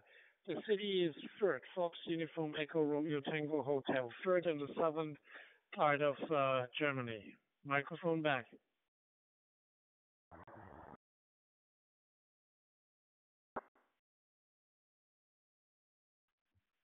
Delta 75, Papa Yankee, this is Bravo Delta 8 for the Tango Charlie. I'm a college student in Tianjin, China.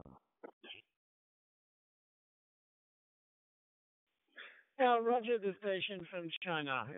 Can read you loud and clear. The name here is Thomas, and I'm in the southern part of Germany, but I have to cut it short. I'm sorry.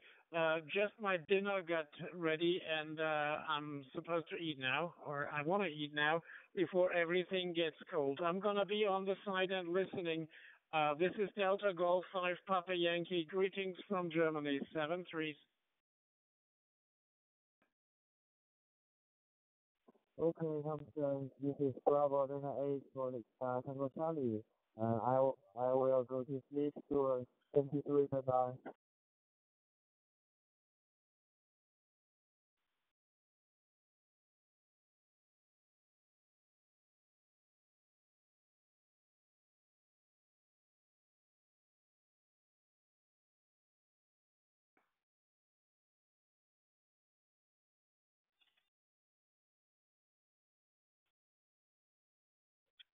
KT4D, 3100.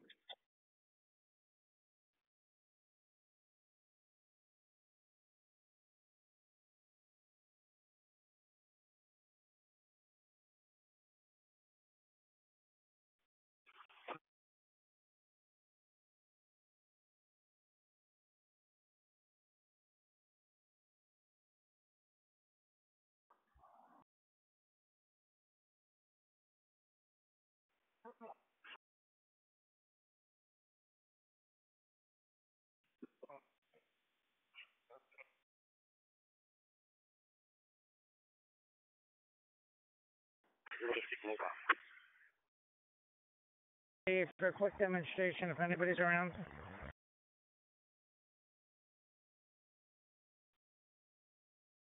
Charlie Sierra 7 BCY. Charlie Sierra 7 Bravo Yankee. KO6 JFF M7 HUV. Todd, you there? Sierra Alpha 3 Bravo Uniform Foxtrot monitoring. Let's Bravo Uniform Foxtrot from Kilowatt Charlie 3 Victor Juliet. He's listening. Oh, just wanted to say hi, see how he liked his chicken cordon bleu. Yeah, okay, on the counter, you're sounding good over here. Just wanted to do a quick demonstration on this right now. I got somebody over here that was interested in radio, so just wanted to do a quick demo. It sounded good from Canada. Name over here is Mark, Mariango Robert Fuller. Good morning, Richard. JC3 VJE Victor Alpha 3 Bravo Uniform Foxtrot. Returning. Name here is Don Delta Oscar November in Sarnia, Ontario, just across the bridge from Port Huron, Michigan. How are you today? We really like it. Okay, well, how are you doing? I got the 5-9 over here in the state of Pennsylvania.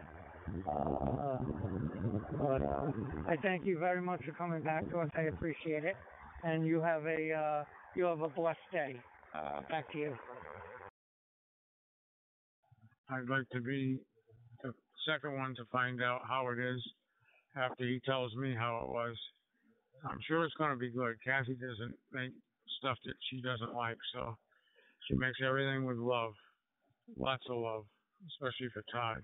Because she loves Todd. She really does. Most days. 1 second, Scott. Hold on. Frank's calling me on the Echo Link. KI4SWX.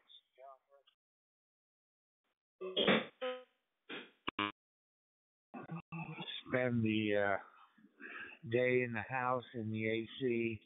It's starting to cool down here. It's only 103. So we're going to maybe venture out today and see what we can get interested in. Go ahead.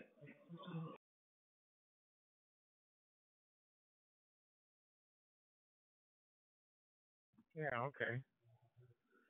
Well, if you find a tag sale with lots of ham radio gear for sale, somebody that turned their radios off is selling it all. So you never can tell. I don't want to say X. Go ahead, Rich.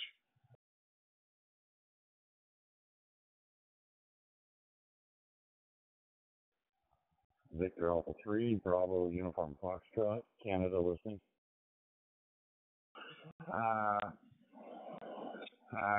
Guy demonstrated QRP radio.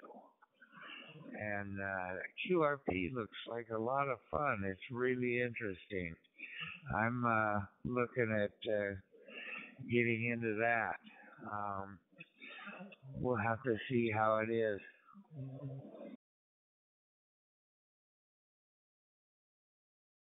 How are you today? Hi, good morning, good afternoon to me. I'm Alpha 8 Bravo Lima Romeo. I'm calling you from the Canary Islands, 100 kilometers west from the coast of Africa. Do you really copy me as on the radio? I'm also running my Shark RF mic. I've been working on my ID 52 ICOM with a OpenSpot 4 Pro hotspot. I've been trying to get some C4 FM stuff going, and that's been a lot of fun. It's been a while since I've used the radio, so I had to refresh my memory. But after using the mic, the ICOM ID52 lacks features. Go ahead.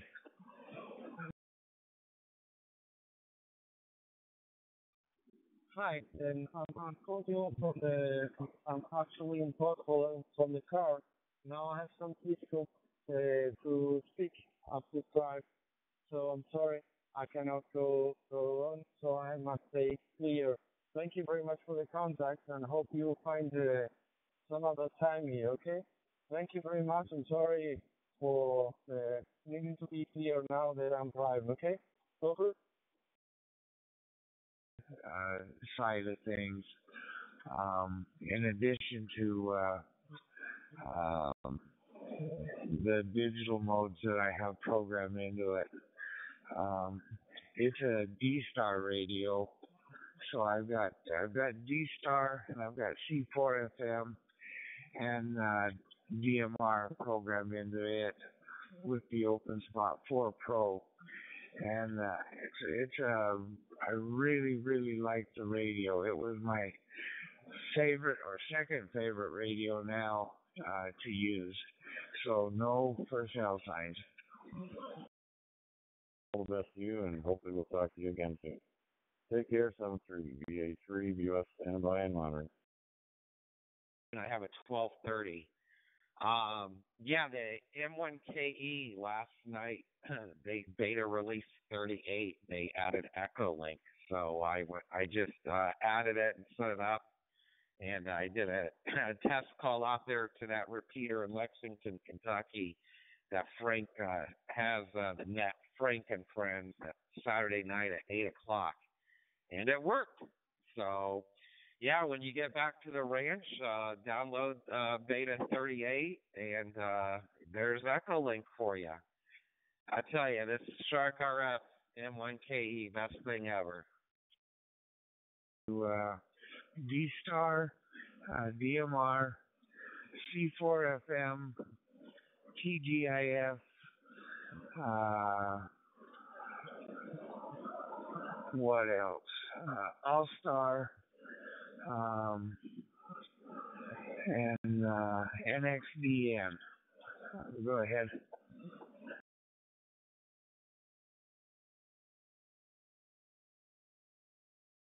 Did I lose you, Scott? One second.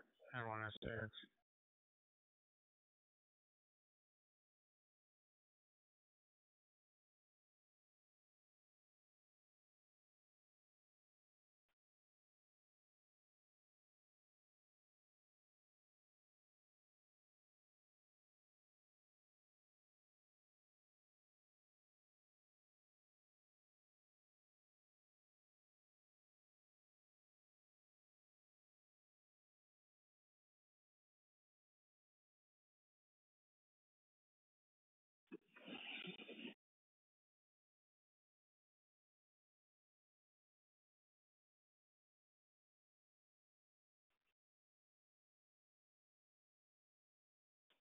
KN6FTB, listening on 3100.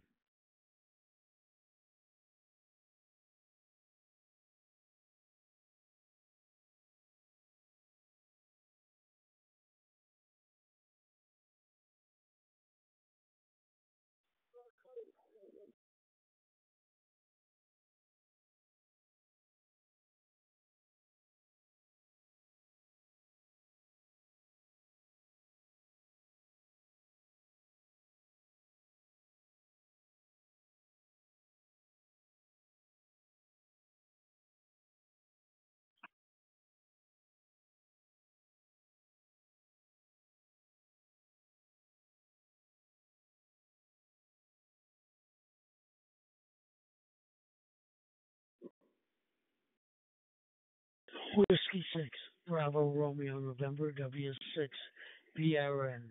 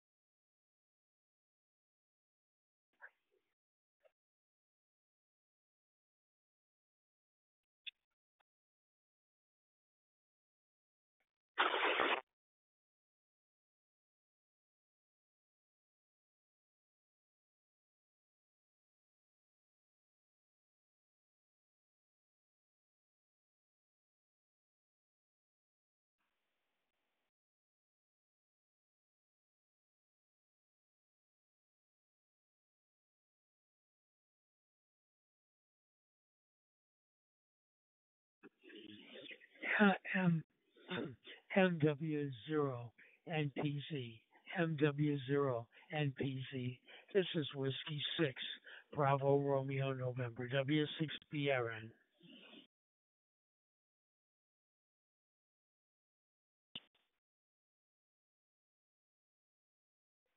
W6 BRN, MW0, NPZ, name of the Nigel, go ahead.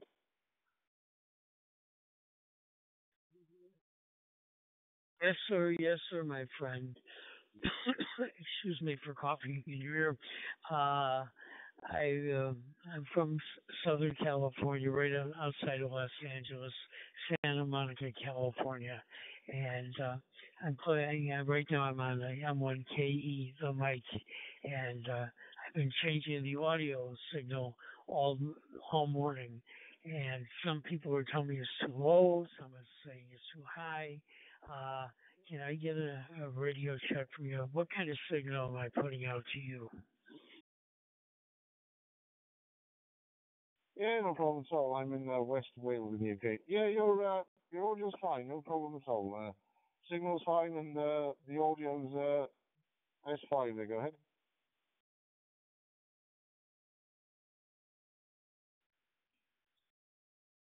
And ask for more.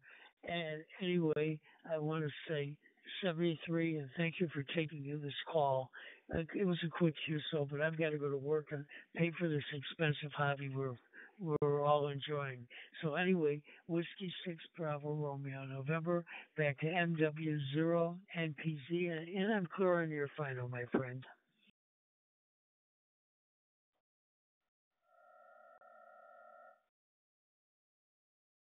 So MPZ, open clear, Century. MPZ monitoring.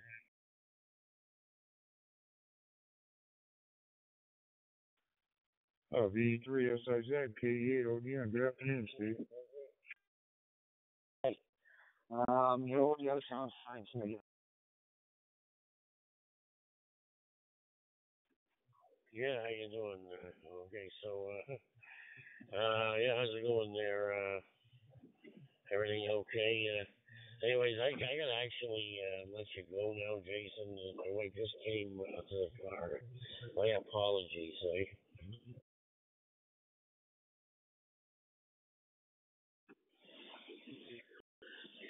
I missed that last comment. My audio sounds what? Anybody else?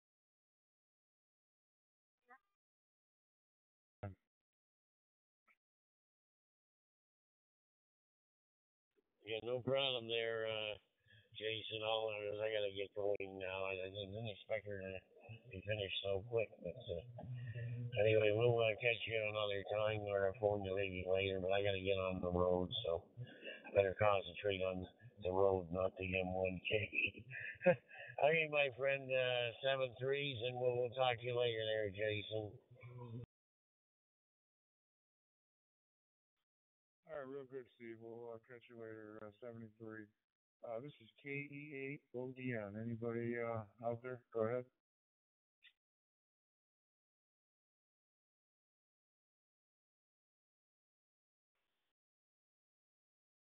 KE8 ODN, KN6 FDB, Rick in San Diego. Your name is Ken, Kilo Echo November.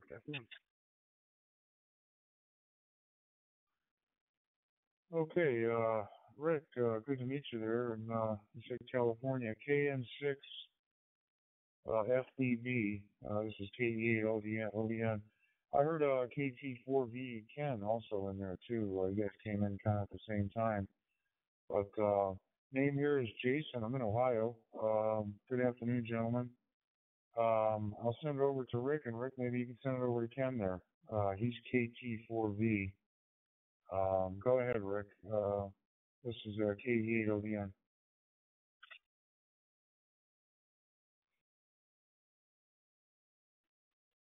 Good afternoon, Jason. Nice to meet you.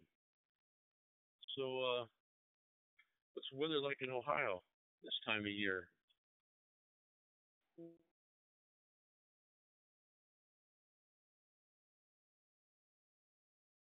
Hot. It's been a hot summer with very, very little rain.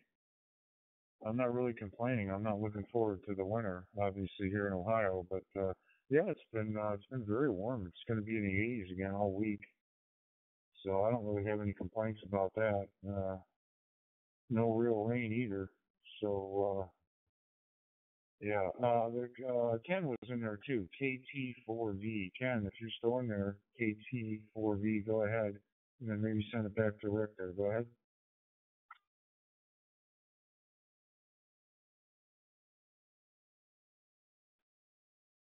Hey, good afternoon, Jason and Rick. Yeah, KT4V. Here in Lloyd City, North Carolina, where we're looking at a really nice weekend coming up. Temperature's going to be in the 70s and light winds. We might enjoy some of this area out here. We just drove through Ohio last week and a half ago. We're heading up to Michigan for family event. And I bet Rick's got us beat with that weather from out there in San Diego. Let me throw it over to him. KN6FDV. This is KT4V.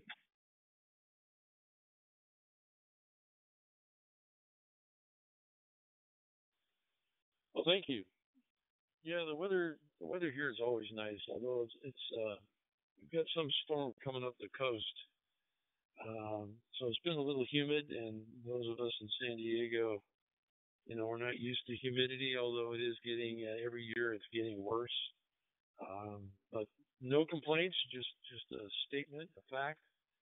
Our temperature doesn't swing very much in any direction. Of course, we also don't see the colors. My wife's from New York, and she's been out here for, I don't know, close to 50 years. She still misses the colors, which I really can't blame her. Every time I go back east, I always enjoy the colors.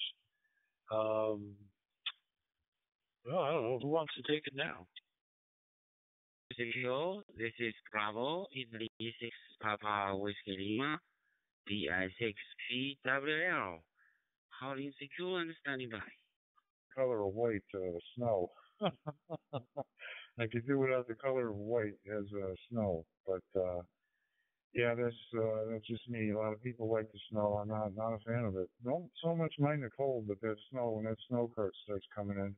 I'm in a secondary snow belt here off of Lake Erie, so sometimes we get pummeled here, and it's not very pleasant. But last year we didn't get a whole lot of snow, just very cold for probably about 5 months. But yeah, the fall is definitely my favorite time of the year for sure, with the weather and the changes and everything. But you guys are both sounding very good. Equipment's whatever you guys are using is working very good. That's kind of cool. You got Ohio, South Carolina, and California here, so that's very cool. I'll send it over to Ken there, KT4V from KE8 again.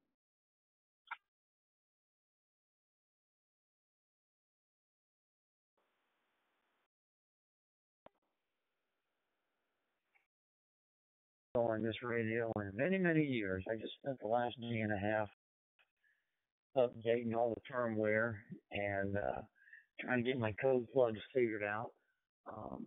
Getting ready for a new radio coming in for a new car. I'm going to get the Anytone 578. So right now I'm on an old 878.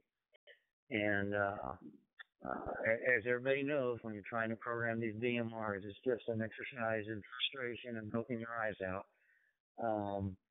But finally got it working, and happy to get it going. I think the last trick was I had an old original DMR radio ID, and it began with a 1, and so that caused me some trouble. I finally figured out I had to convert that.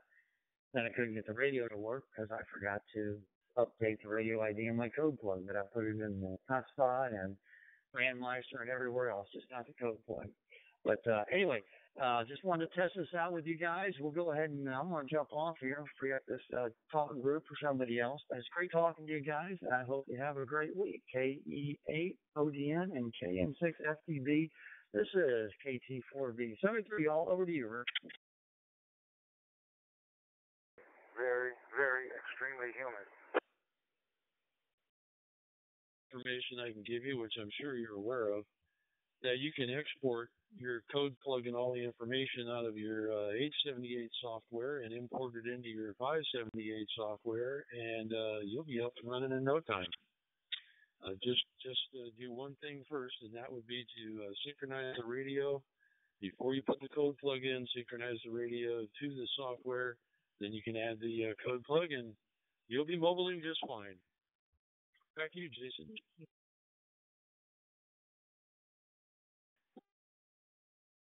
Yeah, well, I'm just going to stay close to the house here. I don't think I've got any running around at this day, so I was on HF a little bit.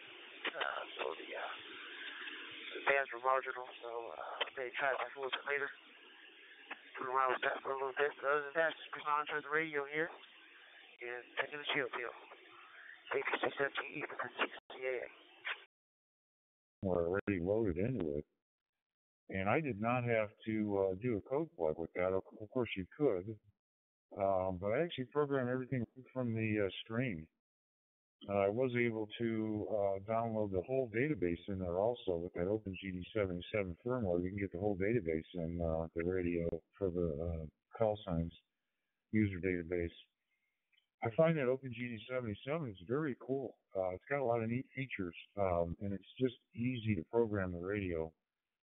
I've had this 878 for probably 6 years now, and it's still going strong. But I remember the hard time I had doing the code plug. I kind of enjoy doing that, though, but at the same time, it's kind of nice just programming the radio right from the keypad. Go ahead.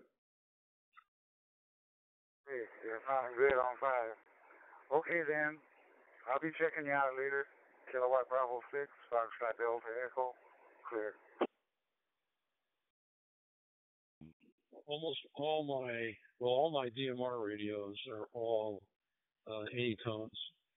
So, and I understand that the GD77, I guess the radios are built by the same company, but I guess that software doesn't work on the anytones. At least that's what I've been told.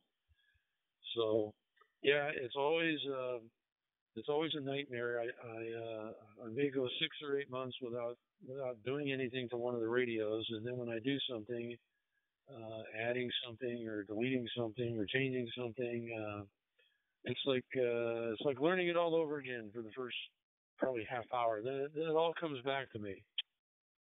Back to you.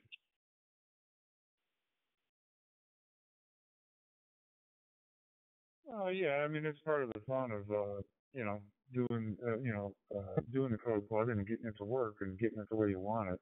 I enjoy doing that, but I ordered this a few weeks back. It's probably been maybe 2 months now. I ordered a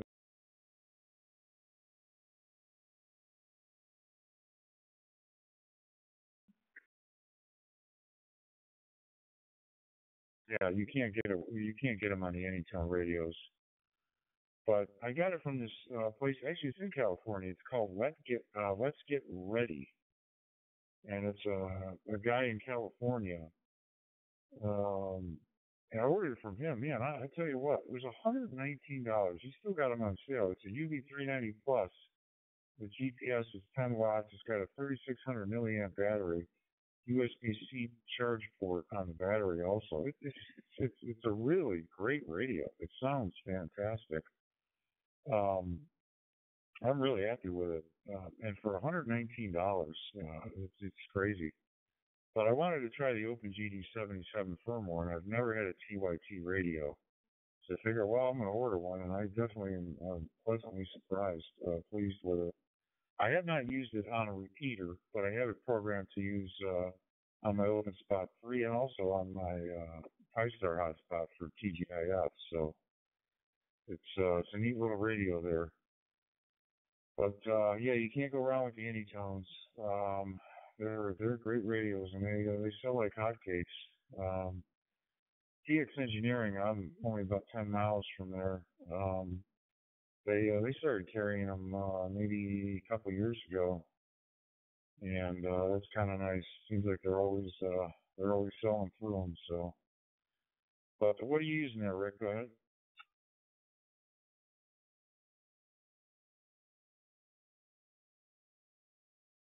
I'm using right now. I'm talking on a 578 that I have made into a base station because it's a mobile unit, and I'm going through a TGIF Zoom spot that I purchased from them. I just love their screen. It just gives me so much information that I don't really have to use my dashboard from Brandmeister. And then I have a 878 and I have a 168 Anytone.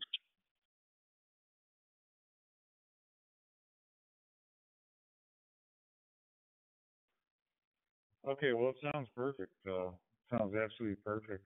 Excellent audio. Yeah, I have a TGIF spot too. It's older though. It's about 5 years old. It's the 2.4. I would imagine you probably have the 3.5.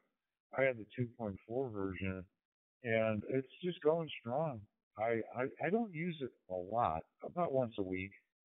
I just kind of cycle through my open spot 3, my 4. I have an M1KE also. But it is a good little hotspot from TGIF. I did have to refresh the SD card to update it because I had a really old version of PiStar. But I did that and it was fine. His instructions on his website are excellent. They're really good. So I was able to do that myself. I was kind of proud of myself for doing that. The only hiccup I had is when I went to go put the SD card back into the hotspot, it actually fell between the case and the board. And then when I was talking to Robert about that, he said, "Oh, I've done that a few times, so I just had to shake it to get it out of there." But that was a cool little process. I'm a big Shark RF guy. I like the Shark RF stuff over the PiStar, but that's just me. But I always like to try this other stuff. And yeah, the screen on them, the touch screen is great. He does a great job with those things. Go ahead. India Uniform 3, Hotel Quebec Bravo from Italy. Zulu, Sierra 1, Papa, Zulu. And, yep, I'm pretty sure I got that. I'm not going to remember it very well. So I got something to write on here as well. Right, go ahead.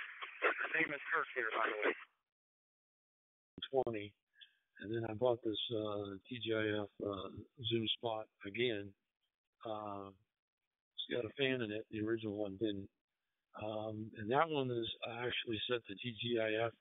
I don't multitask very well, but it seems like no matter what I get into, I go down the rabbit hole with grease on because I've got three Zoom spots, three Zoom spots that I have, and at times all three of them are going, along with the HF doing FT8 and a 2 meter in the background, just so that if my friend tries to communicate, I can hear him.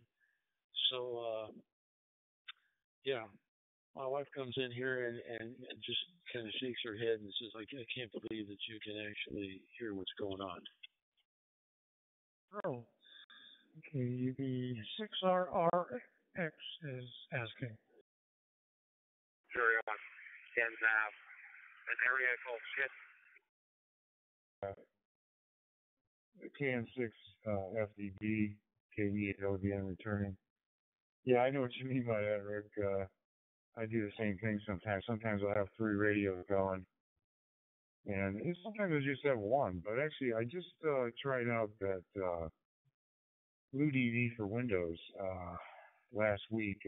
Somebody sent me their Ambi 3000 stick because mine was bad. And I have that going on the computer, which is really cool. And then I have the Wires X going. I have my Node going on the screen. And then I had a portable going. So yeah, I know what you mean by that. But sometimes I just got the one going. But it's cool to be able to do that. Just get the different modes going. And but I don't know if you've ever tried that Blue DV for Windows. It's a pretty cool little program. I'm pretty impressed with the way it sounds and works. You can do NXDN, you can do D-Star, DMR, and C4FM. Pretty neat little program for you guys. It's about $100 and away you go. Go ahead. India Uniform 3, Hotel Quebec Bravo. Here is VE2XDV. I'll say 73. I'm not hearing you. So you have a great evening, and thanks so much for the QSET. VE3XDV. Bye for now. With QS Baker. I've just had a look at your QRZ.com page, and I'm going to log you on QRZ.com. So nice to make contact with you, and as you say, it's nice to hear that 10 meters is starting to come awake again. We lost in our winter. I say we lost 10 meters in our winter, but the last week or two we've been starting to hear a bit of action on 10 meters. So hopefully we're in our spring now. In a couple of weeks' time we'll be in summer. So we've got a good summer's days in Blue DV.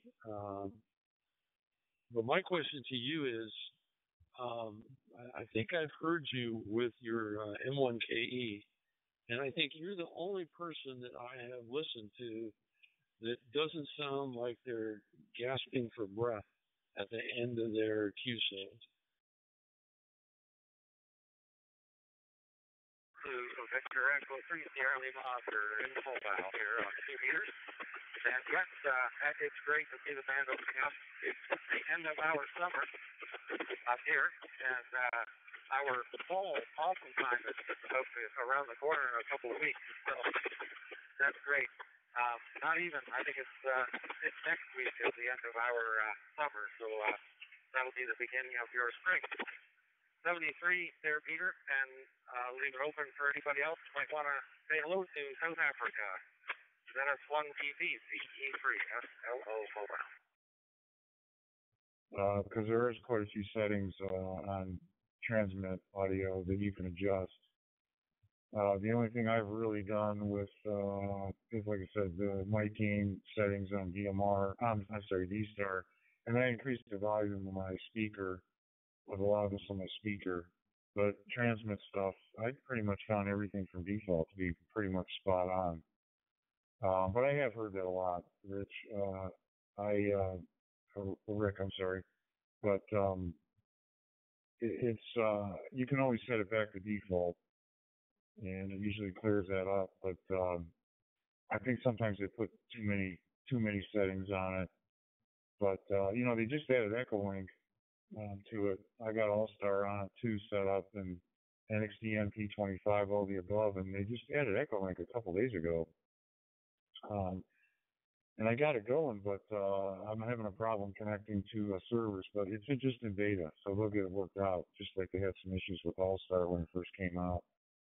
But it's a neat little device to be able to do all the modes with it.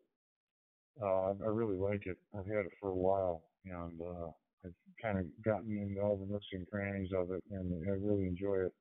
But yeah, once I get the bugs out of Echo Link, that'll be something else. So you pretty much do every mode on it, which is pretty incredible. I'm not sure if you're still in there, Doug. If you're still in there, KB6RRX, go ahead.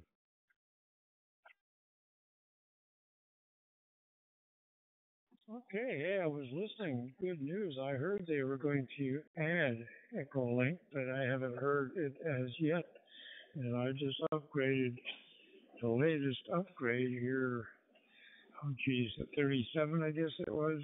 35, 37, I think 37. And there was no change at that time, but that was probably about 2 weeks ago. So I'm kind of curious. It's got Echo Link on it. Gosh, that is the cat's meow, that's for sure. Richard, you should have one then. KN6FDV, KB6RRX, and put me in a group for a little bit.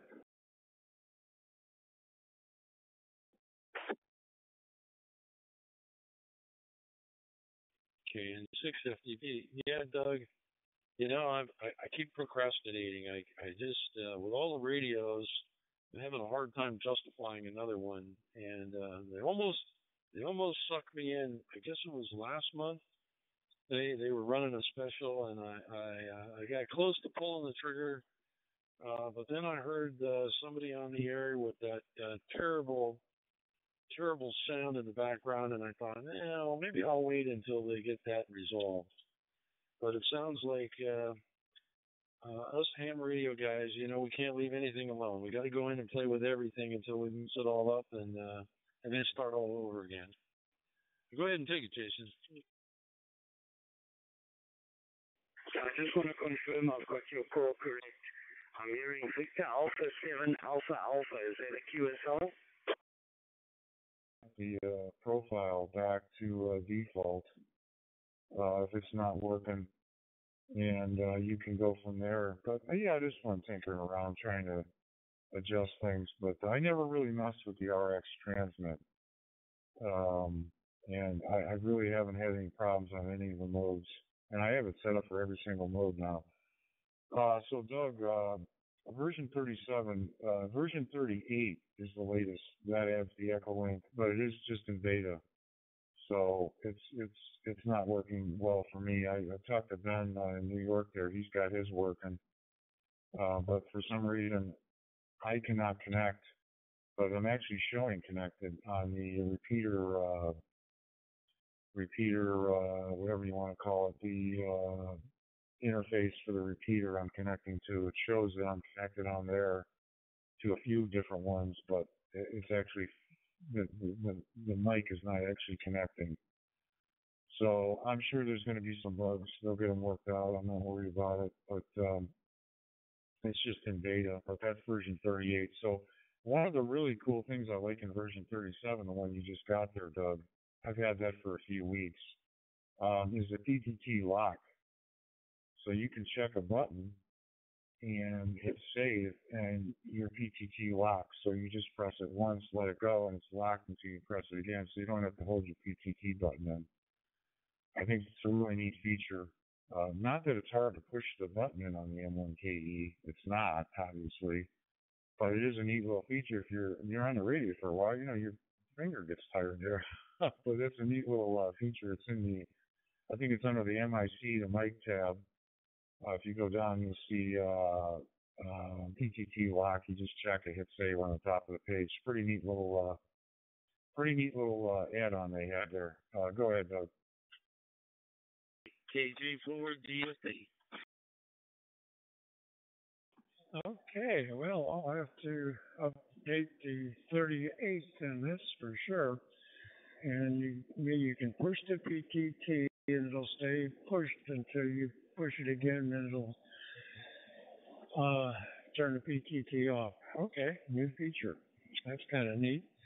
Well, you know, the old FM repeaters, a lot of them had phone patches. Then they went to Echo Link, and Echo Link's been on cell phones for, well, can't say 40 years, but Echo Link's been a long time. So I know I've used it when I was in Europe on an old iPhone that I had at that time.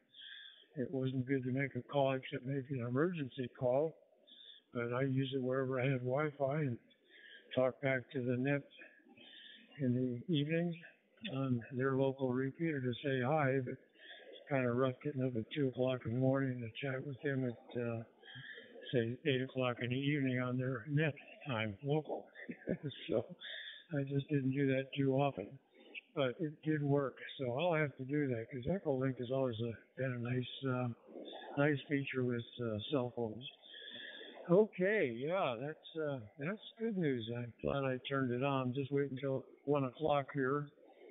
I'm in the Greenville, South Carolina area, sitting in a billiard room right now at the Senior Center sort of facility, and we play table games starting at 1 o'clock or a little after. So KN6FTV with KE8ODN. You guys carry on, and tonight I will update my little M1KE because friends of mine got the Pro 4s. I do too, and they were saying, well, maybe all that stuff will come on an OpenSpot Pro 4 too, but it won't. I don't think.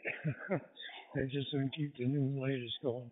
So I'd order one. I know one fella that ordered 2, a new ham, moved in from Phoenix to the area here, got transferred with his company, and he bought 2 right away. The technician he is. And I said, what'd you get 2 for? Well, I thought maybe might be somebody here that's not a ham, and I could let him borrow my other M1KE and we could talk on the broadcast mode. Well, he's too far out of range for me, and I have yet to talk to anybody on the broadcast mode. I wonder what the frequency is set up on that. If there is a way of putting a frequency on it, maybe somebody have FRS or so I could program the M1KE to that frequency, but since it doesn't have an internal antenna, I don't know how the broadcast mode works. Maybe line of sight only, within a block. So anyway, you guys. Kilo number 3, Mike X-ray, over.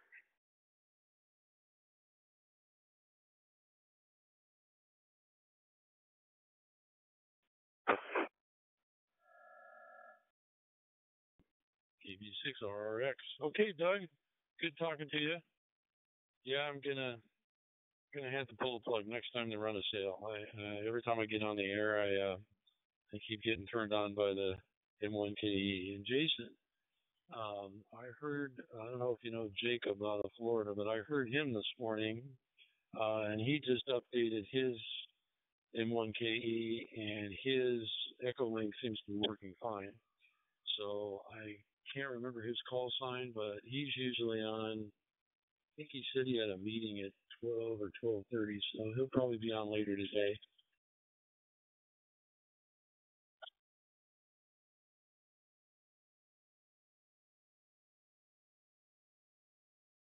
KE8, what was your call sign?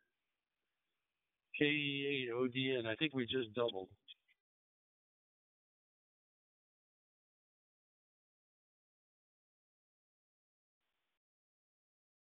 Mike, good to see you, Mike X-ray.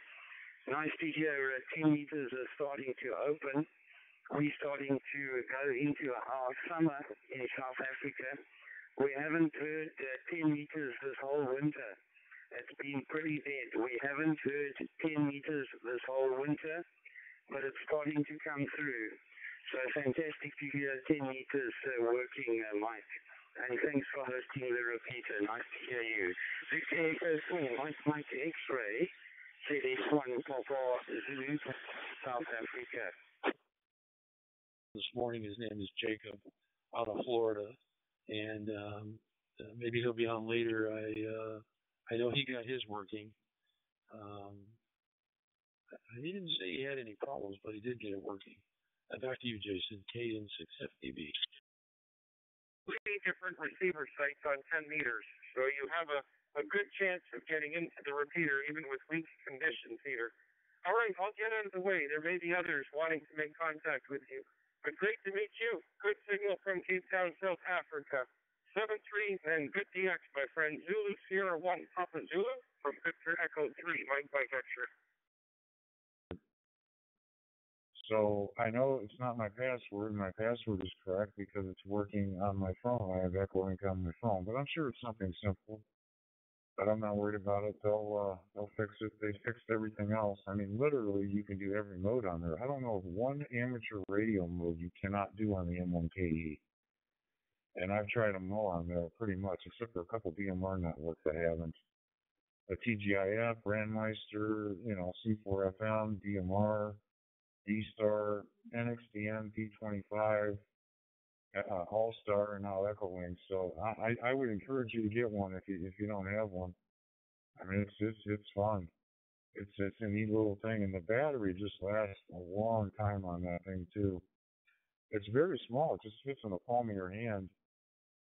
And the speaker, when you increase at default, it's set on 0% for loudness for the speaker, but I had mine up to 20%, and it makes a huge difference. It makes the little speaker, a lot louder, but it doesn't distort it. They did a good job with the speaker.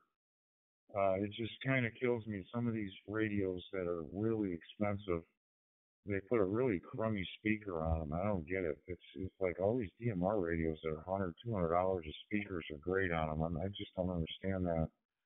But they did a good job with the speaker. I really don't have any complaints with that thing at all. And they add that little stuff that's really cool. Like that PTT lock is really cool. I don't want to. It's 878 I'm on. This PTT button is. I really got to crank on it to keep it in. But it's not hard to push the PTT on the mic. But they have that PTT lock is a neat little feature there. Go ahead.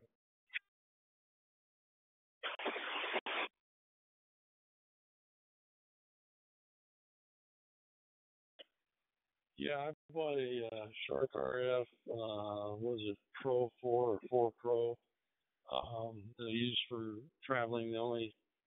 It's pretty much bulletproof. The only thing I miss is it has no screen.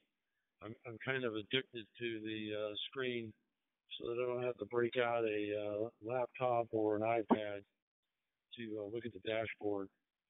Um, but yeah, I guess the next time they run a special, which my guess will probably be Black Friday, I'll probably order one. Hopefully they'll avoid the tariff. I know that the last order that I got from them on their discount sale was that there was no tariff.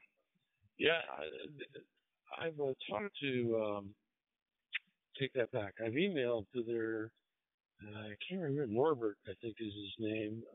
They're really good. They really are on the ball on getting back to you, and their products are excellent. No doubt about it. Back to you, Jason. You're right.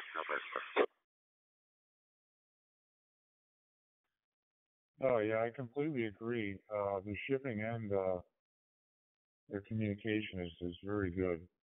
Yeah, I have an open spot. I actually have two open spot 3s and an open spot 4. And I'd like to see the open spot 5 have an Ethernet port.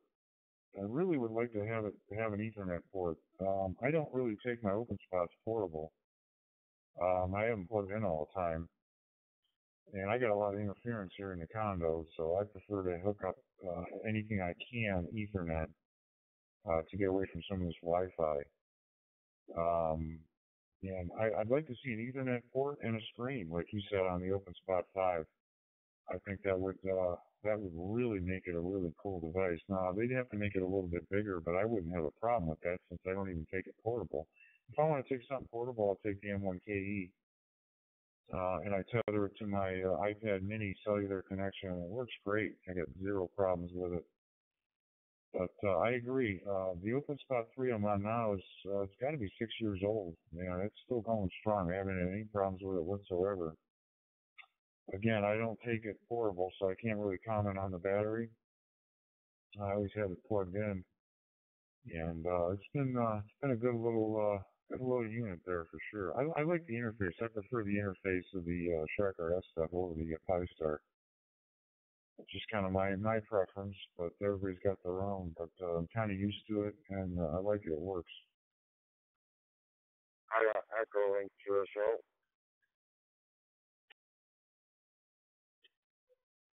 Well, I think the incredible thing about Shark RF is, and I could be mistaken, but I'm pretty sure that they design everything, the software, the products. I think they're pretty much got a really tight rein on what they're doing. Where Pi Star, well, it's not even being supported anymore. In fact, I guess it's I have 2 portable Zoom spots and one more Zoom spot. It's a radio Zoom that I've got set to D-Star. And those 3 all use WPSD, which took me a while to figure out some of the things. A lot of the stuff is the same as Pi Star. And so that's and it's being supported. So their software is pretty good. The Pi Star is, I don't know, every once in a while I'll get a glitch on one of these and I'll have to shut it down and reboot it, and most of the time that fixes the problem. But yeah, I'd like to see Shark come out with a non-portable on the 5, and they could just make a little plug-in battery. That seems to be the one thing. Everything they make is portable, at least everything I see.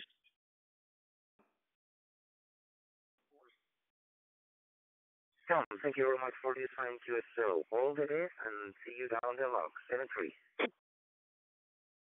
It would be nice to see something a little bit more set up for keeping it staying at home with the screen, Ethernet, that kind of thing.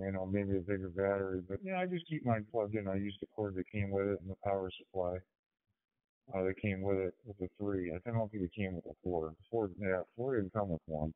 I found that kind of interesting. The 3s came with one, the power block, but not the 4, just the cable. Thought that was kind of interesting. But, well, it's USB-C too, which is cool. I lost my train of thought. I was going to say something. can't remember what I was going to say now. But yeah, I got no complaints about the open spot stuff. It works absolutely fantastic. Oh, this I was going to say. So the WPSD, I'm not familiar with it. I have a buddy of mine that has it. He likes it. And I know Zoom Spots went to those. HRO, they sell those. They all went to WPSD. But with Robert's TGIF spots, he's still running Pi-Star on those because WPSD is not compatible with the Maxine touchscreen.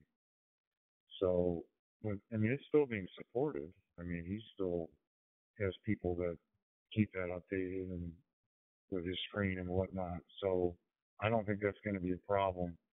But I did have to reflash my SD card because I had a really old version. And but I never had any. I wasn't able to update the. I was able to update it, but not upgrade it. So I reflashed it, and I don't have any problems with it at all. But yeah, he said, because I talked to him about that a while ago, and he said that's the WPSD is not compatible with that Nexian touchscreen. Go ahead. Raining over here a little bit. We got a little bit of rain here. And it's about, I'd say about 60, somewhere around 60, 70 degrees outside now. Fahrenheit. Back to you. Charles Victor Juliet Echo. That the TGIF does not work. It'll work with their unit, but it won't drive their screen because of the modifications the TGIF made.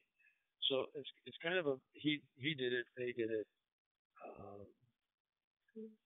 My guess is there's probably not enough TGIF open spots or Zoom spots out there for WPSD to worry about. I did notice that Bridgecom, which I think is overpriced, but that's just my opinion. They've gone to WPSD as well on their whatever the big Bridgecom Zoom spot is. Back to you, Jason. KN650B. The QSOs, my son. I got to jump in and talk to some of the stations. And yeah, coming in from South Africa, that's very good.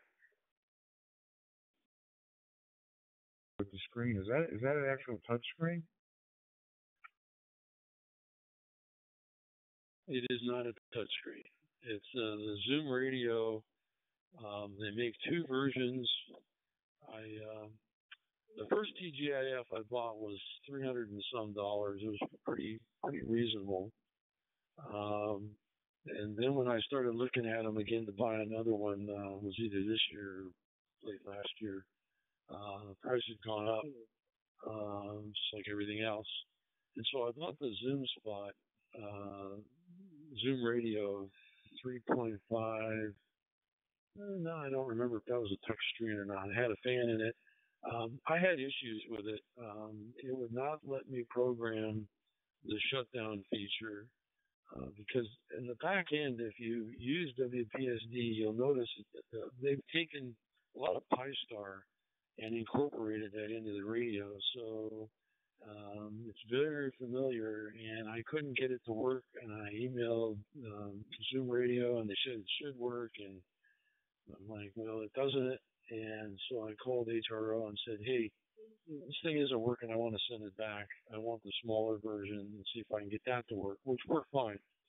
So, yes, it is not a touch screen, but it gives me a lot of information, and I use it as a portable unit. Back to you, Jason, KN650B. 39 degrees centigrade and time is around 45 minutes past 10 o'clock at night. You must be having almost next day, early morning. Mike, back to you. YD6, Victor X-ray Oscar to transmit. When we see any kind of bad condition, Richard, it's every day. And getting into closer, let me say this differently. Getting closer to winter, it's going to get nothing but stronger over the North Atlantic. That is how we've seen it the last couple of years. It gets to the point where there is pile-ups on the repeater in the daytime from Europe from England, from Germany, from everywhere. I've talked to Saudi Arabia. I've talked to people in Russia. I've talked to people in Ukraine, and all over. It's just unbelievable what can happen. I don't know, maybe 4 months, 5 months now, 4 months, something like that. I think I got it here for about 420 shipped. I think they're a little bit more now. They might be around 450, but the OpenSpot 4 Pro is not really that much less than the M1KE. Yeah, but if you have radios, obviously you just get the OpenSpot 4 Pro to use. But they're both, in my opinion, they're both a good value. And I see they're only selling the OpenSpot 4 Pro now. They're actually not selling the OpenSpot 4 anymore, just the Pro and the M1KE. I have a feeling they're going to be coming out with something new here pretty soon. I'm very curious to see what they're doing. I think they hit it out of the park with the M1KE. I think with some subtle improvements, guys were asking about Bluetooth and maybe a better case, different color case, blah, blah, blah. It'd be perfect. I think it's great now. I don't really have any complaints about it. I've been having a lot of fun with mine. Go ahead. Able to pick it up. And I'll tell you, Richard, what I think one of the secrets of, we're not on a mountaintop. It's on an 80-foot tower in my backyard here, the transmitter anyway. The receiver's on another 80-foot tower at a farm about 2 kilometers away. But if we're all flat terrain out here, we don't have any mountains. If I could throw a baseball with enough velocity, I could throw that up maybe 100 feet in the air and it would land in Detroit. So we don't have any real obstacles of the signal. And 10 meters really likes that. So there you are. All right, have a good one. 73 VA7AA, portable XC1, DE3 MMX. He's laying around that he's no longer using. And I've got too many hobbies. And if I start doing that with all my hobbies, I think maybe my wife might be looking at a way to cut me off. A kid with his toys. Most of my hobbies are pretty old. Ham radio, I was interested when I was 16. But unfortunately, I wasn't really very bright. Well, I'm not sure if I'm that bright now, but I wasn't very bright when I was 16. My best friend he and his father were ham radio operators, talked around the world, and I'd sit there and listen. But I was just too lazy to learn Morse code. And now looking back, almost 60 years in hindsight, I think to myself, my brain, in spite of the fact that I didn't think it was, my brain was a sponge then. Now my brain is a rock. And I've tried to learn Morse code, and it's like throwing, it's like throwing items up against a wall and watching them fall down.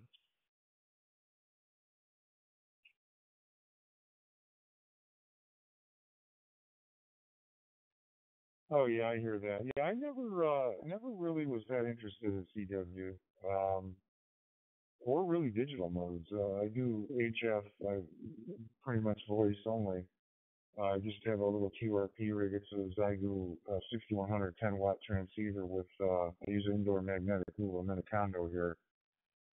So, but I probably should do that. I probably work good with that, but I'm very limited on what I can do here.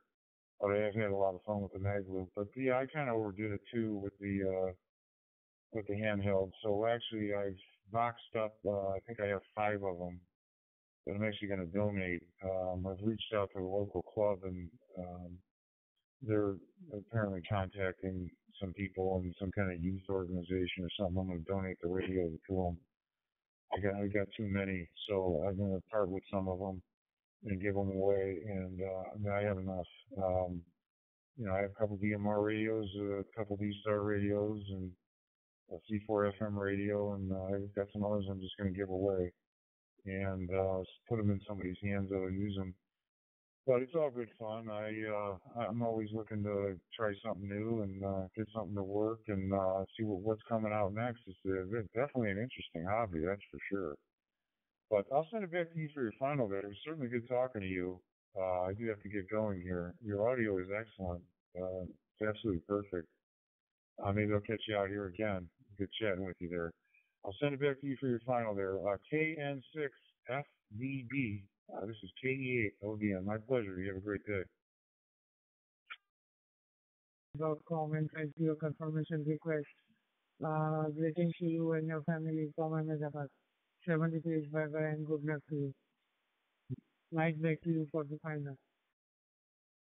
Consider myself a collector, but I guess I probably am. 73's to you. One last question. I am assuming that you were talking on the M1KE, or are you on the 878? Okay. Good talking to you. KN6FDB is clear with KE8OD and 73's. 73 bye bye and good luck to you. KE now. I'm on the 878 that I've had about 6 years. Still going on the same battery too. Kind of crazy. Using a little stubby antenna on it, and going into the open spot 3 with the home Wi-Fi. 73. You have a great day there in California. It's my pleasure talking to you. This is KE8 ODM Declare 3100.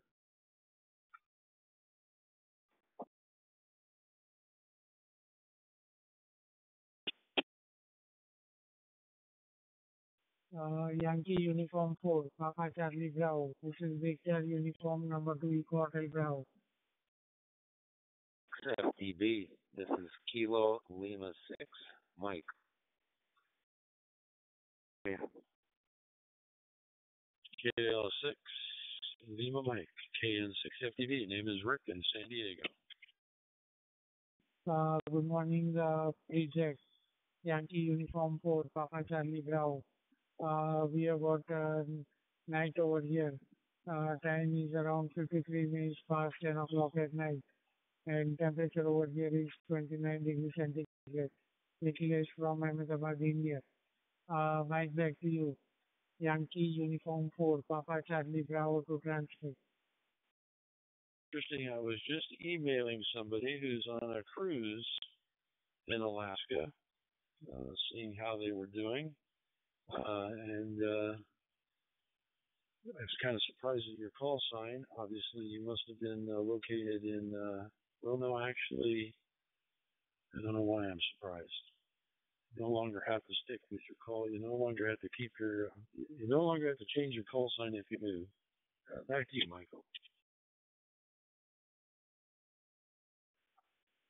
Yeah, this call sign originated right here.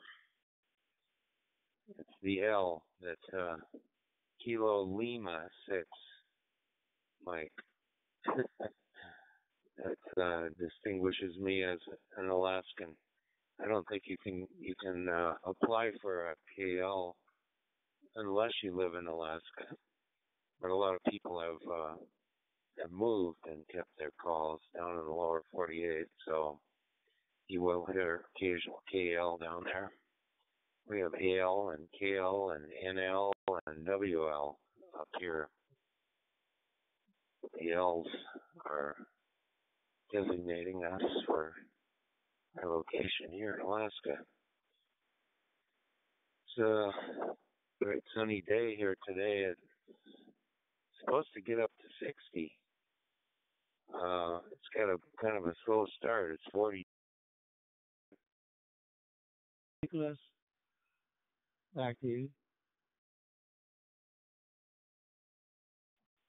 Thank you, Mario, for calling me. This is Victor Uniform number 2 Eco Hotel Bravo. Good morning to you, sir. Victor Eco 6 Delta India Lima. You are 5 by 9. Nicholas from Ahmedabad, India. Temperature over here is 28 degrees centigrade and time is around 55 minutes past 10 o'clock at night. Mike, back to you. Victor Eco 6 Delta India Lima to transmit.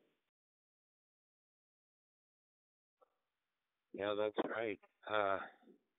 Not much last year. We got kind of hammered towards the end of the winter, but during the winter it was pretty mild, and kind of puts a damper on my cross country skiing. I haven't done it in 2 years now because of poor conditions, which is kind of strange, but And they say it's supposed to be a dry winter again. So I'm on a handheld here with a hotspot, a little repeater in town, but it's been out of service here for quite a while. I don't know what's going on with that. My sister lives in Solana Beach. Over. 73, bye-bye, and good night.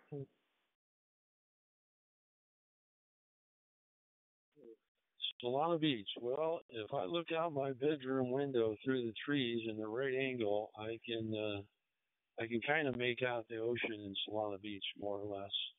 I'm over in Rancho Penasquitos, about a mile off the 15 freeway. I'll be west of the 15 freeway if you're familiar with San Diego. And you could always go on vacation to Utah to cross country ski, although they probably laugh at you when they said, you're from Alaska and you came to cross country ski in Utah.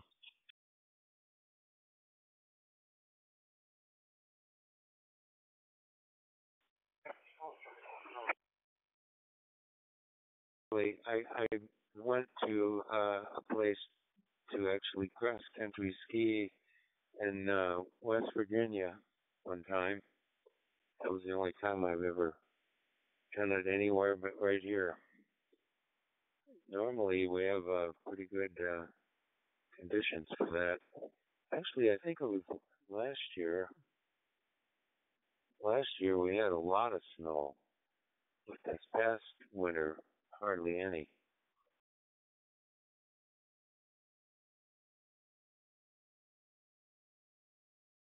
Well, I must say my natural instinct is I do not really appreciate change, I guess is the best way to put it. So this when I grew up, I was born and raised in L.A. We used to have pretty good rains, and now I kind of miss the rain. Um, Although I don't know that I could live in Washington where it rains a lot, but I like the rain. I get all excited when I hear it's going to rain.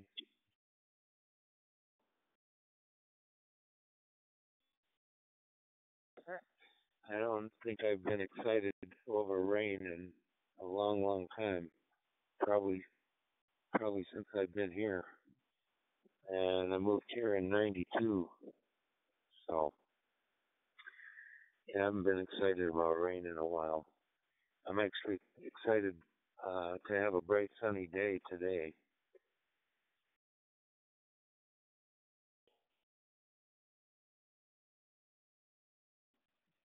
Well, down here, unless you live in Solana Beach, I used to live along the coast.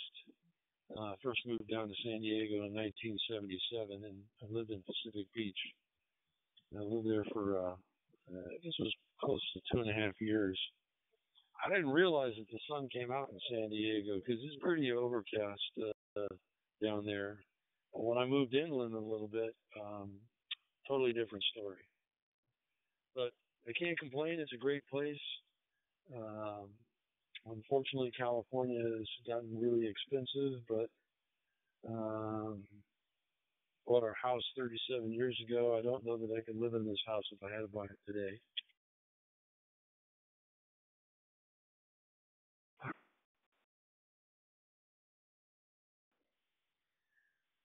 So I don't get on DMR very often, hardly at all. I'm normally moon bouncing.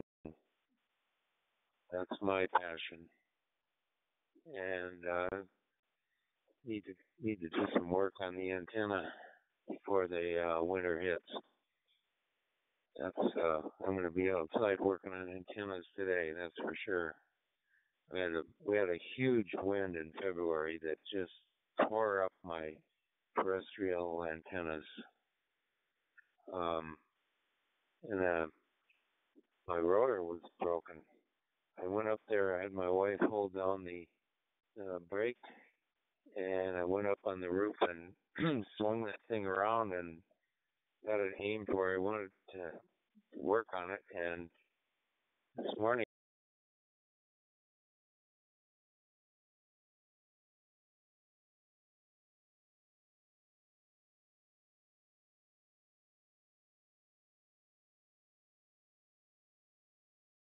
It's called magic.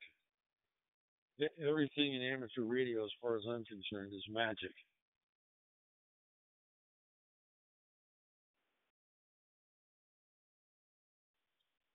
Yeah, I understand. It's that's pretty true here. I'm active on 9 bands from 2 meters through 10 gigahertz off the moon.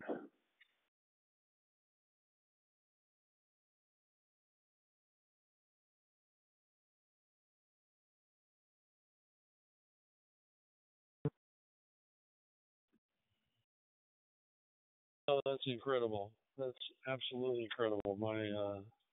My friend who's in Alaska, he's done a little bit of the moon bouncing. Haven't got started in that.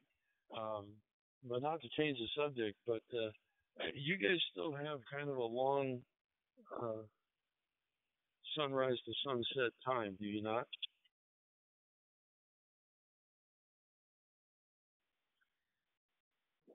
In the summer, yeah. Right now, we're approaching the equinox, so we're going to be about the same as you. Uniform number 2 Eco Hotel Bravo. Wow, I remember we were up in Alaska on a cruise in 2010 in August, and it's pretty amazing how light it stayed um, from somebody who lives down here.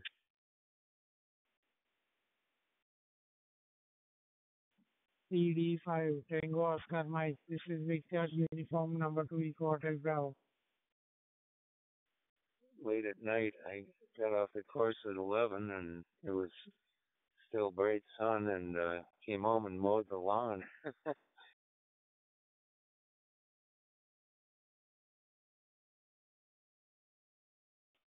That would be, living down here. That would take me a while to get used to, I guess. But I guess you'd get used to it eventually. Of course, it only happens for pretty much a small period of time. But then you also pay the price for that. Don't you have real short days as well? Yeah, that's for sure. In the middle of the winter, barely get any sun at all because the sun just kind of skirts the horizon for about 4 hours, and it's below the tree line for where I live. So a whole lot of sun in the winter, that's for sure.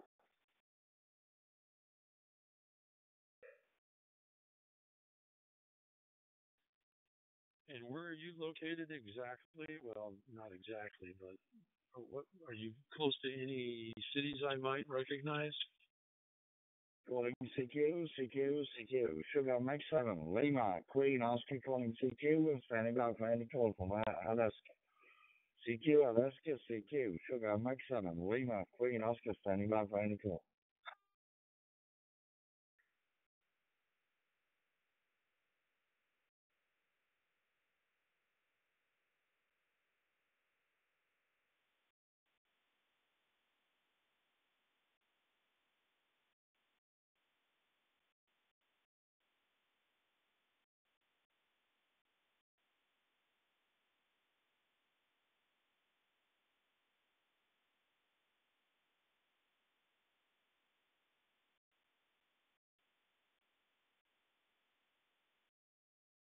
Been on a cruise, period. We've taken ferries up here from over to Kodiak. Other than that, I haven't really ever wanted to go on a cruise. When we vacation, we usually pick an island and go there and just hang out, get to know the area, and Haven't ever wanted to do a cruise. We'll run toward the weekend head. As my dad used to say, cruising is taking the hotel with you. So you get there, you unpack, and your hotel takes you to where you want to go. That's my. When I was still working, I was a salesman, an independent rep for several manufacturers and distributors in the photo industry, and I was constantly going back and forth. So as you can imagine, I'm kind of tired of traveling. I mean, we do travel for vacation, but like I said, we were in Alaska 10 years. 2010, we were on a cruise. We were supposed to be on a cruise in Alaska last year, but both my wife and I, about a week before our cruise, we got COVID. That was my second bout with COVID. The first bout was I can hardly tell I had COVID. This last go around was it knocked me on my butt big time. Yeah, I look at it slightly different. All I can say is there's no soap in it, so I guess I'm safe.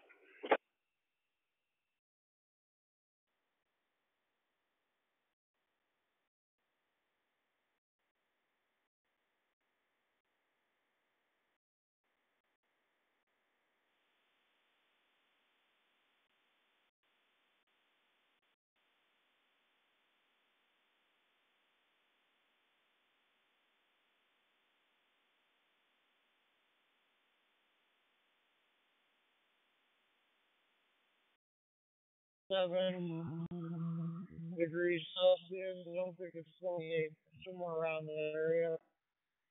I'm going to go back to you. DU2EHBK WGP.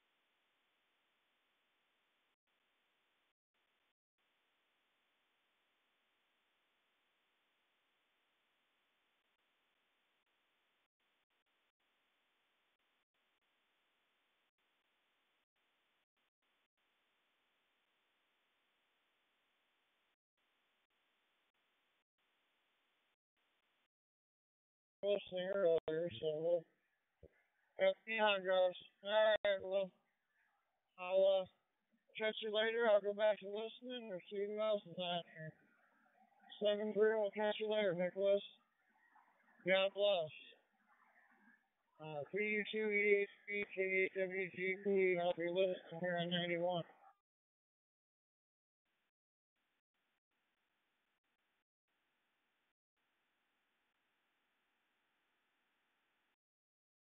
Good afternoon to you. And have a wonderful day today. 73, bye-bye, and good luck to you. Stay safe, stay healthy. 73. 6'3", and I'm not going to say I'm heavy, but when they added the extra 10,000 seats to the aircraft, and when that person in front of me puts their chair down or their seat down in my lap, not only can I not watch the TV on the back of the but I can't even hold the book unless I put it on his nose.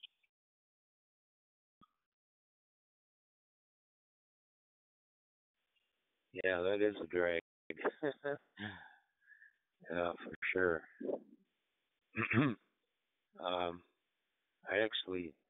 I hadn't flown in coach for around 15 years until I went to Lincoln, Nebraska last month, actually, for the Central States VHF conference. And since I hadn't been traveling much, I lost a lot of marks, so took myself in exit rows. all the way, but I still got up anyway. I'm a million miler, so I got gold status for life. So that helps a little bit. Oh. Victor Uniform 2, Echo Hotel Bravo. This is Whiskey 5, City Tango. For better leg room or first class, and I said, hey, look, the airline's getting enough money out of me now. It's just the principle of the thing. I remember when flying was fun. In fact, I remember going back east with my parents. It was, I think, 1976, I think. We were on a 747 going from Los Angeles to New York, and we were on the second floor of the 747 in the lounge. My mother was playing the piano, didn't have to worry about seat belts, drinks were free, and now I'm at the age where I do not want to be nickel and dime to death. I've got problems with restaurants that you tell them, can I get some onion with that? Sure, no problem. There's a $2.50 charge for the onions on the bill. I'm just so old that I've got real issues with all of this. Good afternoon to you. This is Victor Uniform number 2 Eco Hotel Bravo. Nice coffee you are by. Temperature over here is 28 degrees centigrade and time is around 12 minutes past 11 o'clock at night. Night check to 73 bye-bye and good luck to you. Over to you for the final. W5 Golf Juliet Tango to transmit VU2E at listening.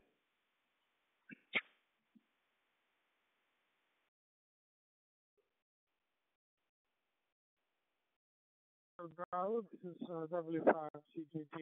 Cancel English. I love road trips. I don't mind driving. I feel like I've got control of the situation. I can stop the car and get out, and I don't have to worry about, can I unbuckle my seatbelt now to use the lavatory that I'm going to bang my head on when I go in? Anyway, I don't want to get on my soapbox. I'm starting to sound like an old man. Well, wait a minute, I am an old man.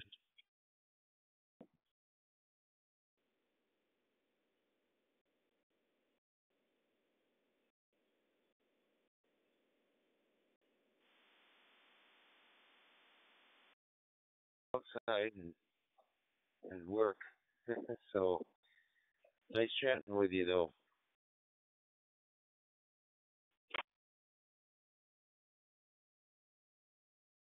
Let's see if I can get your call sign right.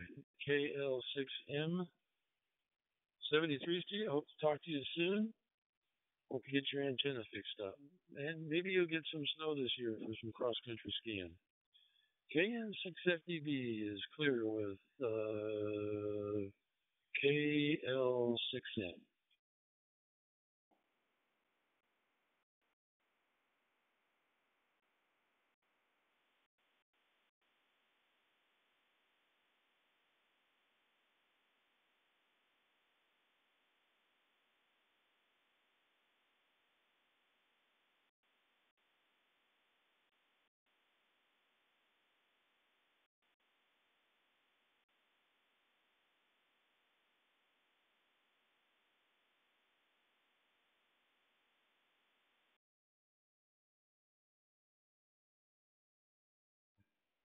Mike 0, Hotel Lima Yankee. This is Victor Uniform number 2 Eco Hotel Bravo.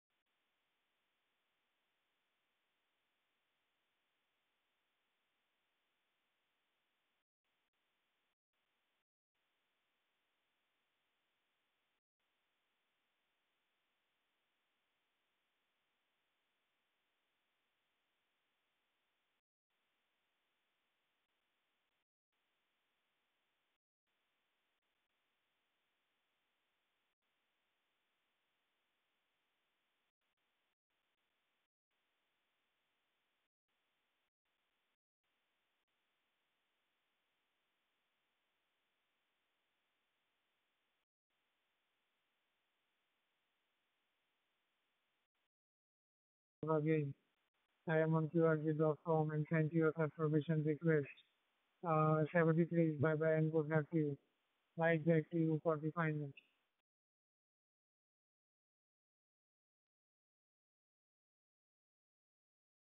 Okay, Edward, thank you very much. I will put you in QRZ as well. And have a great evening, I guess I should say. And it's temperature here is probably around, I'm guessing, 22, 24 degrees. So we're having a very nice day, very sunny, bright, cheerful day. So back to you for any final, and they will say 73s. VU2, EHB, KU4 and Y is clear after you. 73, Nicholas, go ahead.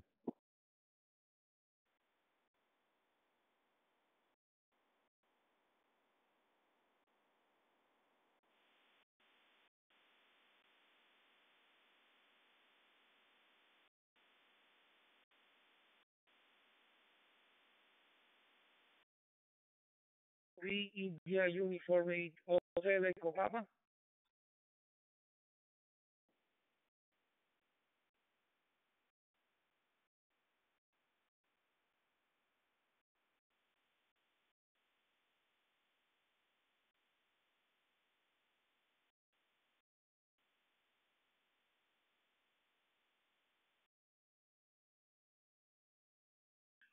This is for me the first contact with the DMR radio, and I have programming this radio with my friend Luigi in the uniform with Papa Mike Lima, and I try to make a QSO. Give me check if only data. You can see only data on the screen of your radio. Roger, we are 559. Very nice signal over here at Ahmedabad, India. Your equipment is working very good. Greetings to you and your family from Ahmedabad, India. 73 bye bye and good luck to you. And hope to meet you down the Nova Gate. Ciao, ciao, 73, namaste.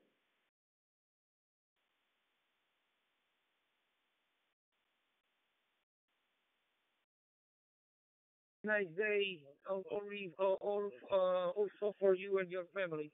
73 and good luck. Ciao.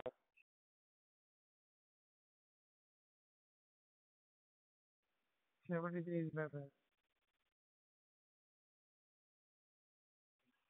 Victor Uniform 2, Echo Hotel Bravo, ZS5, Romeo Mike, November. Good evening, Richard. Zulu Sierra 5, Romeo Mike November. This is Victor Uniform number 2, Eco Hotel Bravo. Nicholas from Ahmedabad, India.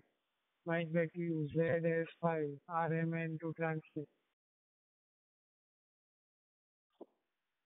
Kilo Oscar 6, Julia. Foxtrot, Foxtrot. ON4D on X. Zulu friend. Quite a while since I've actually chatted with you. Nice question mark. Junior French fry. One, no sec. No one sec.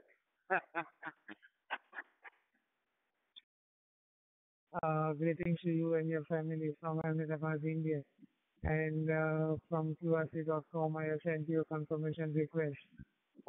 73, bye bye, good night to you. Mike back to you for the final. Thinking on for that over there, I was gonna make it. I did it. Then it's 5 Romeo Mark November, 73 to you and your family. And may you have a fantastic day for evening further.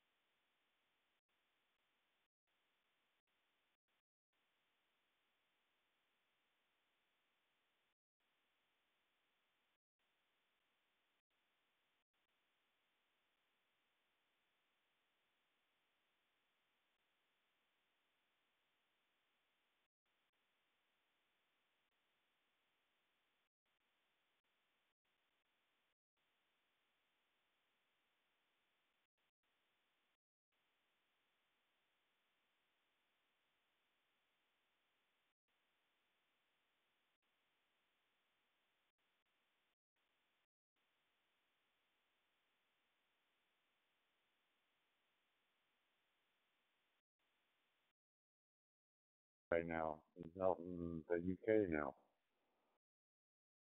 Alpha Sierra.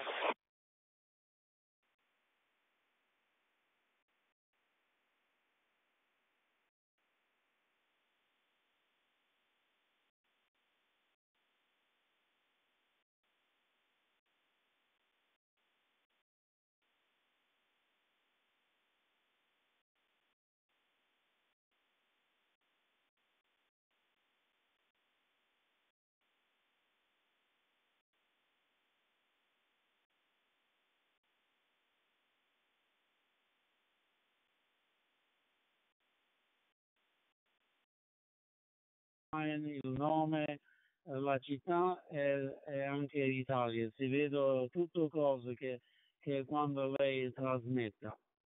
From Victor Echo 6 Delta India Lima, giusto, mi chiamo Mario e mi chiama di Calgary, Alberta, Canada. Buonasera a lei, sono i 11:54 AM and Mountain Standard Time. La temperatura è 19 adesso, qui questa mattina. Buonasera, in Italy Uniform 8, Hotel Echo Papa from Victor Echo 6, Delta India Lima.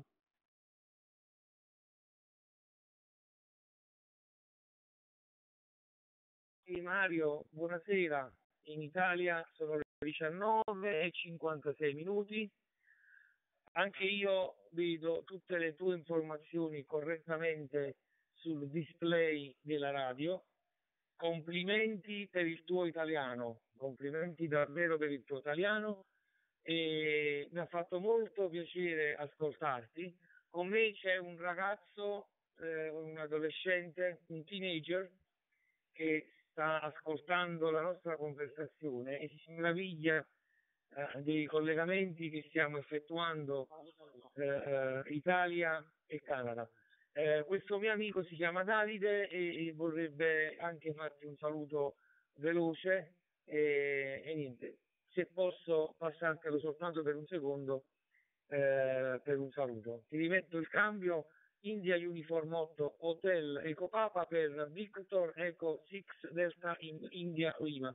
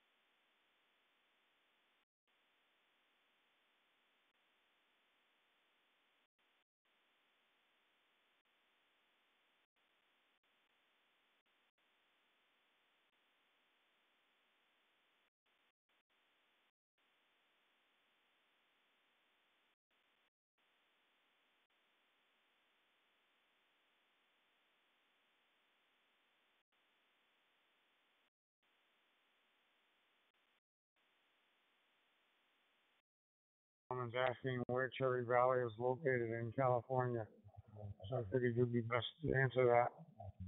It's and don't tell them on the phone I'll walk and don't walk. That's only for special people.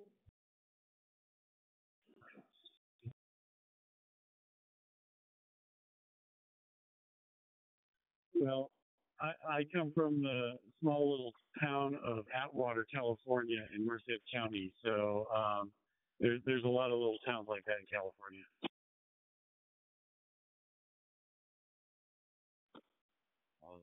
Okay, yeah, it's right there on the top of Big Bear Mountain. Hope Glen, I don't know, what more do you need? Is it on that QRZ? Is that what you're looking at? It should say, banning, what does it say, Beaumont?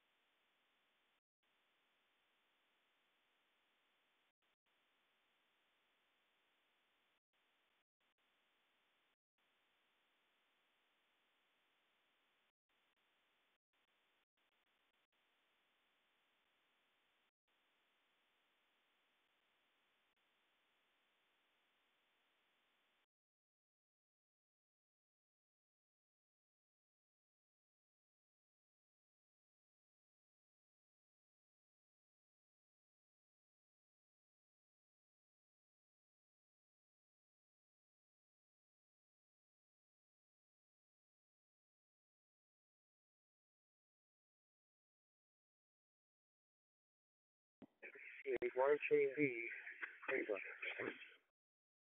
Alaska CQ. Sugar Mike 7, Lima, Queen Oscar calling CQ Alaska, standing by 24.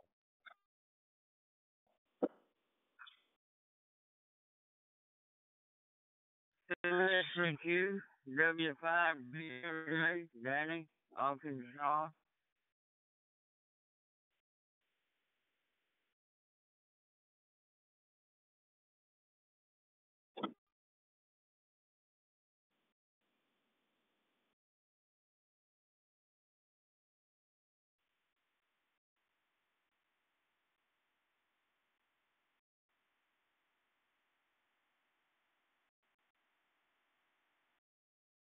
W5, Delta, Lima, Juliet.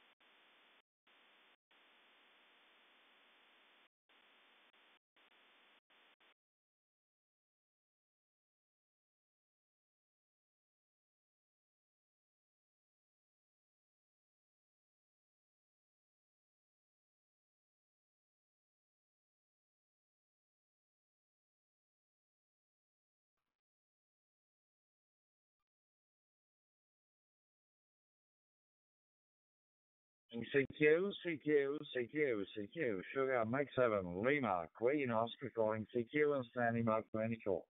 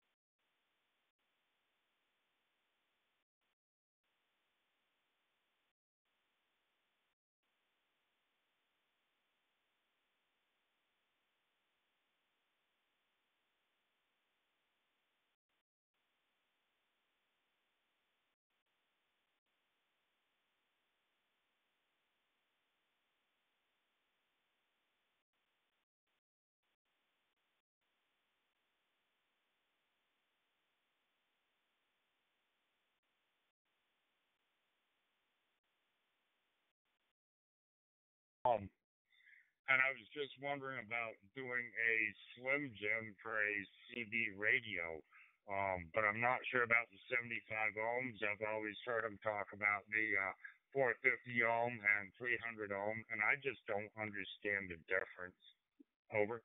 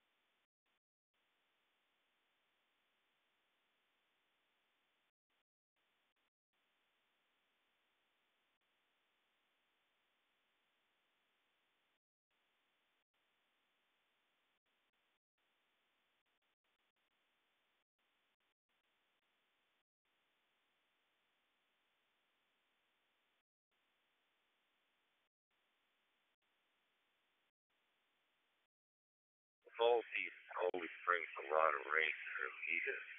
I don't think it's much longer before we get a lot of rain, but hopefully you're feeling better or something. You've been under the weather a little bit. I hope you're doing well, and just wanted to chime in and say hello, sir, and wish you a happy afternoon. I remember correct back in the ancient days. Yeah, I mean, might could make that kind of thing work for, with a J pole, but you'd have to be experimenting yourself. You'd have to start cutting the different leads, different lengths and stuff, and looking at your SWR and stuff. It'd make much more sense. And I have piles of that 28 out in the shed, the 450 ohm.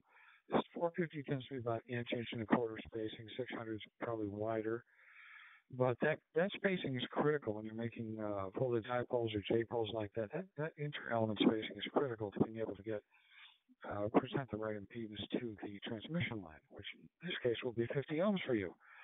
So, these things, it gets pretty darn complex, but, there's a magnetic and sort of a capacitive effect to a given antenna, and as you change frequency, the resistance that each of those effects presents as you sweep through the frequency is opposite of each other, and one's called inductive, one's called capacitive reactance. And as you sweep through the frequencies, that sort of magnetic and electrical component, sort of capacitive effect, will react oppositely and present resistance to the incoming energy and go in opposite directions. When those two values are equal, that's the point of resonance of that antenna, and that's how resonance works with those two inductive and capacitive reactance. I hope that confused you enough. Anyway, use the right twin lead.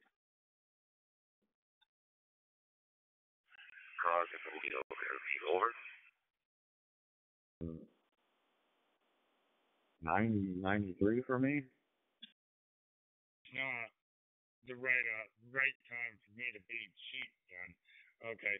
Well, I just have a habit of being cheap and I'm going with what I got and making it work. And sometimes I manage to come out quite well on that. Um, but anyhow, I just wanted to ask somebody because I do not want to blow up a radio or anything like that. Or have any kind of issue or anything. But anyhow, I much appreciate your time and your advice. And if you got a point of reference that I could go to that would be of benefit to me, then by all means, feel free to let me know. Thank you very much for your time, Alpha Bravo 5 November. This is KC1ROP, and I'm going 73 on your final. Thank you.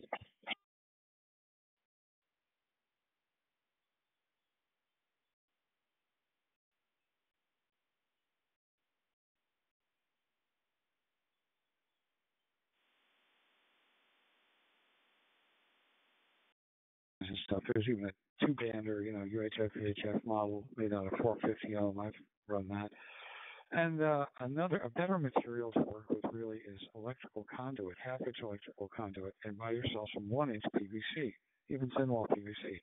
That'll be your spacers, the PVC. You drill holes in it, and the small electrical conduit, which is inexpensive and galvanized, can be your J-pole elements, and you just drill holes through the PVC spacer and run the conduit elements up there, and at the bottom you use a piece of copper wire, thick copper wire, to short them out, and then you attach your coax at the appropriate place, and that adjusts your frequency and your SWR, as well as the length of the two different pieces of conduit. So just Google J-pole, which is what you're really making here. You're making a J-pole, 5.5 dB gain, great antenna.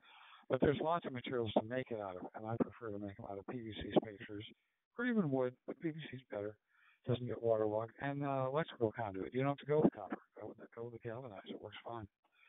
Go have fun. And then eventually you'll get a feel for it, and you'll start using the counterintuitive logic that we hams use to make these things work. Because you plug in the numbers, and it doesn't work. And then you have to use magic to make it work. That's analog for you. AB5.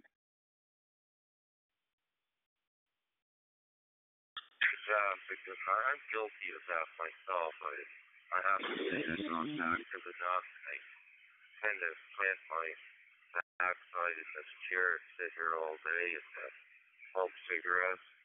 I smoked for a long time, and now it's catching up with me. I still smoke. It's very hard to quit. I'm trying to slow down, but my lord, it's just it's a hard thing to break. It really is. But I think it's imperative for me to do it, but I can say that to myself all I want, but I don't actually do it. Take the effort, which I've tried many times, but I always keep fail, and I break down and go back to it. So I don't know, but good for you, Lee, for getting more active, and that's something nicer for me to do, and take a walk when I can, and I kind of get too enveloped in sitting here at the desk and, all this nonsense. It's not nonsense, but, you don't use it, you lose it, my legs, my body, atrophies over time if you don't, get a little bit of exercise. Not failing to do that, and failure of mind, and I really should focus on that a little more. It doesn't have to be strenuous exercise, but just getting out, going grocery shopping, taking a walk inside my feet, and giving positive helping hand once in a while helps me out. I help him out. He's a good man. We're good friends. But it was a very good morning so far. Afternoon going pretty good. I just wanted to join in. I'm glad you're feeling better. I know you've been under the weather there for a while. I was pretty concerned about that. But glad you're doing better, and glad you're getting a little more active, and that's that. So, it is always a pleasure to talk to you.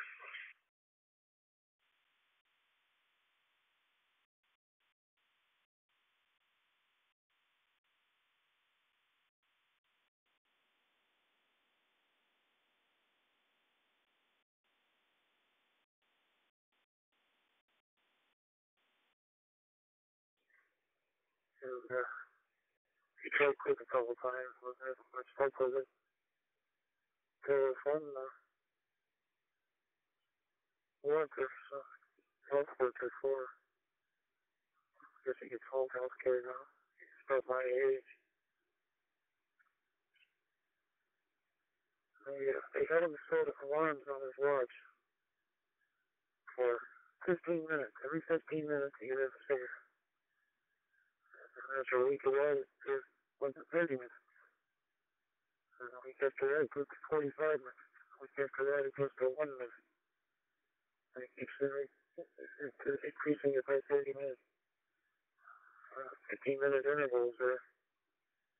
He's cut way down. He doesn't quit completely after. He's up to one cigarette per hour mark now. That might be tricky to play. See, you can just told me under $10. And all you need for that is a piece of copper wire about 6 inches long, and then some coax and stuff, and you're out. And that kind of antenna performs wonderfully. It's a J-pole, made out of those materials. And really, the galvanized is fine outdoors. I had no problems with those. Years and years and years. Stuff's cheap. Don't bother with the copper. It's heavy and expensive. And like I said, don't get daunted. Antennas are where the fun is in ham radio. So, and don't use 10-4 on these frequencies, or somebody will throw a beer bottle at you. All right, take care. 7-3, AB5 Nancy. Working okay now, and a good reports coming back as well.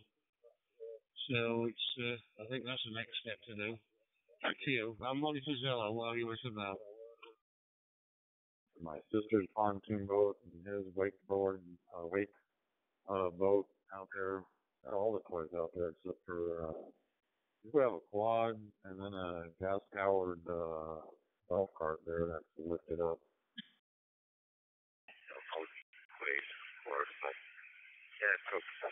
It took a lot of life. Remember, I can't handle it. Lung cancer killed him. COPD years. This smoker. A lot of people died. My mother died prematurely from smoking. Above all people should know better. Oh, Lord, I guess I learned it from her, I guess. But I don't learn it from anybody. It was my choice. I don't believe anybody else on these. It's not her. It's just my fault. Something has to come to grips with there. But it's been over the years, it's been quite natural medical health and all that stuff. So, not as I said, but I understand people that smoke. Because it's a multifaceted addiction, that's for sure. Over. Yeah, icon. It downloads the update, and then it reboots itself then with a new configuration set, don't you? Well, just to give you an example, here in Tucson we have, I think it's 3 casinos, and they're building a 4th. I think like a lot of places, it's pretty much exploding. A lot of times it's, obviously on the reservation land. 1.10, I think. Have a look, and just as you go. I'm monitoring Zeller at the same time. Creating a whole world to disappear. The times that I've wound up in the hospital, I've stayed more than 3 days. Obviously, I can't have any tobacco products in the hospital. Not even a vape in a while. But they'll give you nicotine patch, and I said, no, what do I want that for? I get rid of nicotine cravings for 3 days. Therefore, overdose, it's just psychological. And I think that's the harder part to get over. Nicotine is really not hard to get over. 2 days. What do you think of that? Software version, and when it says dashboard and a row of numbers, I don't know whether that's a firmware version, but it's 4.1.1010, like you say, GM7VZ. Me being basically very peaceful place. I picked one up, I smoked it. Here on my deck, going down that, that railroad that I don't want to go down.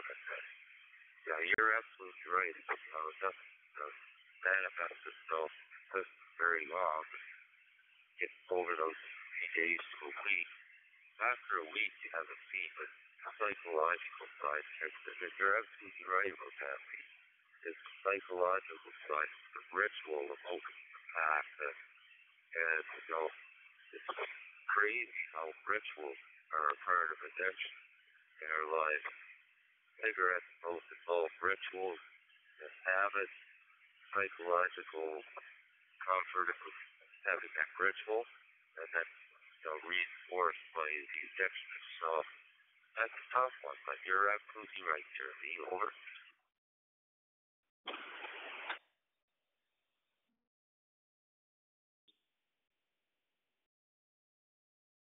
For Oscar Charlie Delta, November 4, Delta Julius Echo, calling.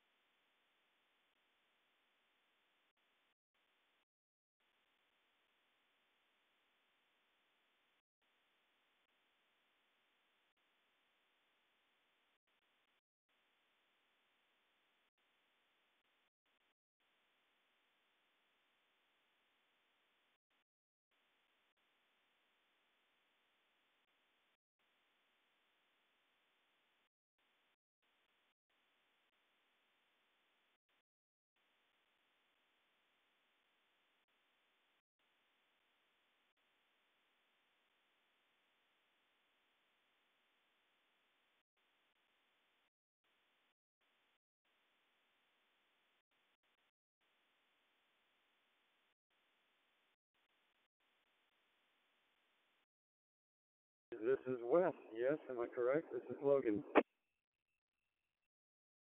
Okay, I'll try one more time. November 4, Delta Julius Echo. The name is DJ. Even though it says Dennis when it comes up, I go by DJ. We're located in Georgia. You kind of broke up when you're trying to get back with me, so try again. This is Delta Lima 4, Oscar Charlie Delta. Back to you.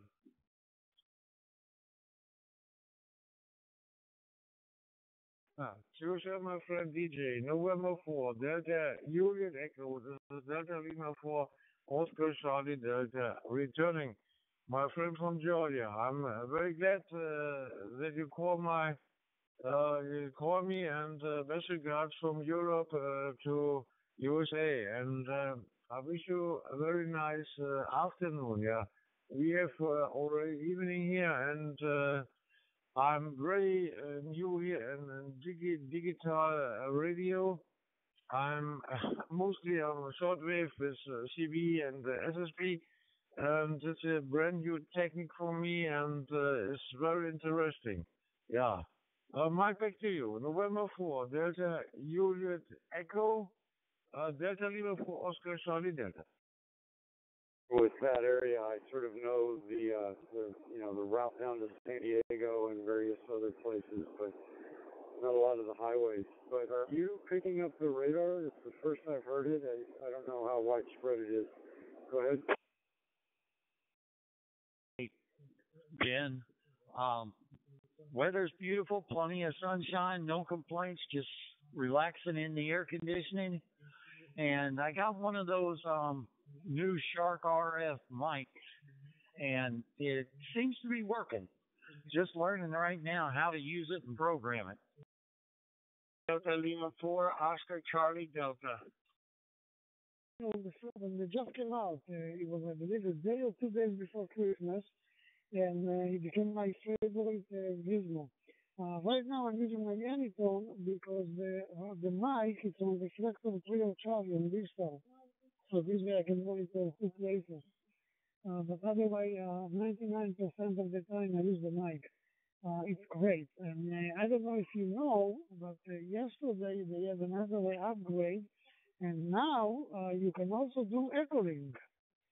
So that's another addition to this beautiful little gizmo.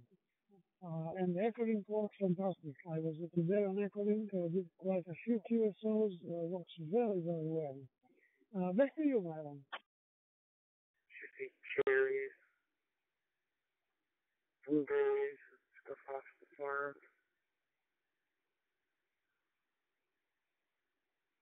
I gained a little weight there, but I was smoking. All right. Fun tree, take care. He's trying to get you what you want. Nobody can help you but you. 3 VXL, 3 TP, 3 good afternoon.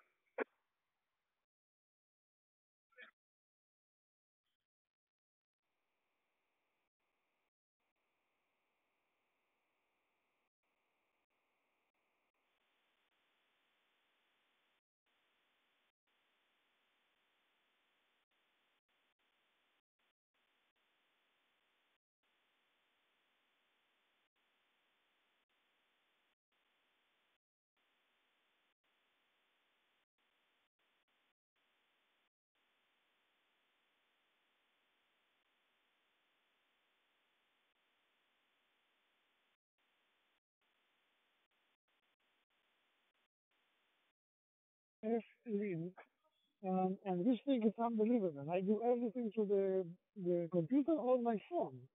I don't touch the little screen. It's very tedious, like you say. It's very unnice. So go ahead and do it because that's going to make your life so much easier. And also, you can see the manual on this interface. You can learn things. It's a great, great interface. As I say, I use it all the time, mostly on my phone, because I always have my phone with me. So wherever I am, I just pick up the phone and I change reflectors, I change modes. I never ever use the unit screen. It's way too small for me. QSL? Amerika kommen zu, und du kommst nach Georgia, bist du auch eingeladen, ja. Aber wie ich gesagt habe, man muss die Sprache mal üben, so dass man das nicht vergessen tut. Und deswegen, naja, ich bin ausgewandert in 61, bevor die Mauer hochkam. Naja, und dann bin ich hier wegen meiner Mutter, weißt du, die hat einen Amerikaner geheiratet. Naja, so ist die Geschichte geworden. Aber das ist immer gut, wenn man die Muttersprache sprechen kann. Und naja, ich wünsche dir viel Spaß mit dem Digital. Hoffentlich lernst du noch viel. Und naja, musst du immer üben. Und wenn du einen Fehler machen tust, musst du wieder das widersprechen und naja, immer üben. Also Delta Lima 4, Oscar Charlie Delta, November 4 Delta, Julius Echo. Very good, Myron, very good. And as I say, I will, if I was in your shoes, I will download this app, Circle F Link, and play with it. It's unbelievable. Make life very, very easy. Piece of cake. And the Echo Link, by the way, is part of release 3.8. So you're on 27, you don't have it yet. You have to do the latest one, but that's okay. You have plenty to learn, like you say, so it's a beautiful, beautiful thing. I love it. It's become my 99% radio. 73, my friends. Stay well and God bless. November 4, Delta Julius Echo, Auf Wiedersehen. 73's pinned. May the Lord bless you and yours. This is Alpha Pi, Mike Yankee. I'll be clear. Vielen Dank für den Kontakt. Ja, und das war wunderschön. Das werde ich lange behalten. Liebe Grüße nach Georgia, 73s, 88s und alles Gute für dich, die Familie. Liebe Grüße from good old Germany to Georgia. K4HT.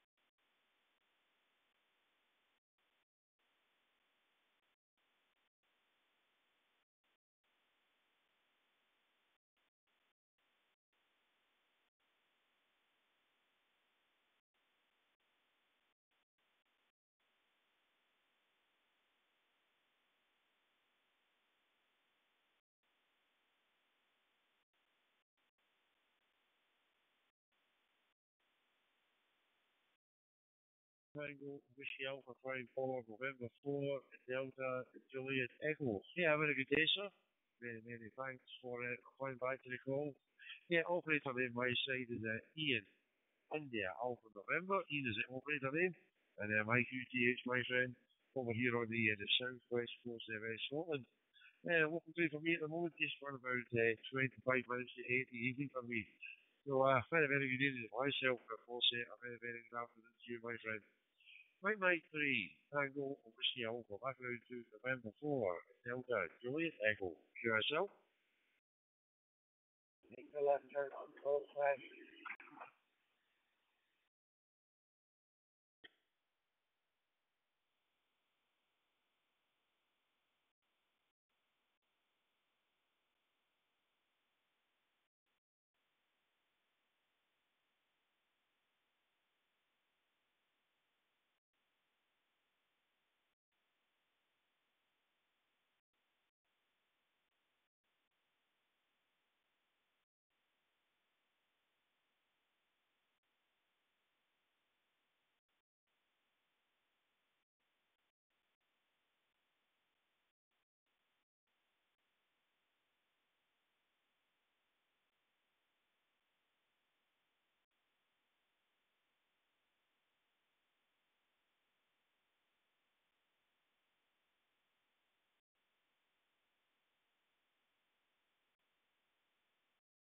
Yeah, Alpha November, Ian is the operator name.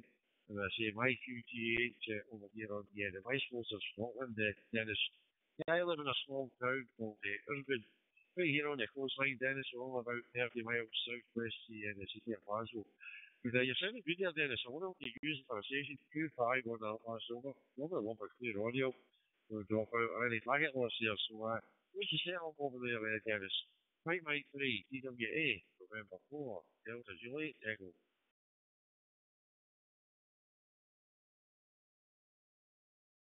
And who's the guy out there talking to him? I didn't catch the call sign.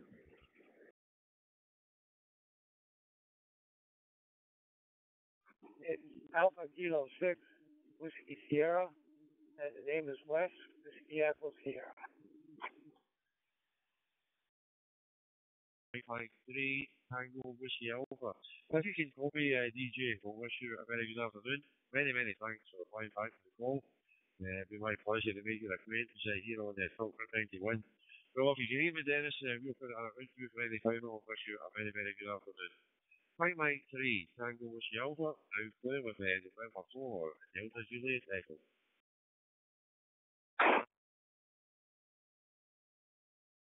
Hello there, Kevin.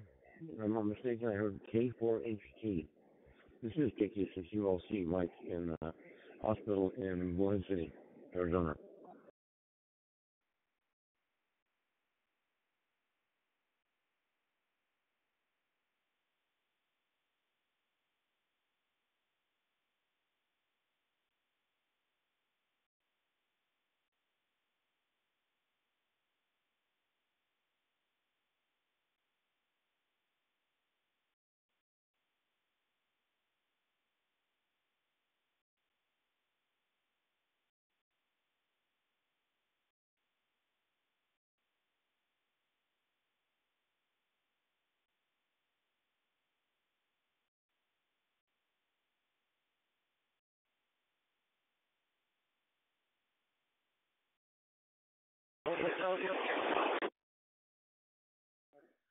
Hello, Ian.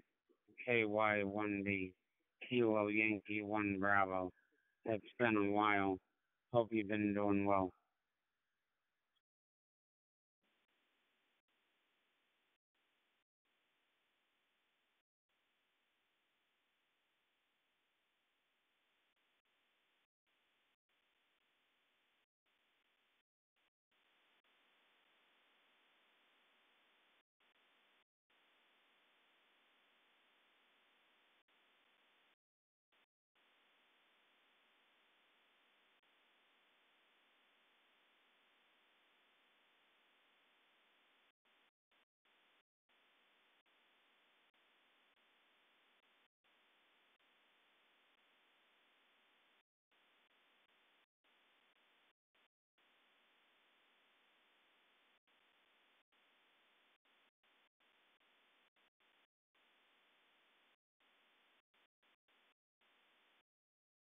Have a ultrasound of the heart, the echocardiogram. I guess it's still a month away on October 23rd. So we're always interested in how those come out because that's where they've found when I've had problems. But hopefully this one will just be routine.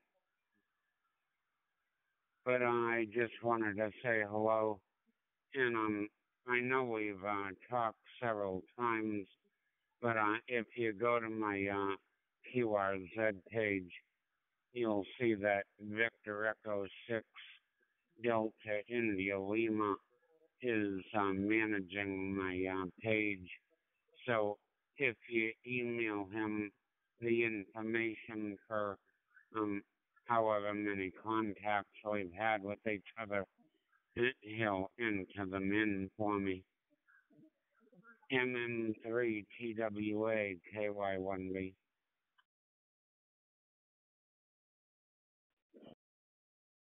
Joy, over there, yeah, kilowatt Yankee 1 Bravo program, mate, 3 Tango Whiskey Alpha returning.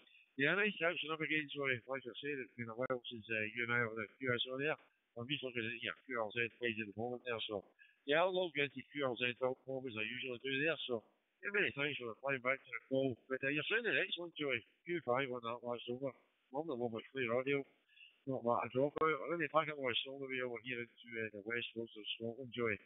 As I say, local time for me, 20 minutes to 8 evening here, Joy. So I'm going to be calling a halt for the night, and I'm just about to watch a game of football very, very shortly, Joy. So we'll leave you to it. Hopefully, maybe some other stations will come in and give you a call there, and you can have another few QSOs there. So wishing you a very good afternoon, Joy. A very good evening for myself. And of course, all the very best 73s for myself over here in Scotland and you and the family over there in the US of A. 993 TWA, there with me, Joy there, kilowatt Yankee 1 there, Bravo. Back around you for any quick final, Joy, 73s. Yeah, maybe the gain on the radio here needs to be bumped up a little bit, but time will tell. We'll look at it again later. So I got to get out of here, so I'll say 73s. Thanks for the call, and we'll talk with you later. W6ONT. Y1B 73.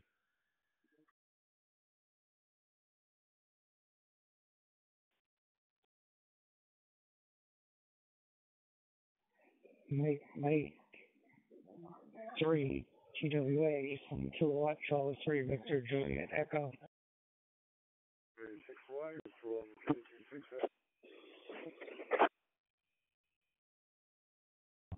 Yeah, I didn't quite catch the whole call. I'm a little scratchy here. Try it again. This is KJ6Y. KJ6Y, K6SMH. Juliet Echo for me, Mike. Mike 3 Tango Whiskey Alpha returning.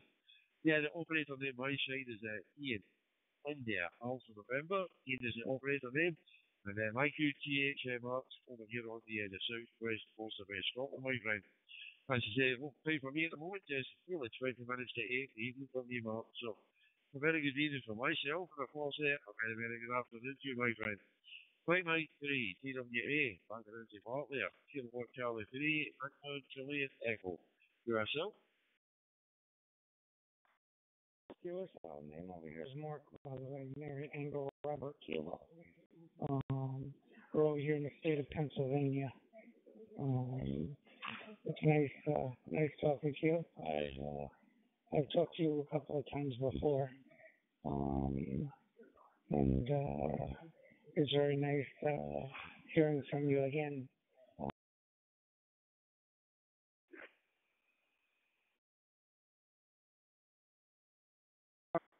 Yeah, Mike 3, Tango Whiskey Alpha. Back around to Kilowatt Charlie 3, Victor and Juliet Echo. Yeah, you and I have spoken a few times, Mark, so nice catching up again, my friend. Certainly good there, Mark 25. I say nice to hear audio, no drop out or any packet loss, so your station's certainly doing a fine job. Yeah, I'm really getting with the Oyster application here on the laptop at the moment, the Park. And of course, that's supplemented here by a headset by a company called Logitech, the H150 headset.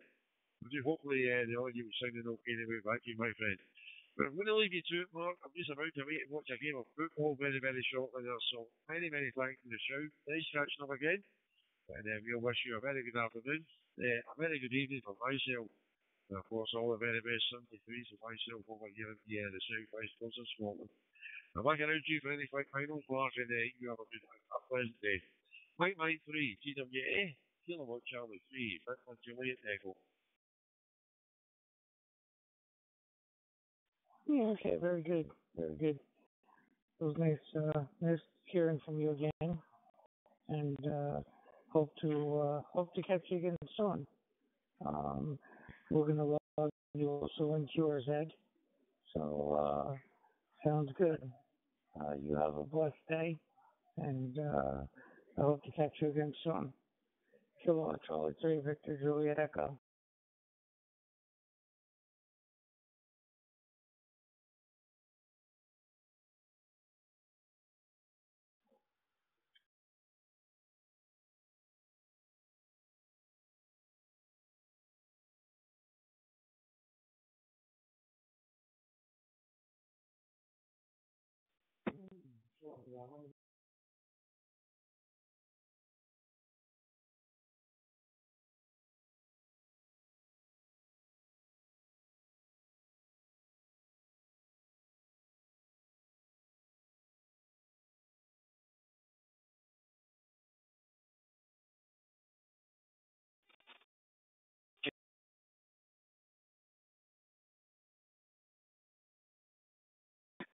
KY1B. KY1B from Kilo Closer, Victor Juliet Echo.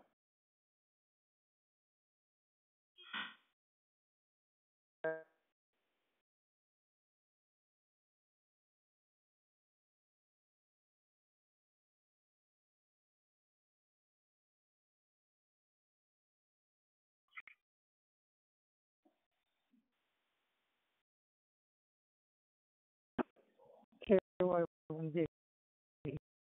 B from Kilo Closer, Victor Juliet Echo.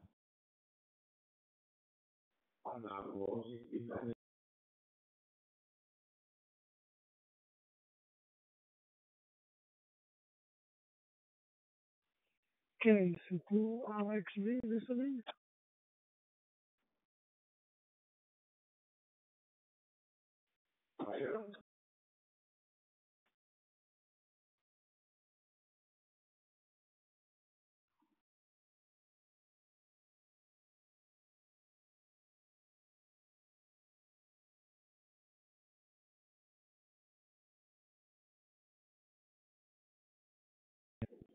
KY1D, KY1B from Kilowatt Charlie 3 Victor Juliet Echo.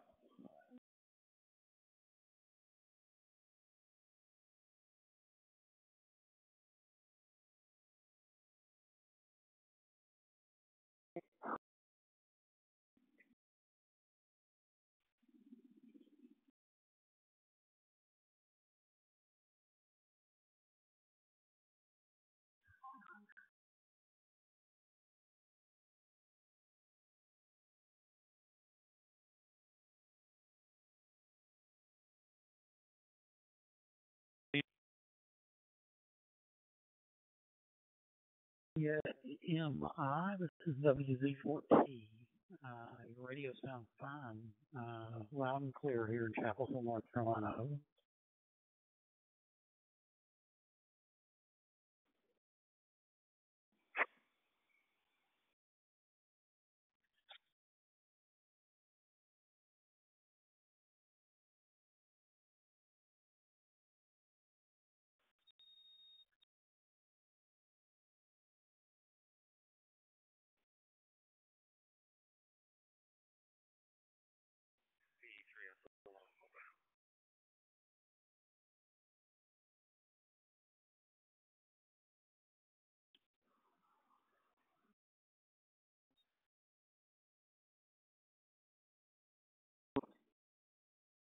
Just checking, see if I'm getting any 672.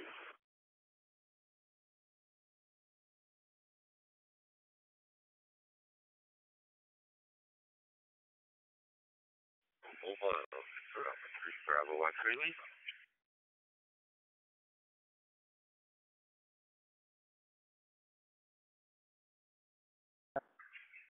Good day, hey, Ryan.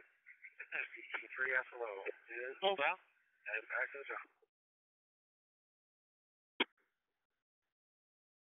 Well, after this, that's for sure. You can't complain for mid-September, and just enjoying the radio here a bit. Enjoying a little bit of conversation now and then. But nice to hear from you. How are you doing this afternoon? All well out there on the road?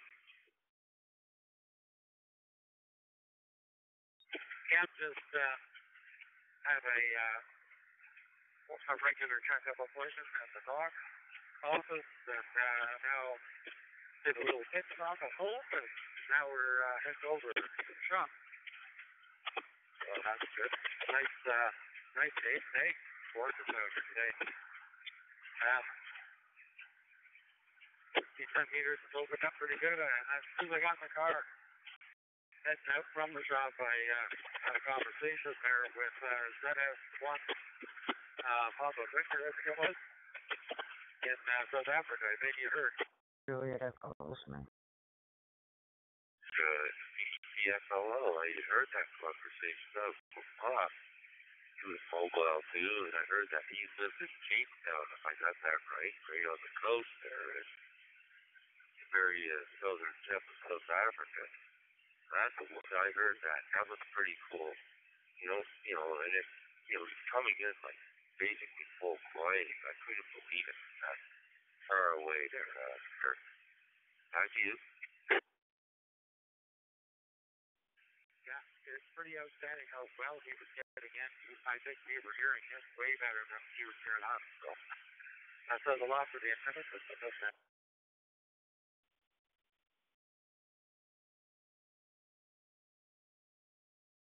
Oh, right on that. Yeah, this repeater system around, Mike and Marshall's repeater system is absolutely amazing. I mean, it's here at PX. It's just a wonderful place to be. Almost too good, quite frankly, but I certainly enjoy it.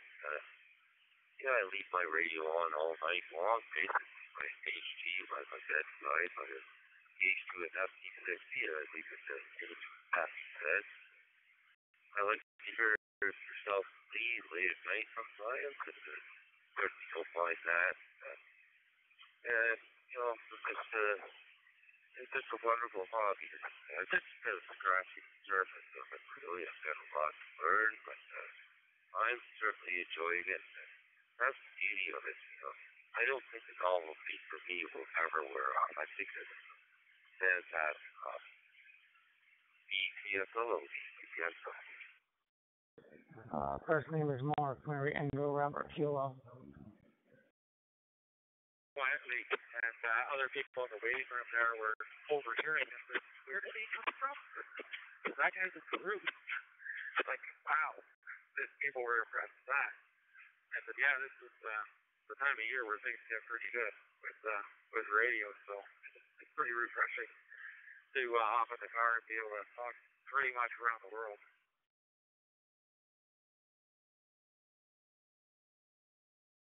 interesting, Kurt, that a lot of people don't even know what amateur radio is. I was sitting it with Hawk there, waiting to get into the food tank, and a lady came over and she came over and said, "Is that TV radio?" And Hawk was kind of busy on the radio himself, so I said to her, "It's not TV. What much a little more gold TV?" But to try to explain it to her, just a casual conversation would be kind of ridiculous, but it's a little different than TV, that's for sure. But automatically, people will think the CB radio, because that's all people really, that's their framework, their mental framework of the radio. And the amateur radio is kind of a obscure concept for most people. Over. Thanks, William Bro. Hello, Mark. Nice to meet you. Yeah, 5 and 9, back to you. It's kind of like that, but the principle of operation is very similar. You push a button to talk and you release it to the system. And it goes out to your radio waves and you receive radio waves. But it's just a more structured system with more spectrum available and different conditions depending on a lot of things that happen up in space and the upper ionosphere and the troposphere of the weather patterns down below. So it makes it an interesting challenge. When I was sitting at the food bank, I was sitting beside a lady and I brought it up and she wanted me to explain it. Well, how do you talk to somebody so far away? Well, I won't get into repeaters and all that, but I tried to explain to her how radio waves work, the way they work, VHF, UHF, this goes down south the ionosphere, and VHF, you don't give them the frequencies, the allocation of frequencies, but you just get over somebody's head, they're going to be, I try to explain it in a layperson's terms, and I took a little diagram of the Earth, and the troposphere, the stratosphere, and the ionosphere, and I, explained to her that the radio waves down over that surrounds the Earth like an envelope, and that's how we can talk to each other from around the world, as opposed to UHF and VHF, which shoots out into space and kind of limited to the line of sight or the curvature of the Earth. But she got it with a few diagrams, and she's quite fascinated by it, actually. Over. That's pretty good.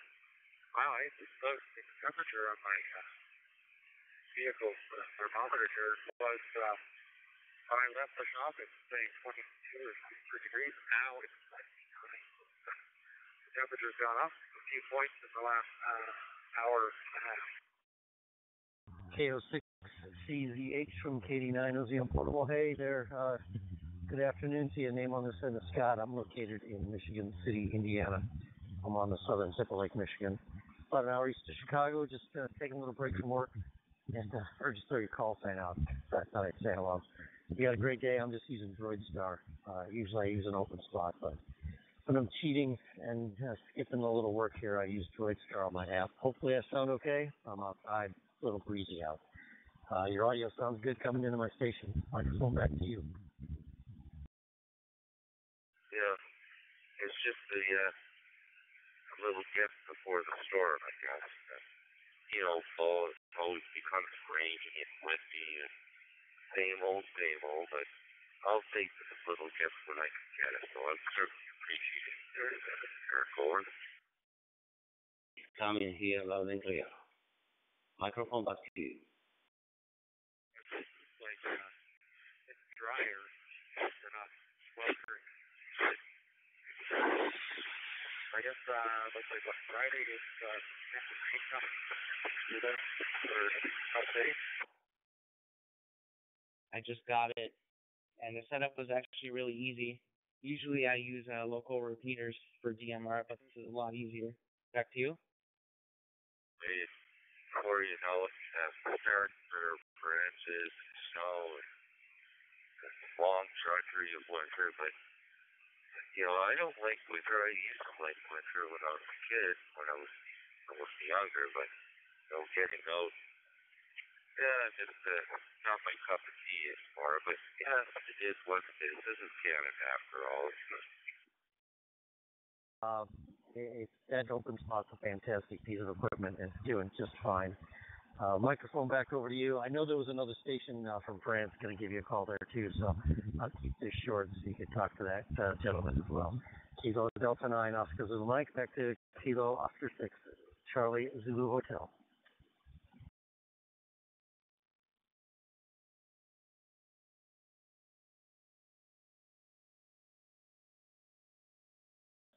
Yeah, it's very nice. I also tried setting up the open spot because I have a FT5DR C4FM radio, and I tried that, but C4FM, the volume's really bad. Like, it's really low. I can have the volume on maximum volume, and it just sounds extremely low compared to DMR. No, I couldn't believe it. Oh, this came from a warm country.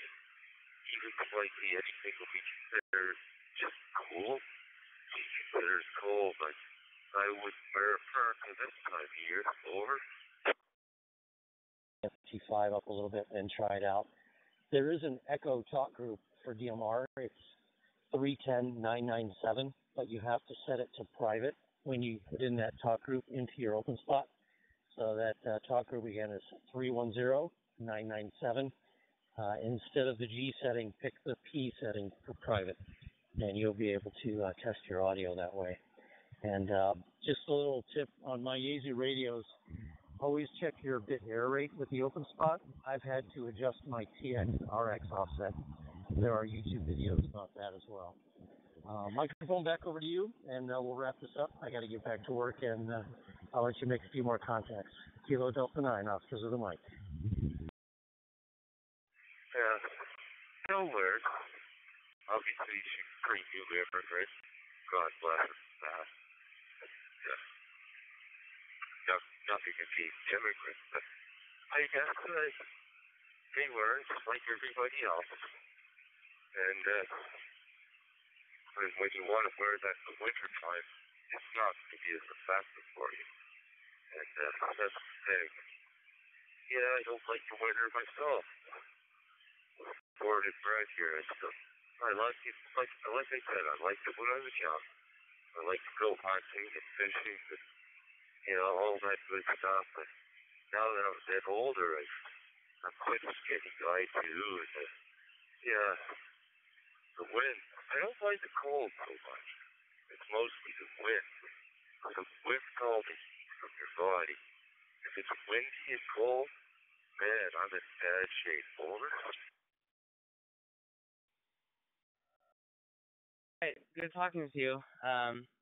Yeah, I'll check out your QRZ page, and I'll stay on here a little more to make some more contacts. Well, I'll let you go. KO6CZH. I'll be listening. Outdoors all the time, so winter time. Here on Talk Group 91, I'll get you thrown in the log book here when I get a second. All the best to you. Good luck with that open spot for Pro. Kilo Delta 9, Oscars of the mic. I'll be clear and listening on 91.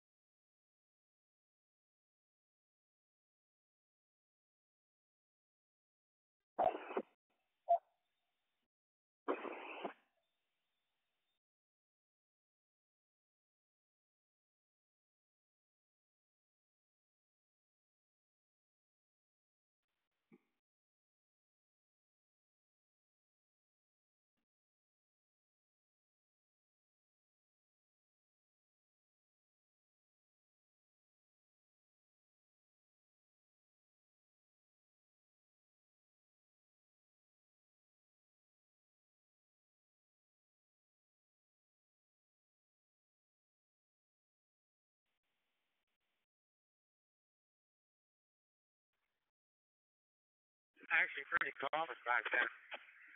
And my dad told the story of that. He used to take rocks to bed. And they warm them up on the stove, and in the evening they'd get wrapped in a blanket, and then they go in and put them in under the covers on the bed, preheat the bed, and then you just move them off to the side, and then you jump in and it's all nice and warm, because the housing my dad lived in wasn't very much insulated back then. But I never did that at home, but we did do it on campus. We heat rocks up over the fire grills when we weren't cooking. And do the same thing with wrap it up in a towel, throw it down into the sleeping bag. Anyways, I'm at the shop now, so I'll get a 3DXL, 3XL mobile wheel after this. Just 3 now. Sure. Thanks for coming back. Always a pleasure, sir. And yeah, I just remember those old times, and you're absolutely right. Things are different now, but there's nothing I can do to roll back that anyway. But I have fond memories. But anyway, Kirko, won't keep you long. Again, thanks for coming back. ETCSO from the ETCSO, I'll be clear, and thanks for have a good afternoon.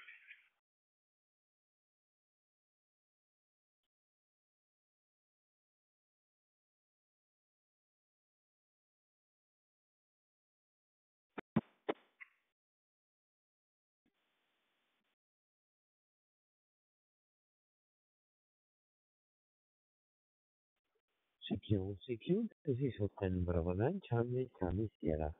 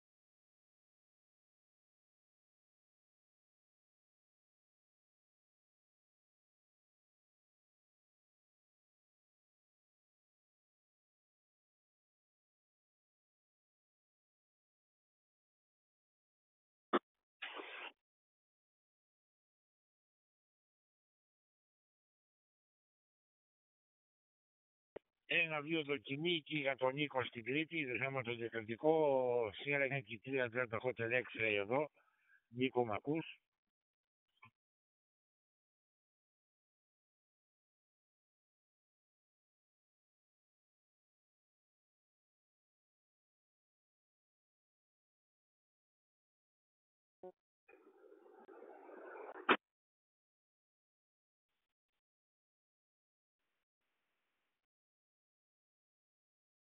Sound cool?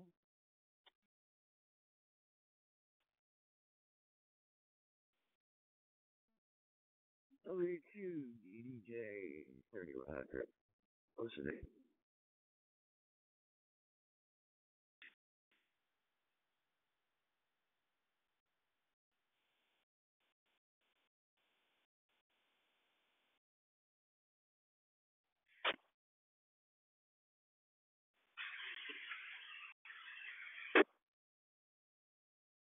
This is again, W2 DJ. Dave, do you copy? Can you see 2 RX3? Over?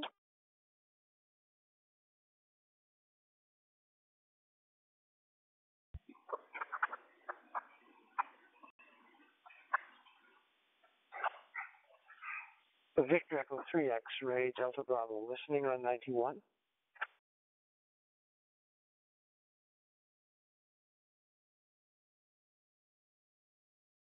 Hello?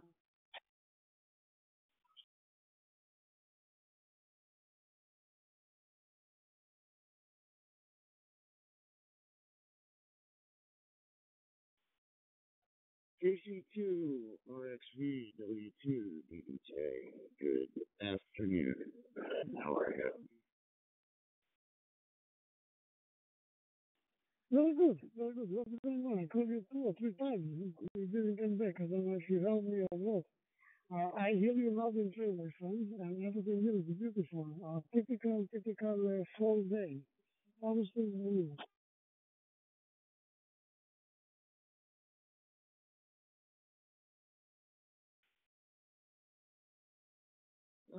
Things are okay. The weather forecast screwed me up. I was working on a project outside, and I had all kinds of tools taken out, and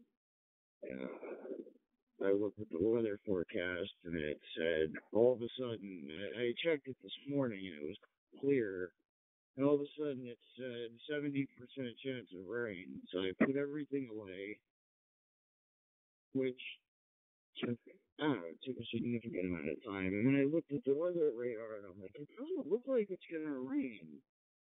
And so I waited, and nothing happened. It didn't rain.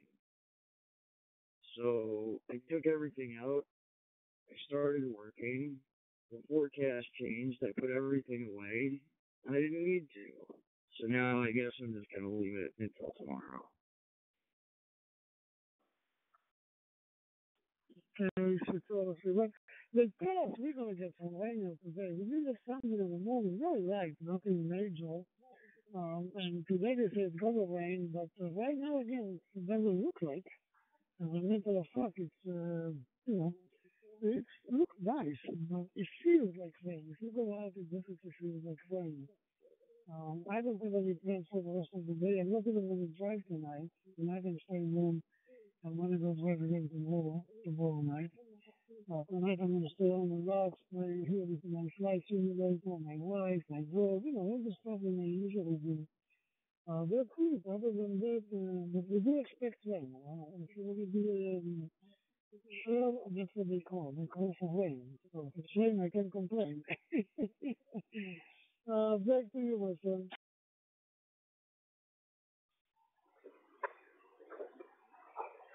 Good afternoon, good evening, Paul.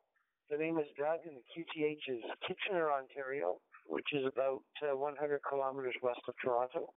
Beautiful afternoon here, sunny and about 25 degrees. So just came in from outside. It's actually a little bit warm, so that's great.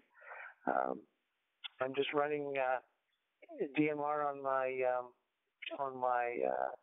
Raspberry Pi All-Star node with DP switch loaded on it. Back to you from VE3XDD. Nothing that I can do, period. VR returning. Yeah, I'm running a wee Raspberry Pi hotspot as well myself. I'll tell you what I'm doing actually. I'm setting up a next day on screen, which I did have working 100%, and whatever I've done, it's not working now. Topical. So that's what I'm playing with here at the minute there. Reliably predict the weather.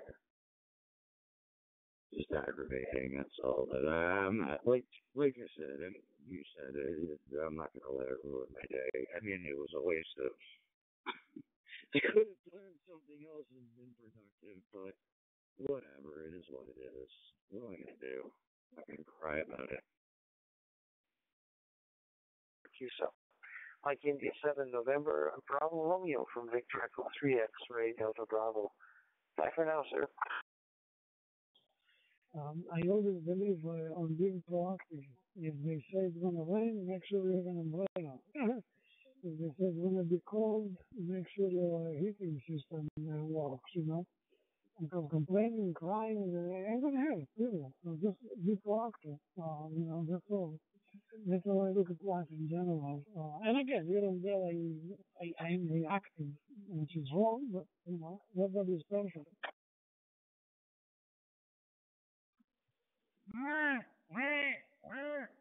River. Kilo Juliet 5, Mike Oscar Zulu monitoring. Yes, thank you. Thank you for that. Thank you for that productive comment. Anyway, so what did you say? You're not driving tonight? No, tonight I'm staying home. I'm not going to drive. I drove yesterday, last night, and the night before. Tonight I'm going to take it easy. I'll go back to work tomorrow night, That's it. Stay home tonight, relax. There's no need to push too much. I do it for, extra, not for a living. I live off my social security. This is like an extra thing for, I don't know, radio, stuff like that. It's mostly extra play money, whatever you want to call it. That's the story, my friend. For USA.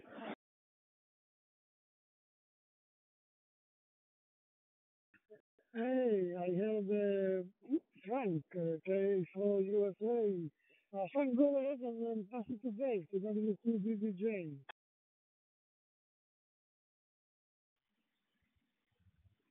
VE3XDB from Kilo Delta 9 off to Zulu Mike Portable. Hey, good afternoon there, Doug. I think we've spoken several times before on 91, so good to talk to you again. I'm just taking a little break from work, standing outside the building, looking over a golf course on a nice sunny day here in northwest Indiana. Just using DroidStar right now since I'm at work.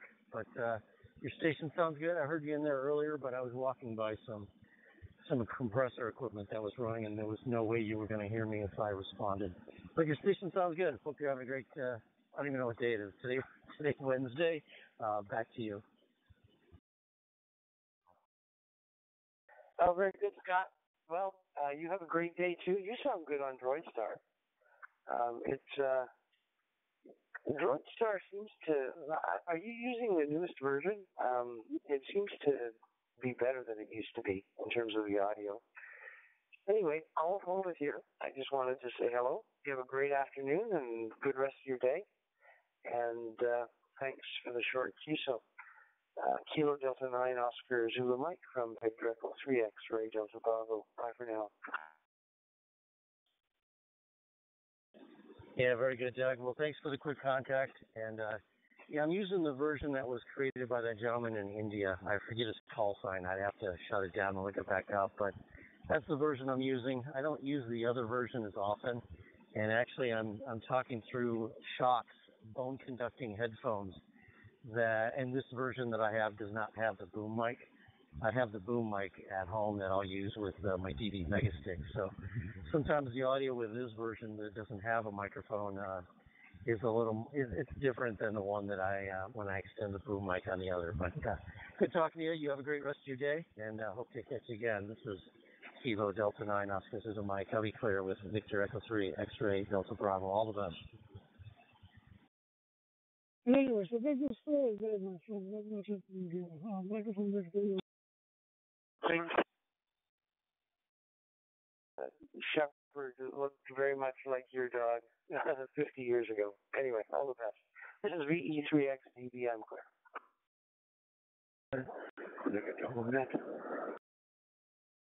but I mean, you can still get a pretty good idea whether or not your radio is working.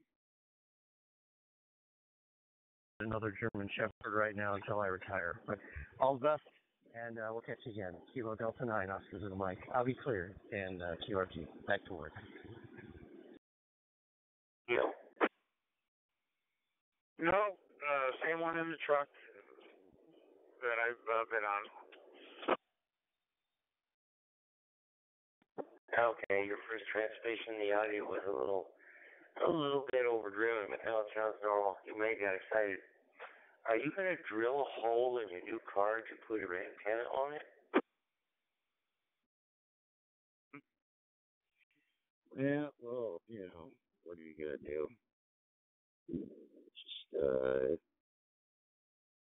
Just the way it is, unfortunately.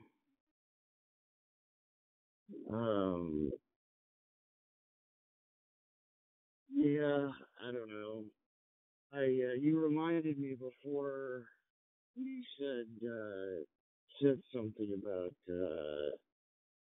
making sure that the heat works, and you reminded me. It completely slipped my mind. I've got one of those tankless hot water heaters that also runs my baseboard heat, and it needs to be serviced like every year or so. I have to run like a cleaning solution through it to decalcify the sensors and whatnot that are inside of it, so it runs properly. And I need to make sure that I do that either later today or tomorrow. That's something that I have to get done, because once it gets cold out, I don't want the thing to crap out on me and not have any heat. I didn't know until recently that it needed to be serviced every year, and I've had it for probably 5 years now, so I'm sure it's still in there and needs a good thorough cleaning. On the back, right, mounted it right behind the license plate, so, when he took it off, it left no visible signs. Tango. Alpha Bravo 20 Tango. Not one of those things just detracts too much. Maybe the way they do it for racing, but other than that, I don't know. It would look tacky.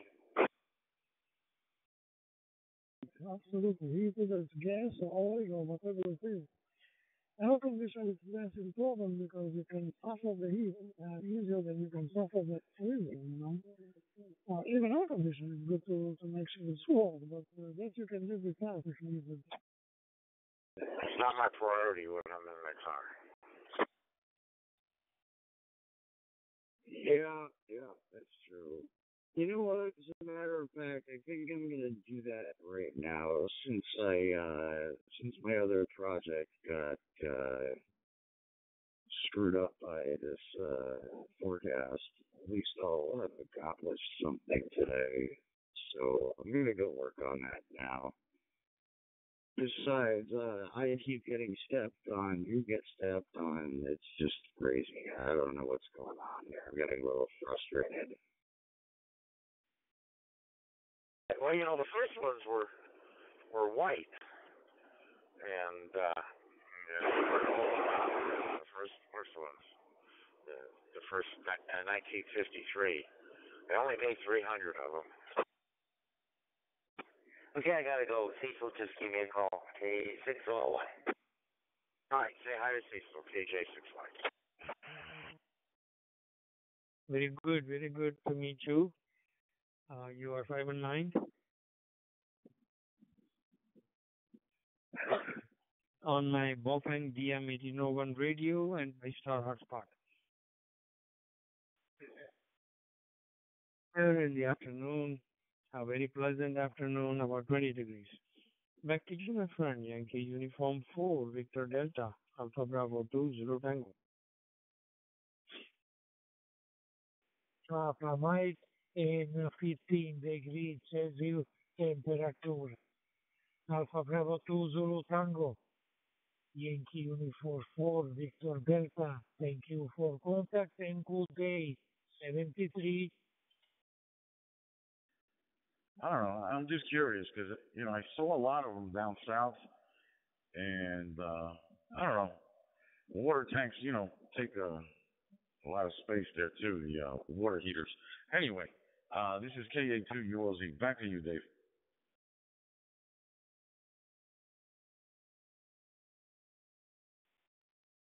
Yeah, it's actually I really like it for a variety of reasons. One, yeah, it takes up virtually no space. It's wall mounted, and it runs both the hot water and the baseboard heat. The other thing is, it's much more efficient than a hot water tank because with the hot water tanks, you have to set the temperature to whatever you want the water at. And if you're not using it and it drops below the temperature that you have it set at, whether you're using it or not, it's constantly turning on to maintain that temperature. The other thing is, because it's tankless, you never run out of hot water. You never drain the tanks. If you want to take a 2-hour long shower, you can do that.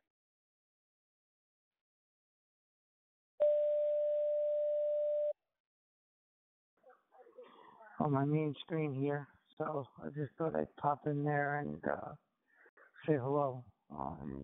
That's you, Kilowatt Charlie 3 Victor Juliet Echo.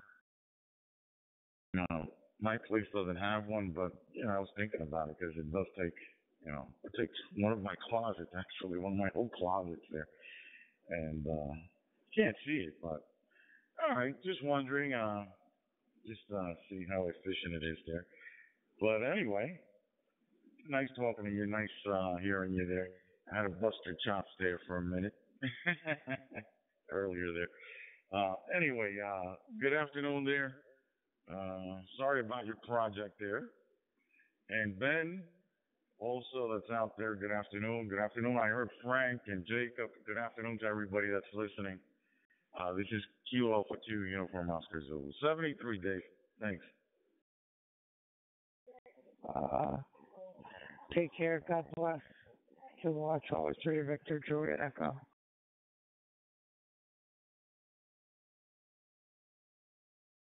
70, Texas, Boston, Italy, Baltimore. Repeat, do you have a minute or you have to run?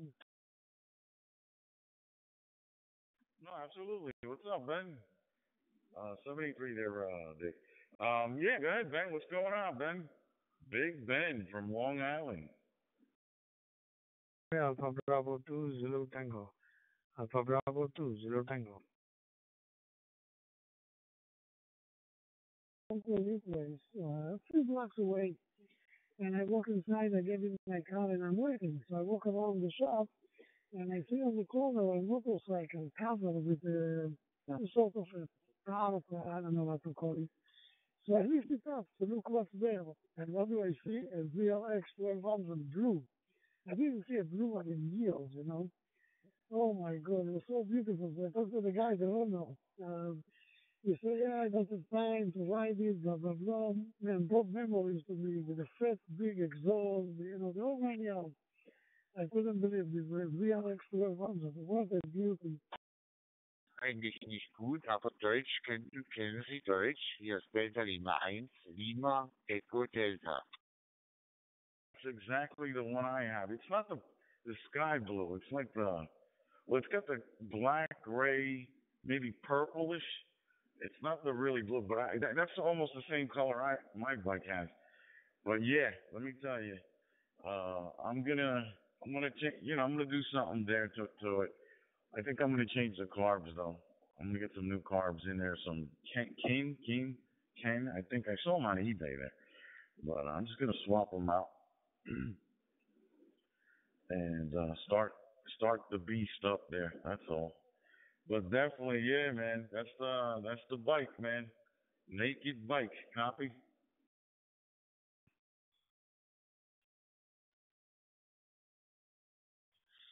Thank you for the contact. 73 und ja, bye bye. Na, QSL, wenn möglich, über Club und ich schicke dann eine zurück. Roger? Well, longer than they live. They're walking on time. Now, no more bikes for me, and that's killing me sometimes. I always say I don't know what was harder, giving up smoking or giving up bike, you know. Two addictions, and oh my God, kill me. Romeo November, ja, Delta Lima 1, Lima Eco Delta, ja, good evening.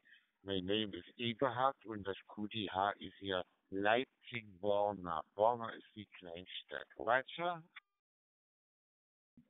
Like, how would I say it? What's the term I'm looking for? Never mind. But anyway.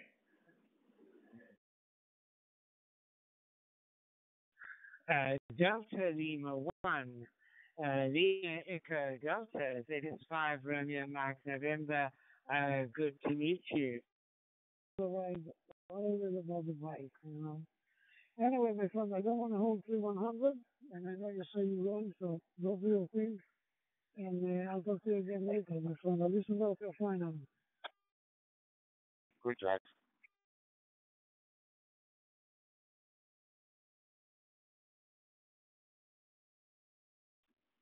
Yeah, QSL there, Ben. QSL. All right, good hearing you, Ben. As always, always a pleasure.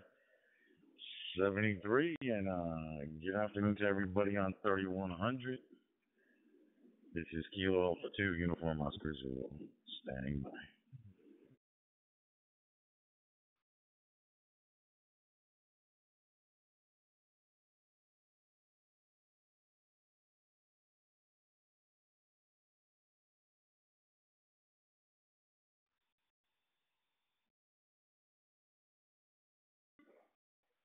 Kilo Oscar 6 Charlie Zulu Hotel, Z5 Romeo Mike November.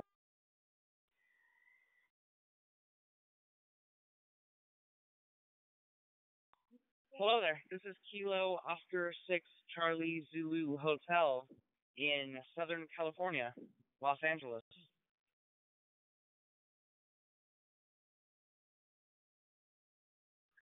A very good day to you, sir, and I hope you're having a wonderful day. We're currently just after 9:30 at night, and I'm in KwaZulu-Natal, KZN of South Africa. Kilo Oscar 6 Charlie Zulu Hotel. This is ZS5 Romeo Mike November. There, you're choppy. I think you called my name there. That's all I heard, though. Let's try it again. This is Kilo Alpha 2, Uniform Oscar Zulu. Come on in.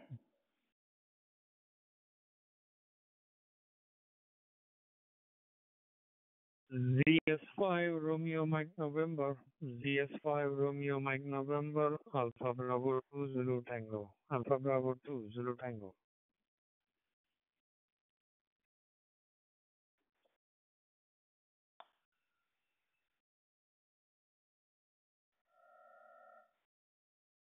Tango, ZS5 Romeo Mike November. I'm out of South Africa. Good day to you, sir.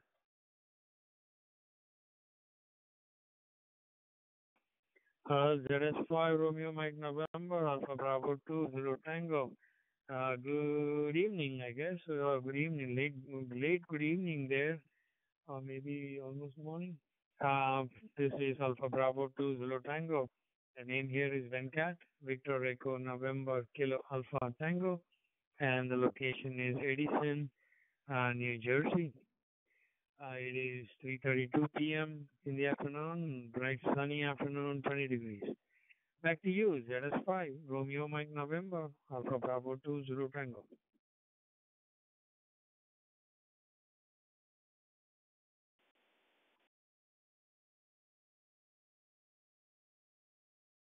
Alpha Bravo 2 Zulu Tango, 5 Romeo Mike November. I see Edison, New Jersey. I see it on the dashboard.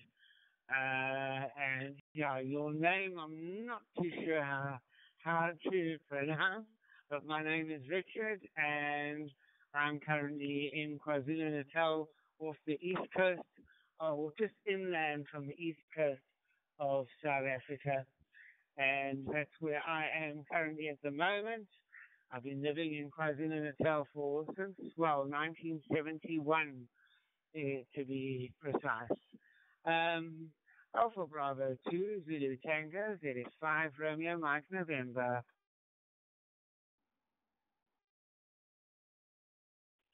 ZS5 Romeo Mike November, Alpha Bravo 2, Zulu Tango, Roger, Richard. The name here is Venkat, Victor Echo November, Kilo Alpha Tango.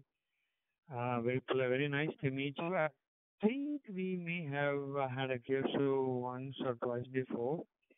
In any case, a pleasure to talk to you from South Africa. I'm located in Edison, New Jersey, hometown of Thomas Alva Edison. I'm running a Baofeng DM 1801 radio with my local star hotspot. Back to you, sir. ZS5 RMN 82ZT.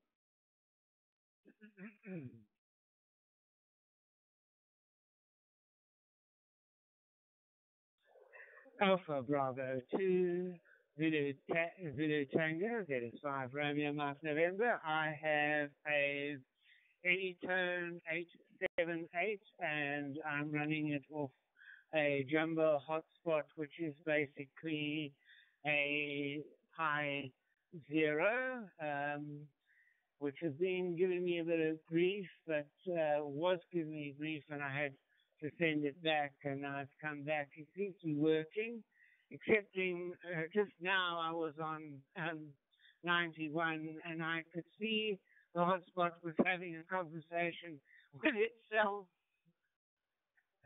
and I couldn't hear any. I could see everybody chatting on the hotspot, but I couldn't have any interaction. So I had to go on to Brandmaster and kill the connection, and everything seems to be working now fine again. So I don't know. The electronics sometimes can be amazing. Alpha Bravo 2, Zulu Tango, ZS5, Romeo Mike November. Back to you. Before Hotel Delta. Cross-town X-ray.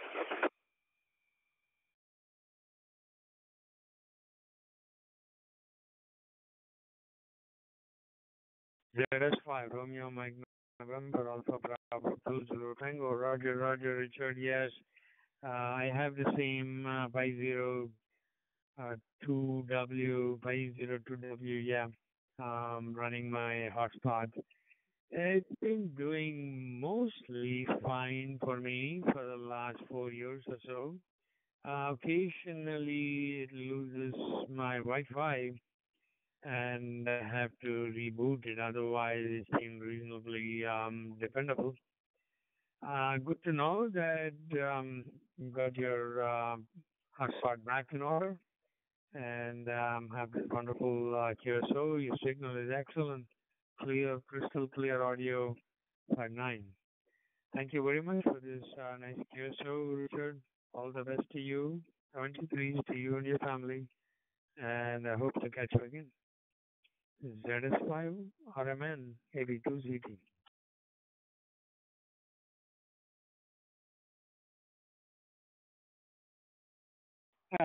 Have a good day or a good day today, and we'll be in contact, I'm sure, again.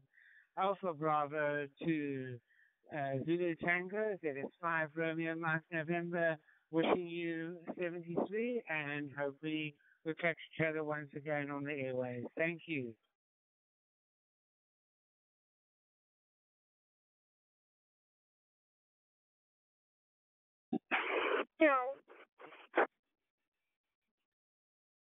This is Kilo, Florida 2, America X-ray KF2AX.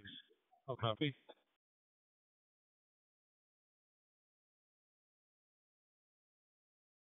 Kilo Foxtrot 2 Alpha X-ray Z5 Romeo Mike November. Good day to you, sir, and I hope you are having a wonderful day or evening. Depending on your time difference, you're probably in the late afternoon, if I'm not mistaken.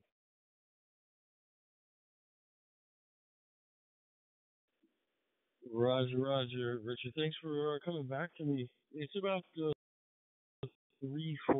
in the afternoon here. I'm located in a city called Yonkers, New York, which is about 20 miles north of New York City, Manhattan. Very overcast and showers today, a lot of rain showers on and off. And it's starting to get pretty chilly. And not sure your QTH, but if I'm not mistaken, you're probably going into spring to summer, somewhere in that area, Roger?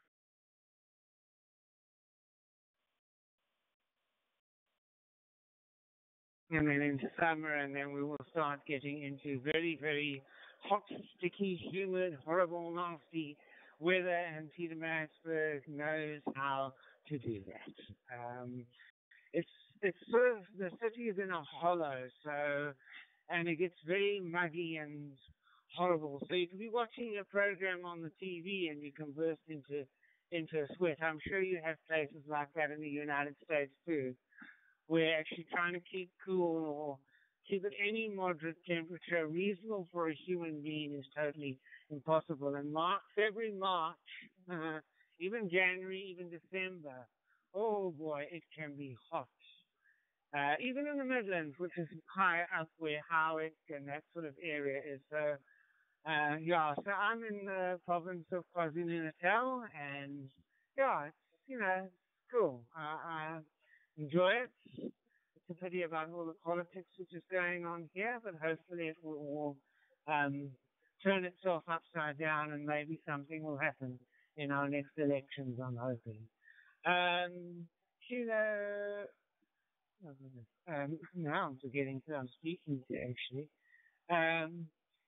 Kilo Oscar 4, Yankee X-ray uniforms. That is 5 Romeo Mike November.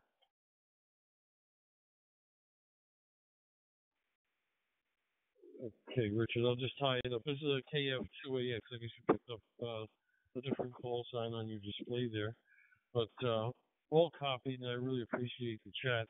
I just had some family members come back. They went to the Table Mountains and a bunch of other sites and had a wonderful time. So thanks for the chat. Hope to catch you again further down the log, Richard. ZS5 Romeo Mike November. This is KF2AX in New York, 73. Have a great one.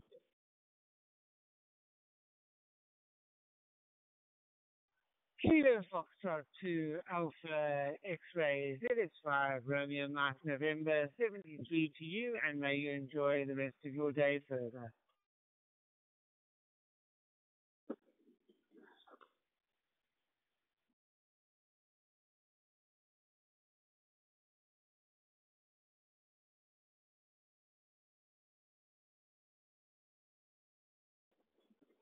Julia Romeo Flight, Romeo Mike November. This is 1 BDD Echo for 1 Bravo Delta Victor. You copy over.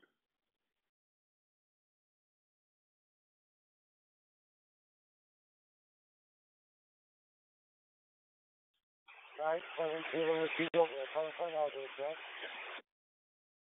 that is fine, Romeo Mike November. Good afternoon or good evening to you. I'm not too sure. You're probably ahead of time, so you're probably the next day already, if I'm not mistaken, or close to it. Echo Alpha 1 Bravo Delta Victor, ZS5 Romeo Mike November. Back to you. Julia Romeo Flight, Romeo Mike November, returning for 1 Bravo Delta Victor. Thank you very much, my friend, for responding my call. Good morning for you, and good evening for me, if you permit. Your record is the 5 by 9. 5 by 9, my operator name is Manuel. My country November Uniform Colima. I am in north of Spain, Principality Asturias.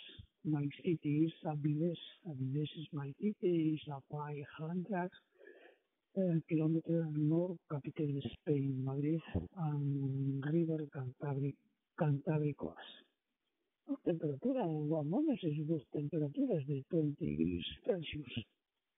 Lluvia en Romeo 5, Romeo Mike November, Mike to you, Echo Alpha 1, Bravo, Delta Victor.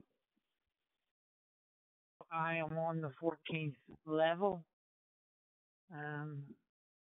You mean am I living in a block of flats? But I think you've got the wrong person. Back round to you, Todd. And in KwaZulu-Natal, and I live in Pietermaritzburg, which otherwise known in Zulu is the place of the elephant, or Ngungundlovu as it's called. And we are supposedly the city of choice, even though sometimes I don't think so. But there we go. That's exactly where I am. And I've been in KwaZulu-Natal for most of my life. Since 1971, I was actually born in the city of Pretoria, and then moved down here where my dad started a local engineering firm to help build most of the bridges in Zululand and up north towards Newcastle and Zululand and Shishui, where, it's the sort of Zulu kingdom proper, that area is, and there's still all the kraals and all the historical places around there, dating back to the Anglo-Boer War. Echo Alpha 1, Bravo Delta Victor, ZS5, Romeo Mike November. You'll be coming up on Friday morning for you then. Sure. Okay. Give me the win and lotto numbers here so we can split it there, Roger. Okay. My work is conditions and the transmission is walkie-talkie Tango Yankee Tango 318 and you voices per person. No problem for me. I am confirmed contra.com. Thank you very much for the question. 73 for you and your family. I am expect copy to know and to group 91. Thank you very much, my friend. Really, Romeo 5, Romeo 9 November, Echo Alpha 1, Bravo, Delta Victor. Good. Thank you for answering me there. Let me go see what the missus needs, and we'll talk again. Kilo Oscar 6, Juliet, Foxtrot, well, 73.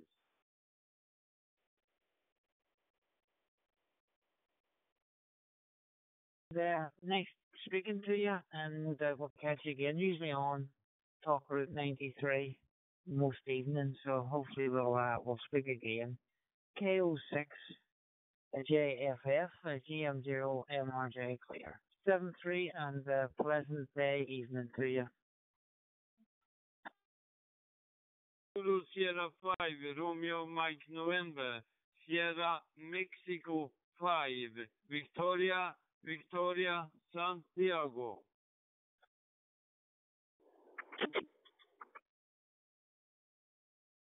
Sierra Mike 5, Victor Sierra, ZS5, Romeo Mike November, good day to you.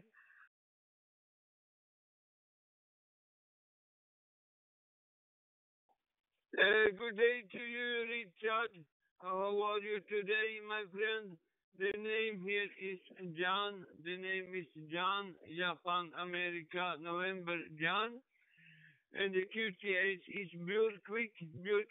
It's about 120 kilometers south of the capital of Sweden, Stockholm. I'm running Anytone 878 plus and MMDVM hotspot to the internet, my friend. Over.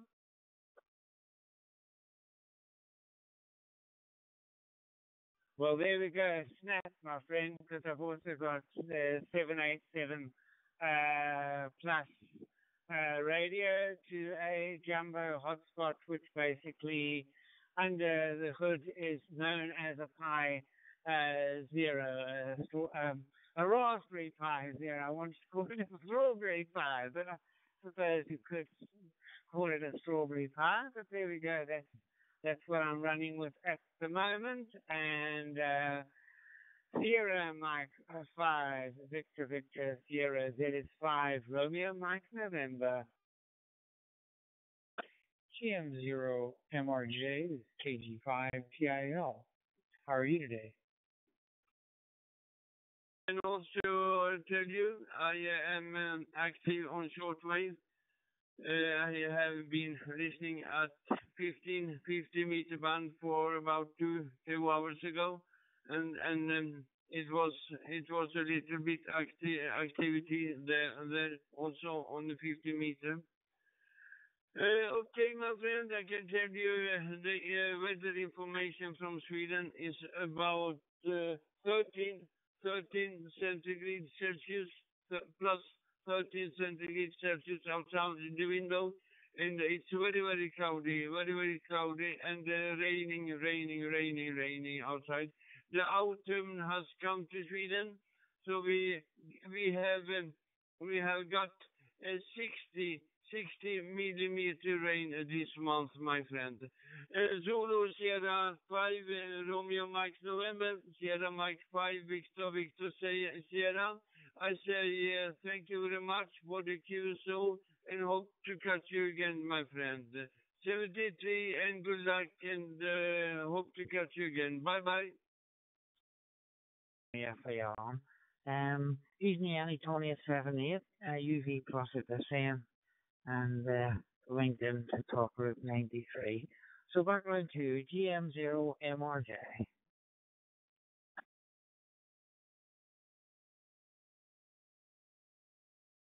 Yes, sir. As I was saying, I heard you talking for the last couple of days. You're pretty active, but I live in Edinburgh, but in Texas. So this is a long distance call. How are you? How are things in your Edinburgh, or near Edinburgh anyway? KA2UOZ, KA2UOZ, KI4SWX. To meet up with you. And as I say, I hope I'm pronouncing your name well. But yeah, it certainly is nice to meet up. I don't think we have spoken before. And did you say you live in Edinburgh, or is it Edinburgh in America? You've got me confused. Background to you, GM0MRJ.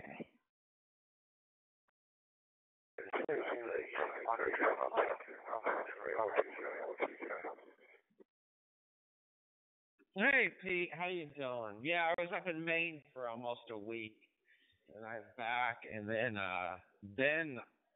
Ben told me that they got an Echo link to the M1KE, so I got it set up earlier today. And then Frank's been trying to get in touch with me. He was having some issues, so I talked to Frank, and it was his password. His password is saved in the Echolink site, and then he was entering what he thought the password was in the M1KE, and it wasn't the same. So I had him change his Echolink password, and then he used that password to update the M1KE with Echolink. And then I showed him how to add Echolink and configure it on his M1KE, and he's good to go now. So I only use Echolink on a couple of repeaters. Frank's is one of them. But yeah, so I tell you, M1KE, man, best thing since peanut butter. Yeah, there's a place, a small town, not too far from Glen Rothes. It's called, well, it's spelled Kirkcaldy, but the locals call it Kirkcaldy. So it's sometimes hard to pick up on words. Background to you, Llewellyn. Yeah, I got to do that then. I'm going to update it, put the Echolink in there. Because I do have Echolink, actually. I always had it since it first came out, actually. I have it on my laptop, my phone. I mean, I hardly use it, but hey, it works definitely there. And not good to hear you. How's everything down there? And how's work going? $1,400, little after 1,400. But anyway, I will get back to work. I will let you go. It was very nice communicating with you. 73. This is KG5TIL, and I'm the final. So we'll be done on your final. Thank you, sir. Today, but all is well, my friend. A lot of rain. We've had it's been raining pretty much every day except for 2 days. I think Saturday and Sunday it didn't rain. The only 2 days in September. So you're not missing out. But we needed the rain, so the lake behind my house is filled up, maybe a little bit overfilled, but it will balance out in a couple of days, and all is well. It's starting to cool down a little bit, so yeah, you may have to hop in your vehicle and head south, my friend.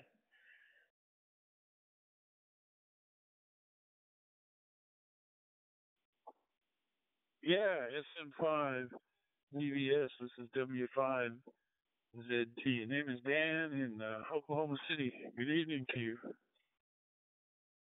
I'm doing a couple of things on the computer here too. I'm gonna update my M1KE actually. I'll plug that in. And pretty cool there. But great to hear you again, Jacob. Good chatting with you. Keep in touch. Oh, this is what I wanted to ask. I just remembered. That talk group, the 31689, I forgot what number it is. I have it on my M1KE, but it doesn't allow me to transmit. I don't know. It doesn't work for me on the M1KE for some reason.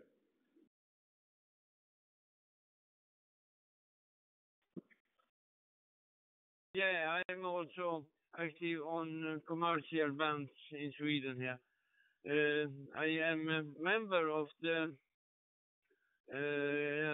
what can we call it? It's some sort of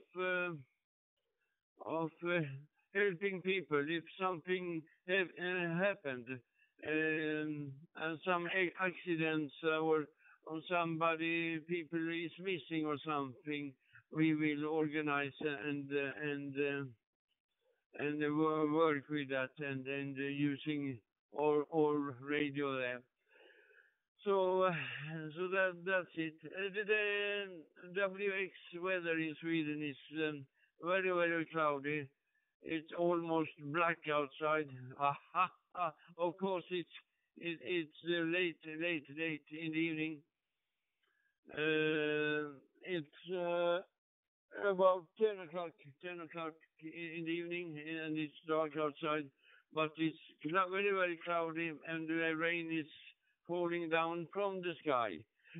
Whiskey 5 Zulu Tango Sierra Mike 5 Victor Sierra. In there, I had it since you gave it to me, but for some reason, every time I key up it, we're into an open spot 4 hotspot. In fact, that's what I'm doing today. I'm trying to figure out the open spot 4, and I've got it working here on Brandmeister, but haven't got it going on TGIF yet. So that's my goal for the afternoon, Jan. Very good. Still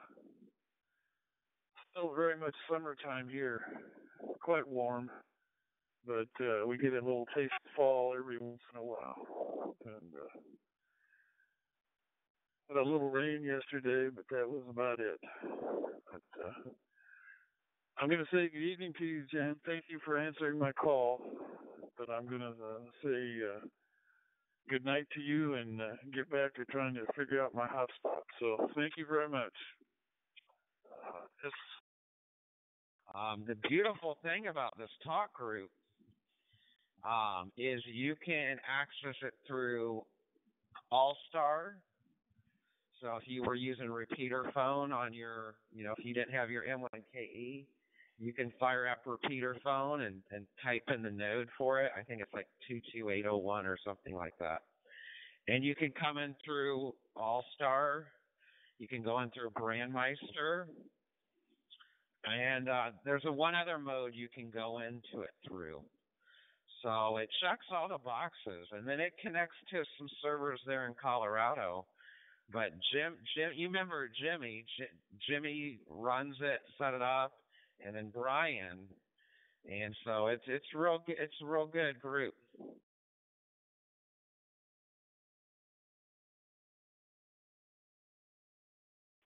Yeah, no, I remember using it once or twice with you, and all of a sudden it stopped working for some reason. I don't know, but I'll give it another shot there. Give it another shot there. Appreciate the info there, Jacob. At one point, we were talking about putting a hose pipe on in Scotland and parts of the UK. It's been very dry, but the last 2 weeks, we certainly made up for it. We've had plenty of rain and prolonged heavy rain. At some point, there's some flooding, but thankfully we weren't too bad here in Glenrothes. Yeah, I know Scotland and some parts of America can be pretty dry, and I'm sure it must be terrible for a farmer, if it's, especially if they're growing crops. Background to Robert KO4 MNI GM0 MRJ. Sorry, he's listening.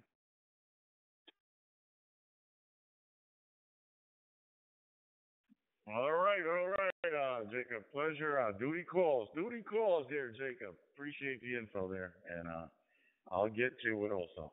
73. Cool. Golf Mike 0, Mike Romeo Juliet. This is Kilo Oscar 4, Mike November India.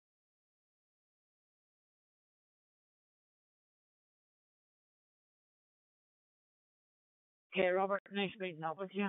And yeah, I'm not keeping you back from your school duty. I used to do the school run with the grandkids here. I'm retired, so I know what it's like doing the school run. And it can be quite busy as well, trying to get a place to park.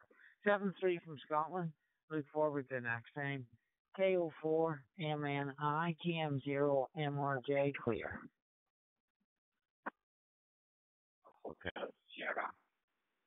CQ, if someone hears me around here. 7-3, my friend, from here in America. KO4 MNI clear.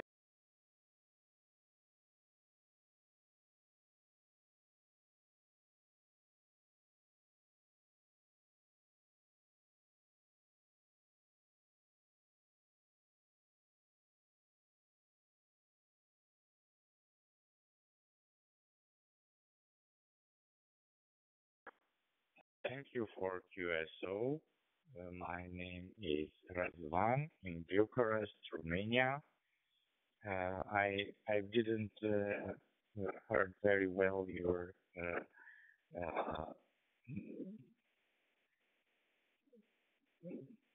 sign, but modulation is good. Thank you for the QSO 73.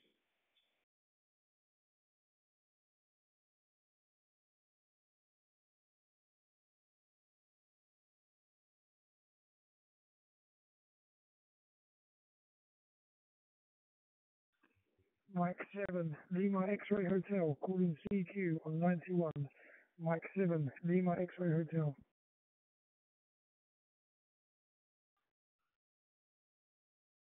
Y03SHS, Razan, Golf Mike 0, Mike Romeo Juliet. I don't know if you were speaking to me or the other station that signed, so when no one came back to you, I thought I would come back. So background to you, GM0 MRJ, East Central Scotland.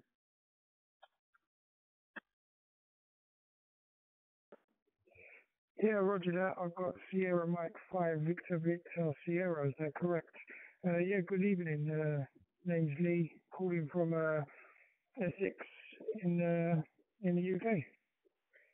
Local time here is just gone past 9 p.m. Temperature's around 17 degrees Celsius, but it's really windy tonight. Back to you.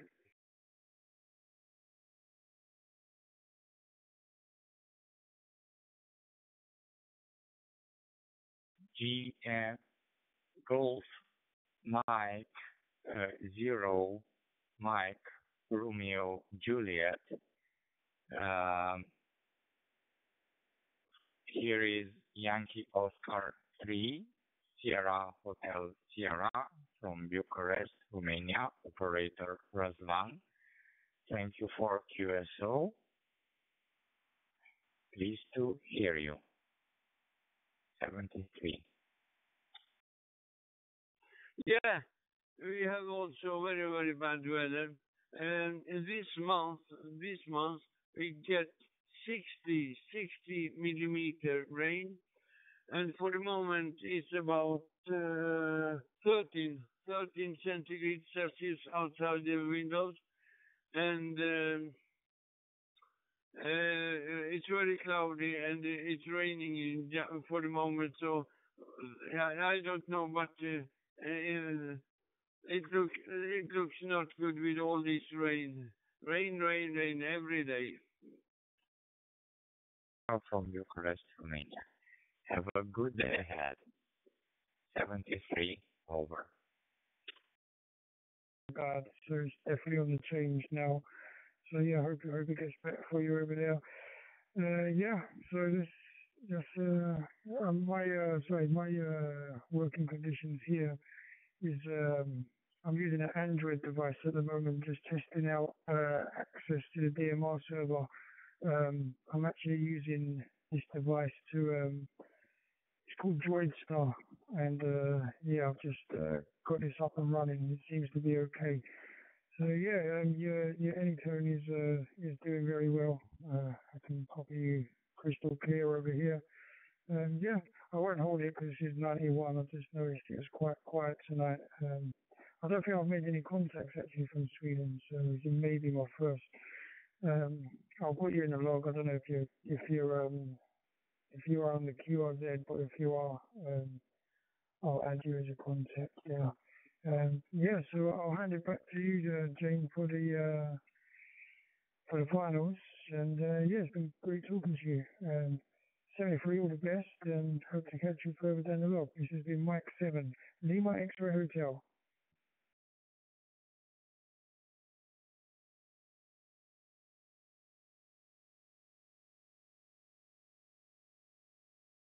Okay, I got everything all right. I look up on QRZ.com and I see the man on the photo there. Oh yeah. Okay, my friend, thank you very much for the short QSO. I can tell you I'm also actually on shortwave. So I on shortwave also, my friend. Mike 7 Lima X-Ray Hotel Sierra Mike 5 Victor Sierra. Good evening, my friend. Sleep well. 73 and bye bye. Yeah, 73, all the best. Yeah, great. I'll check you in the QRZ. And yeah, hopefully I'm going to get back onto the shortwave myself as well. So maybe hear you on the ears on there. Hopefully for a longer chat. Anyway, Mike 7 Lima X-Ray Hotel. Take care. 73. I'll be here.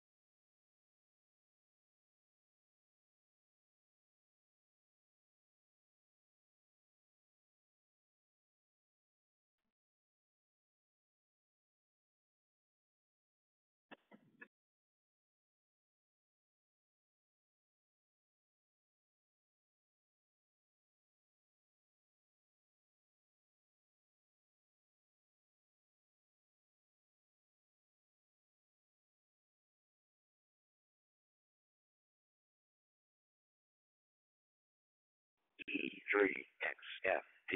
Repeater.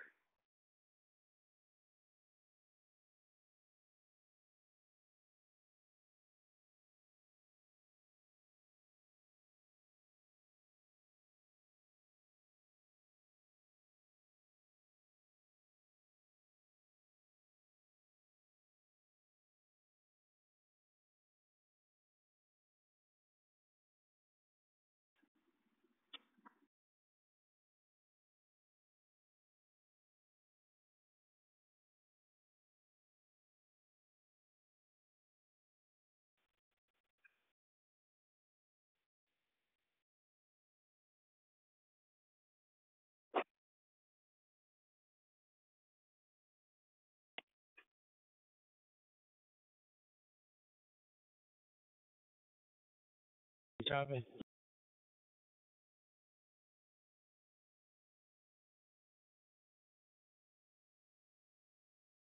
KY4 BPA, KY4 BPA, you copy?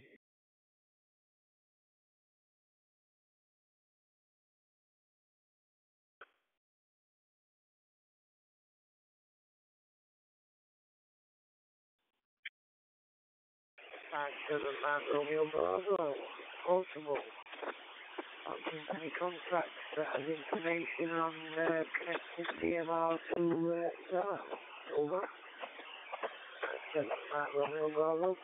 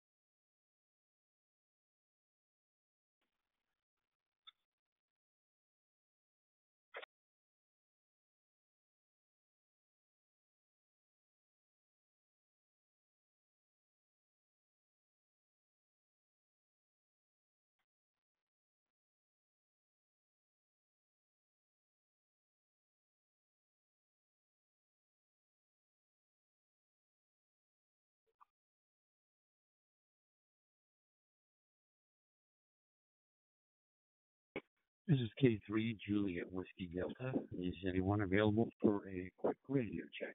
Thank you. There's the radio check. K4 USA, you sound good and loud and clear. Audio superb. What's your location?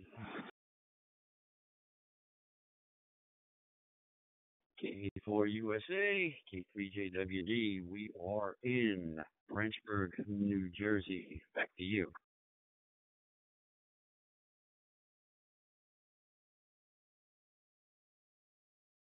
Roger on New Jersey. Well, you're sounding good. You're sounding good on over 3100. Have you a good day there. I'll get back to what I was doing. I heard you give a scream out there, and I thought I'd try to assist you. I'm Frank, in the horse city capital of the world, Lexington, Kentucky.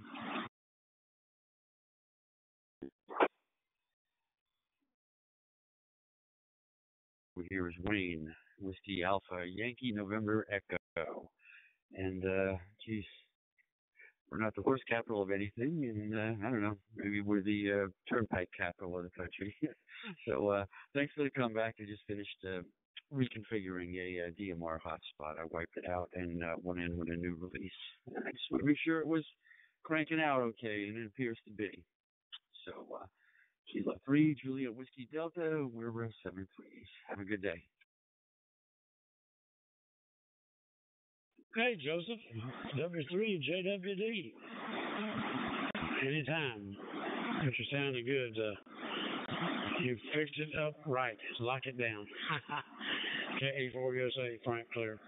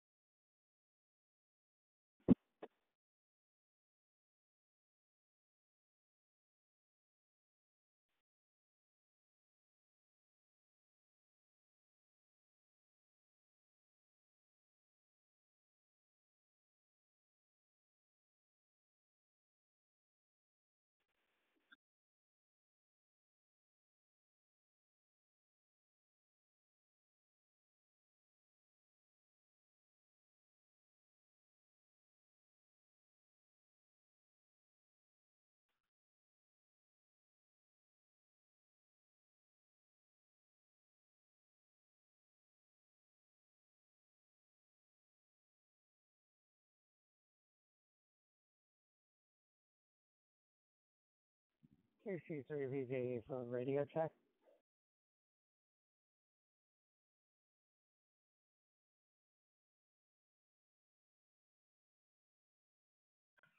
KC3VJE, this is Fox 3 Stroke W2CYK, Cosmo, Mexico, loud and clear. Sounding good from Arizona. Name over here is Mark Milian, Robert Kilo. We're over here in the state of Pennsylvania. Okay, real good, Mark. Name here is Donald, Delta Alpha Romeo, Yankee Lima. And I'm out in the booties right now. Yeah, Higgins, I know where Higgins is. I have an old friend of mine, used to be a cop there, Leo Reed. You might have heard of him. A small world. Yeah, okay, very good. Sounds very good. Okay, I appreciate you coming back to me. Um, I'll you also enjoy that. And I thank you very much for coming back to us.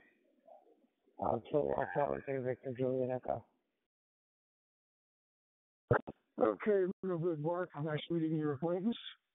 And I'll catch you later down the log. November 3 Golf Golf X. Have a nice day.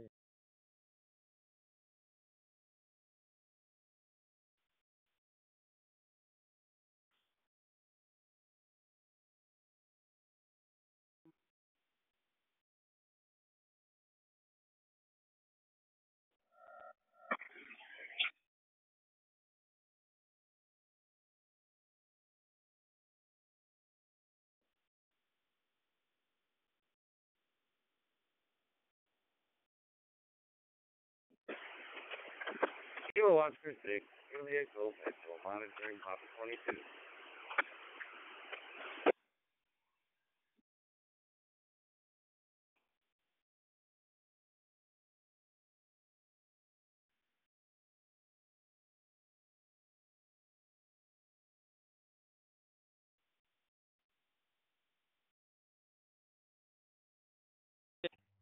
Yeah, KC Free, Victor Juliet Echo. Have you got a copy on Mike 7, Lima X-Ray Hotel?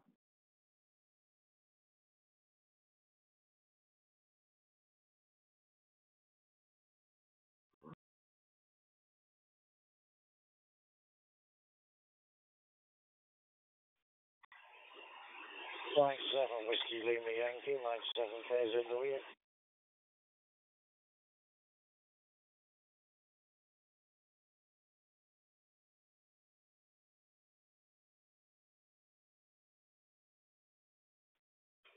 Mike 7 HNS, Mike 7, KZ Louis.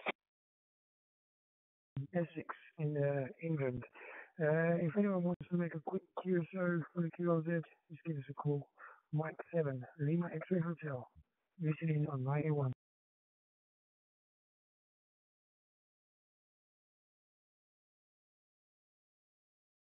Yeah, Mike 7, Lima X-Ray Hotel, Sierra Mike 5, Victor Sierra, back again here. I'm listening to you. You sounds good, no problem at all. Sounds very good.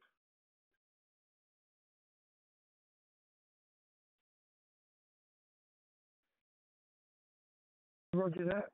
Thanks for that. Sierra Mike 5, Victor Sierra. Yeah, I've got you in my log. Thank you again for the audio report. You're also coming crystal clear 59 over here. Mike 7, Lima X-Ray Hotel.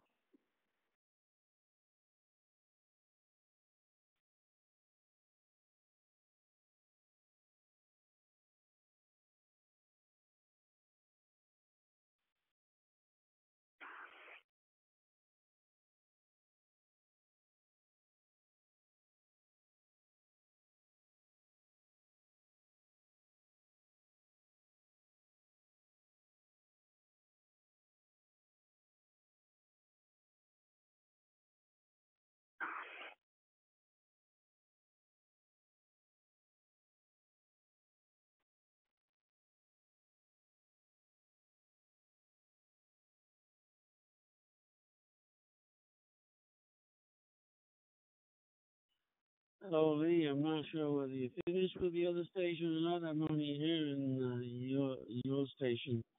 Mike 7, Lima X-Ray Hotel from a Victor Echo 6 Delta India Lima, and my apologies if it's still in the QSO. Yeah, Roger. I've got a copy on Victor Echo 6 Delta Indigo Lima. This is Mike 7, Lima X-Ray Hotel. Yeah, thanks for coming back to my call. Just trying to get some logs for my QRZ. My Q2H is Essex in England. Yeah, back to you. Oh, Lee, I most definitely am familiar with Essex, as being as that I spent a good 17 to 18 years in Kent, in the Midway towns. Good signal from your station there, Lee. No problem whatsoever. And I'm glad that you're looking for QRZ contacts to log into your QRZ so to get gold stars. That's what I'm seeking to. We're hailing you from, wait a minute, name is Mario, Mike Alpha Romeo India Oscar, and we are hailing you from Calgary, Alberta, Canada. 25 degrees, Charlie, and windy, and it is 2:25 p.m. Mountain Standard Time on a Wednesday. A very good evening to you, Lee. Mike 7, Lima X-Ray Hotel from Victor Echo 6, Delta India Lima. Roger, I copy that 100%. It's a very small world. Kent is just over the river from me, where I am now. My QTH is actually Basildon in Essex, so it's quite close to Kent. So nice to hear that. I'll definitely be adding you in my QRZ. The temperature over here is 17 degrees Celsius. And it's in the evening now. We've got 9:30 p.m. But the wind here is very bad, so we have very heavy winds. And I won't hold it. But it's been really good to talk to you, Mario. This has been Mike 7 Lima Extra Hotel. I'll hand it back to you for finals, mate. 73.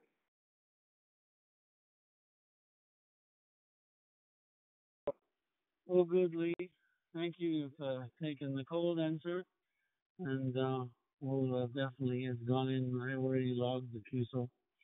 And we'll look out for you in the future so that we can share more niceties about our past and where we live.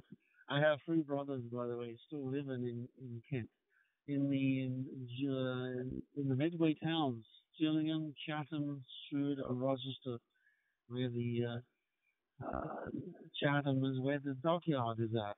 And I think they were retrofitting the nuclear subs there, to my recollection. But in any case, thank you. Waving goodbye to you, so from Calgary, Alberta, Canada, to the next time, sir. 73s to yourself and your families, and we'll hopefully do this again. D6 Delta India Lima is good. Yeah, Roger that, Maria. Thank you very much for the contact there and really good information. You definitely know your areas. It's very, very local to where I am, and you're correct about the subs. I'm actually hoping to go to that dockyard. I've been planning to do it for a while, so maybe it's a sign, and I'll get out there and take a look. Anyway, it's been great talking to you. Hopefully do it again further down the log. I'm sure I'll catch you on the air again. This has been Mike 7, Lima X-Ray Hotel. I'm clear and listening on 91. Take care, Maria.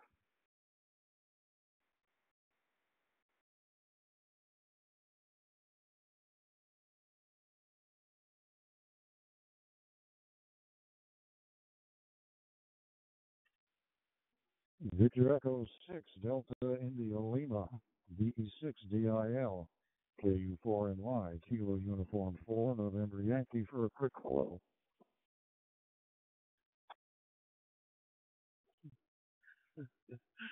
Tony.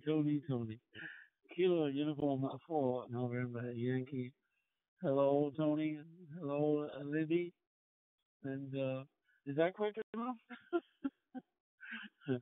From Victor Echo 6, Delta India Lima. Good afternoon, or really getting close to evening there. Must be 4 o'clock, or maybe 5 o'clock. 4:30 anyway. You probably heard me talking to the UK station. It is 2:30 p.m. and nice 25-degree windy, it says, but I wish this weatherman would be a little more specific. It often says smoke. I'm not sure what it's trying to tell me, that it's smoky out there, or it wants me to go and have a smoke. But anyway, that's the weatherman for you. I'm planning on going out in the convertible this evening. I got a a nice ham clutch meeting happening on Wednesday. It's a monthly meeting, and I'm going to meet up with some old friends that have got in touch with me that I haven't seen for a long time, and they threatened that they would be at this meeting. So it should be an interesting evening for me, and I trust that you're going to have an interesting evening too. Kilo Uniform 4, November Yankee from Victor Echo 6, Delta India Lima. And you know it's never going to be a quick hello with me. The 60IL.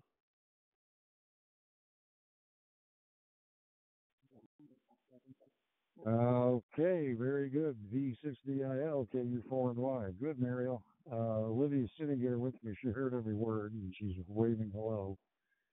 She said, let you know by 7:30 she's in her pajamas watching TV with me. So that's our evening. Good luck at the club. Sounds interesting.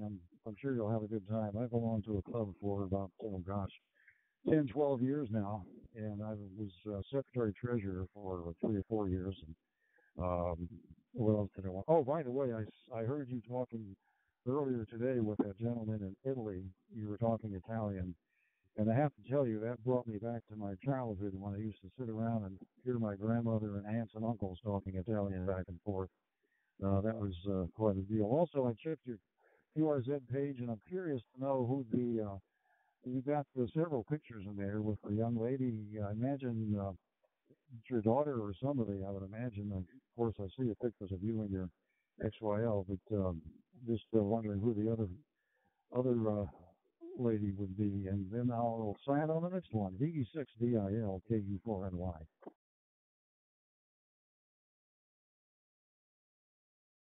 Well, Tony, yes. Kilo Uniform 4, November, a Yankee. The young lady, although she's not very young anymore, she's actually turned 45 this year. Those pictures were 2 years ago. Yes, that's my daughter, and her name is Bianca. We wanted a name that it could be truncated or mistaken for anybody else when we had her in 1970, 1975, I should say. And although she's managed to do that, everybody, I called her B. Go figure. I don't know. We wanted a name that couldn't be truncated, and she managed to get the people to truncate it to just one letter, B, instead of Bianca. All right. Yes, sir. And there's a big story about that one too. She decided that she would take me. It was a Father's Day gift that she took me to D.C. As a matter of fact, those pictures are. We went salmon fishing for. Well, I correction. She went salmon fishing. All I managed to do was get sick. In so much that I don't do well on boats, and so I had a whole weekend of upchucking, and I didn't catch one fish. And she managed to do all of those. I don't know. I looked the other day, and all the pictures weren't showing up. I don't know why. I think Jose was having a iffy fit. But that's the daughter, and the other picture of the young lady there is Lily, and she's at work. I'm waiting for her to quit, but she won't quit. So here we go. Kilo Uniform 4, November Yankee, Victor Echo 6, Delta India Lima. Waving goodbye then, Tony. I think I've used up my nickel's worth on QRZ for this QSO. And we'll talk to you soon. Goodbye, Tony. Goodbye, Libby from the 6BIL.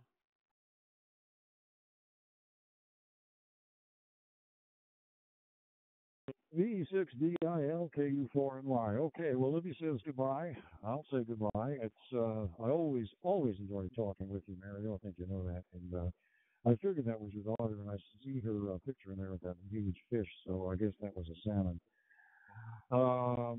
Okay, 73s. We'll talk to you again, I'm sure. And that's it for this quick hello. So we'll see you later. Have a great evening, Mario. And by the way, it's about 29 degrees C here, and a beautiful, beautiful evening. With that, I'll say 73s. Take care, and God bless you and the family. DE6, DIL, KU4 and Y is clear. See you later. Back to the world.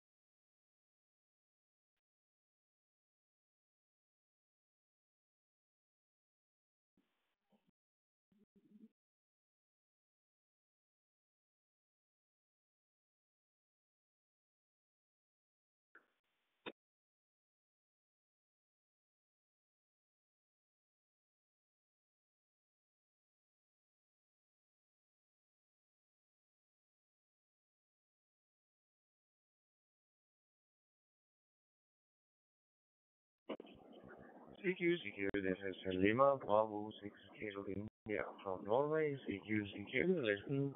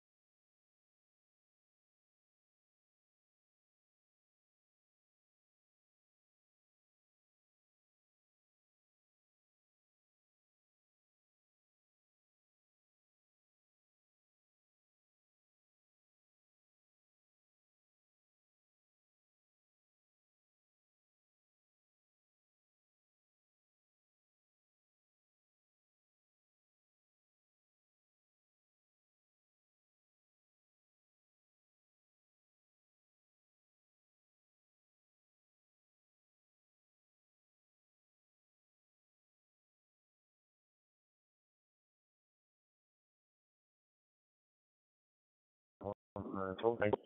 Buổi ngày em veldig lugna då. Det var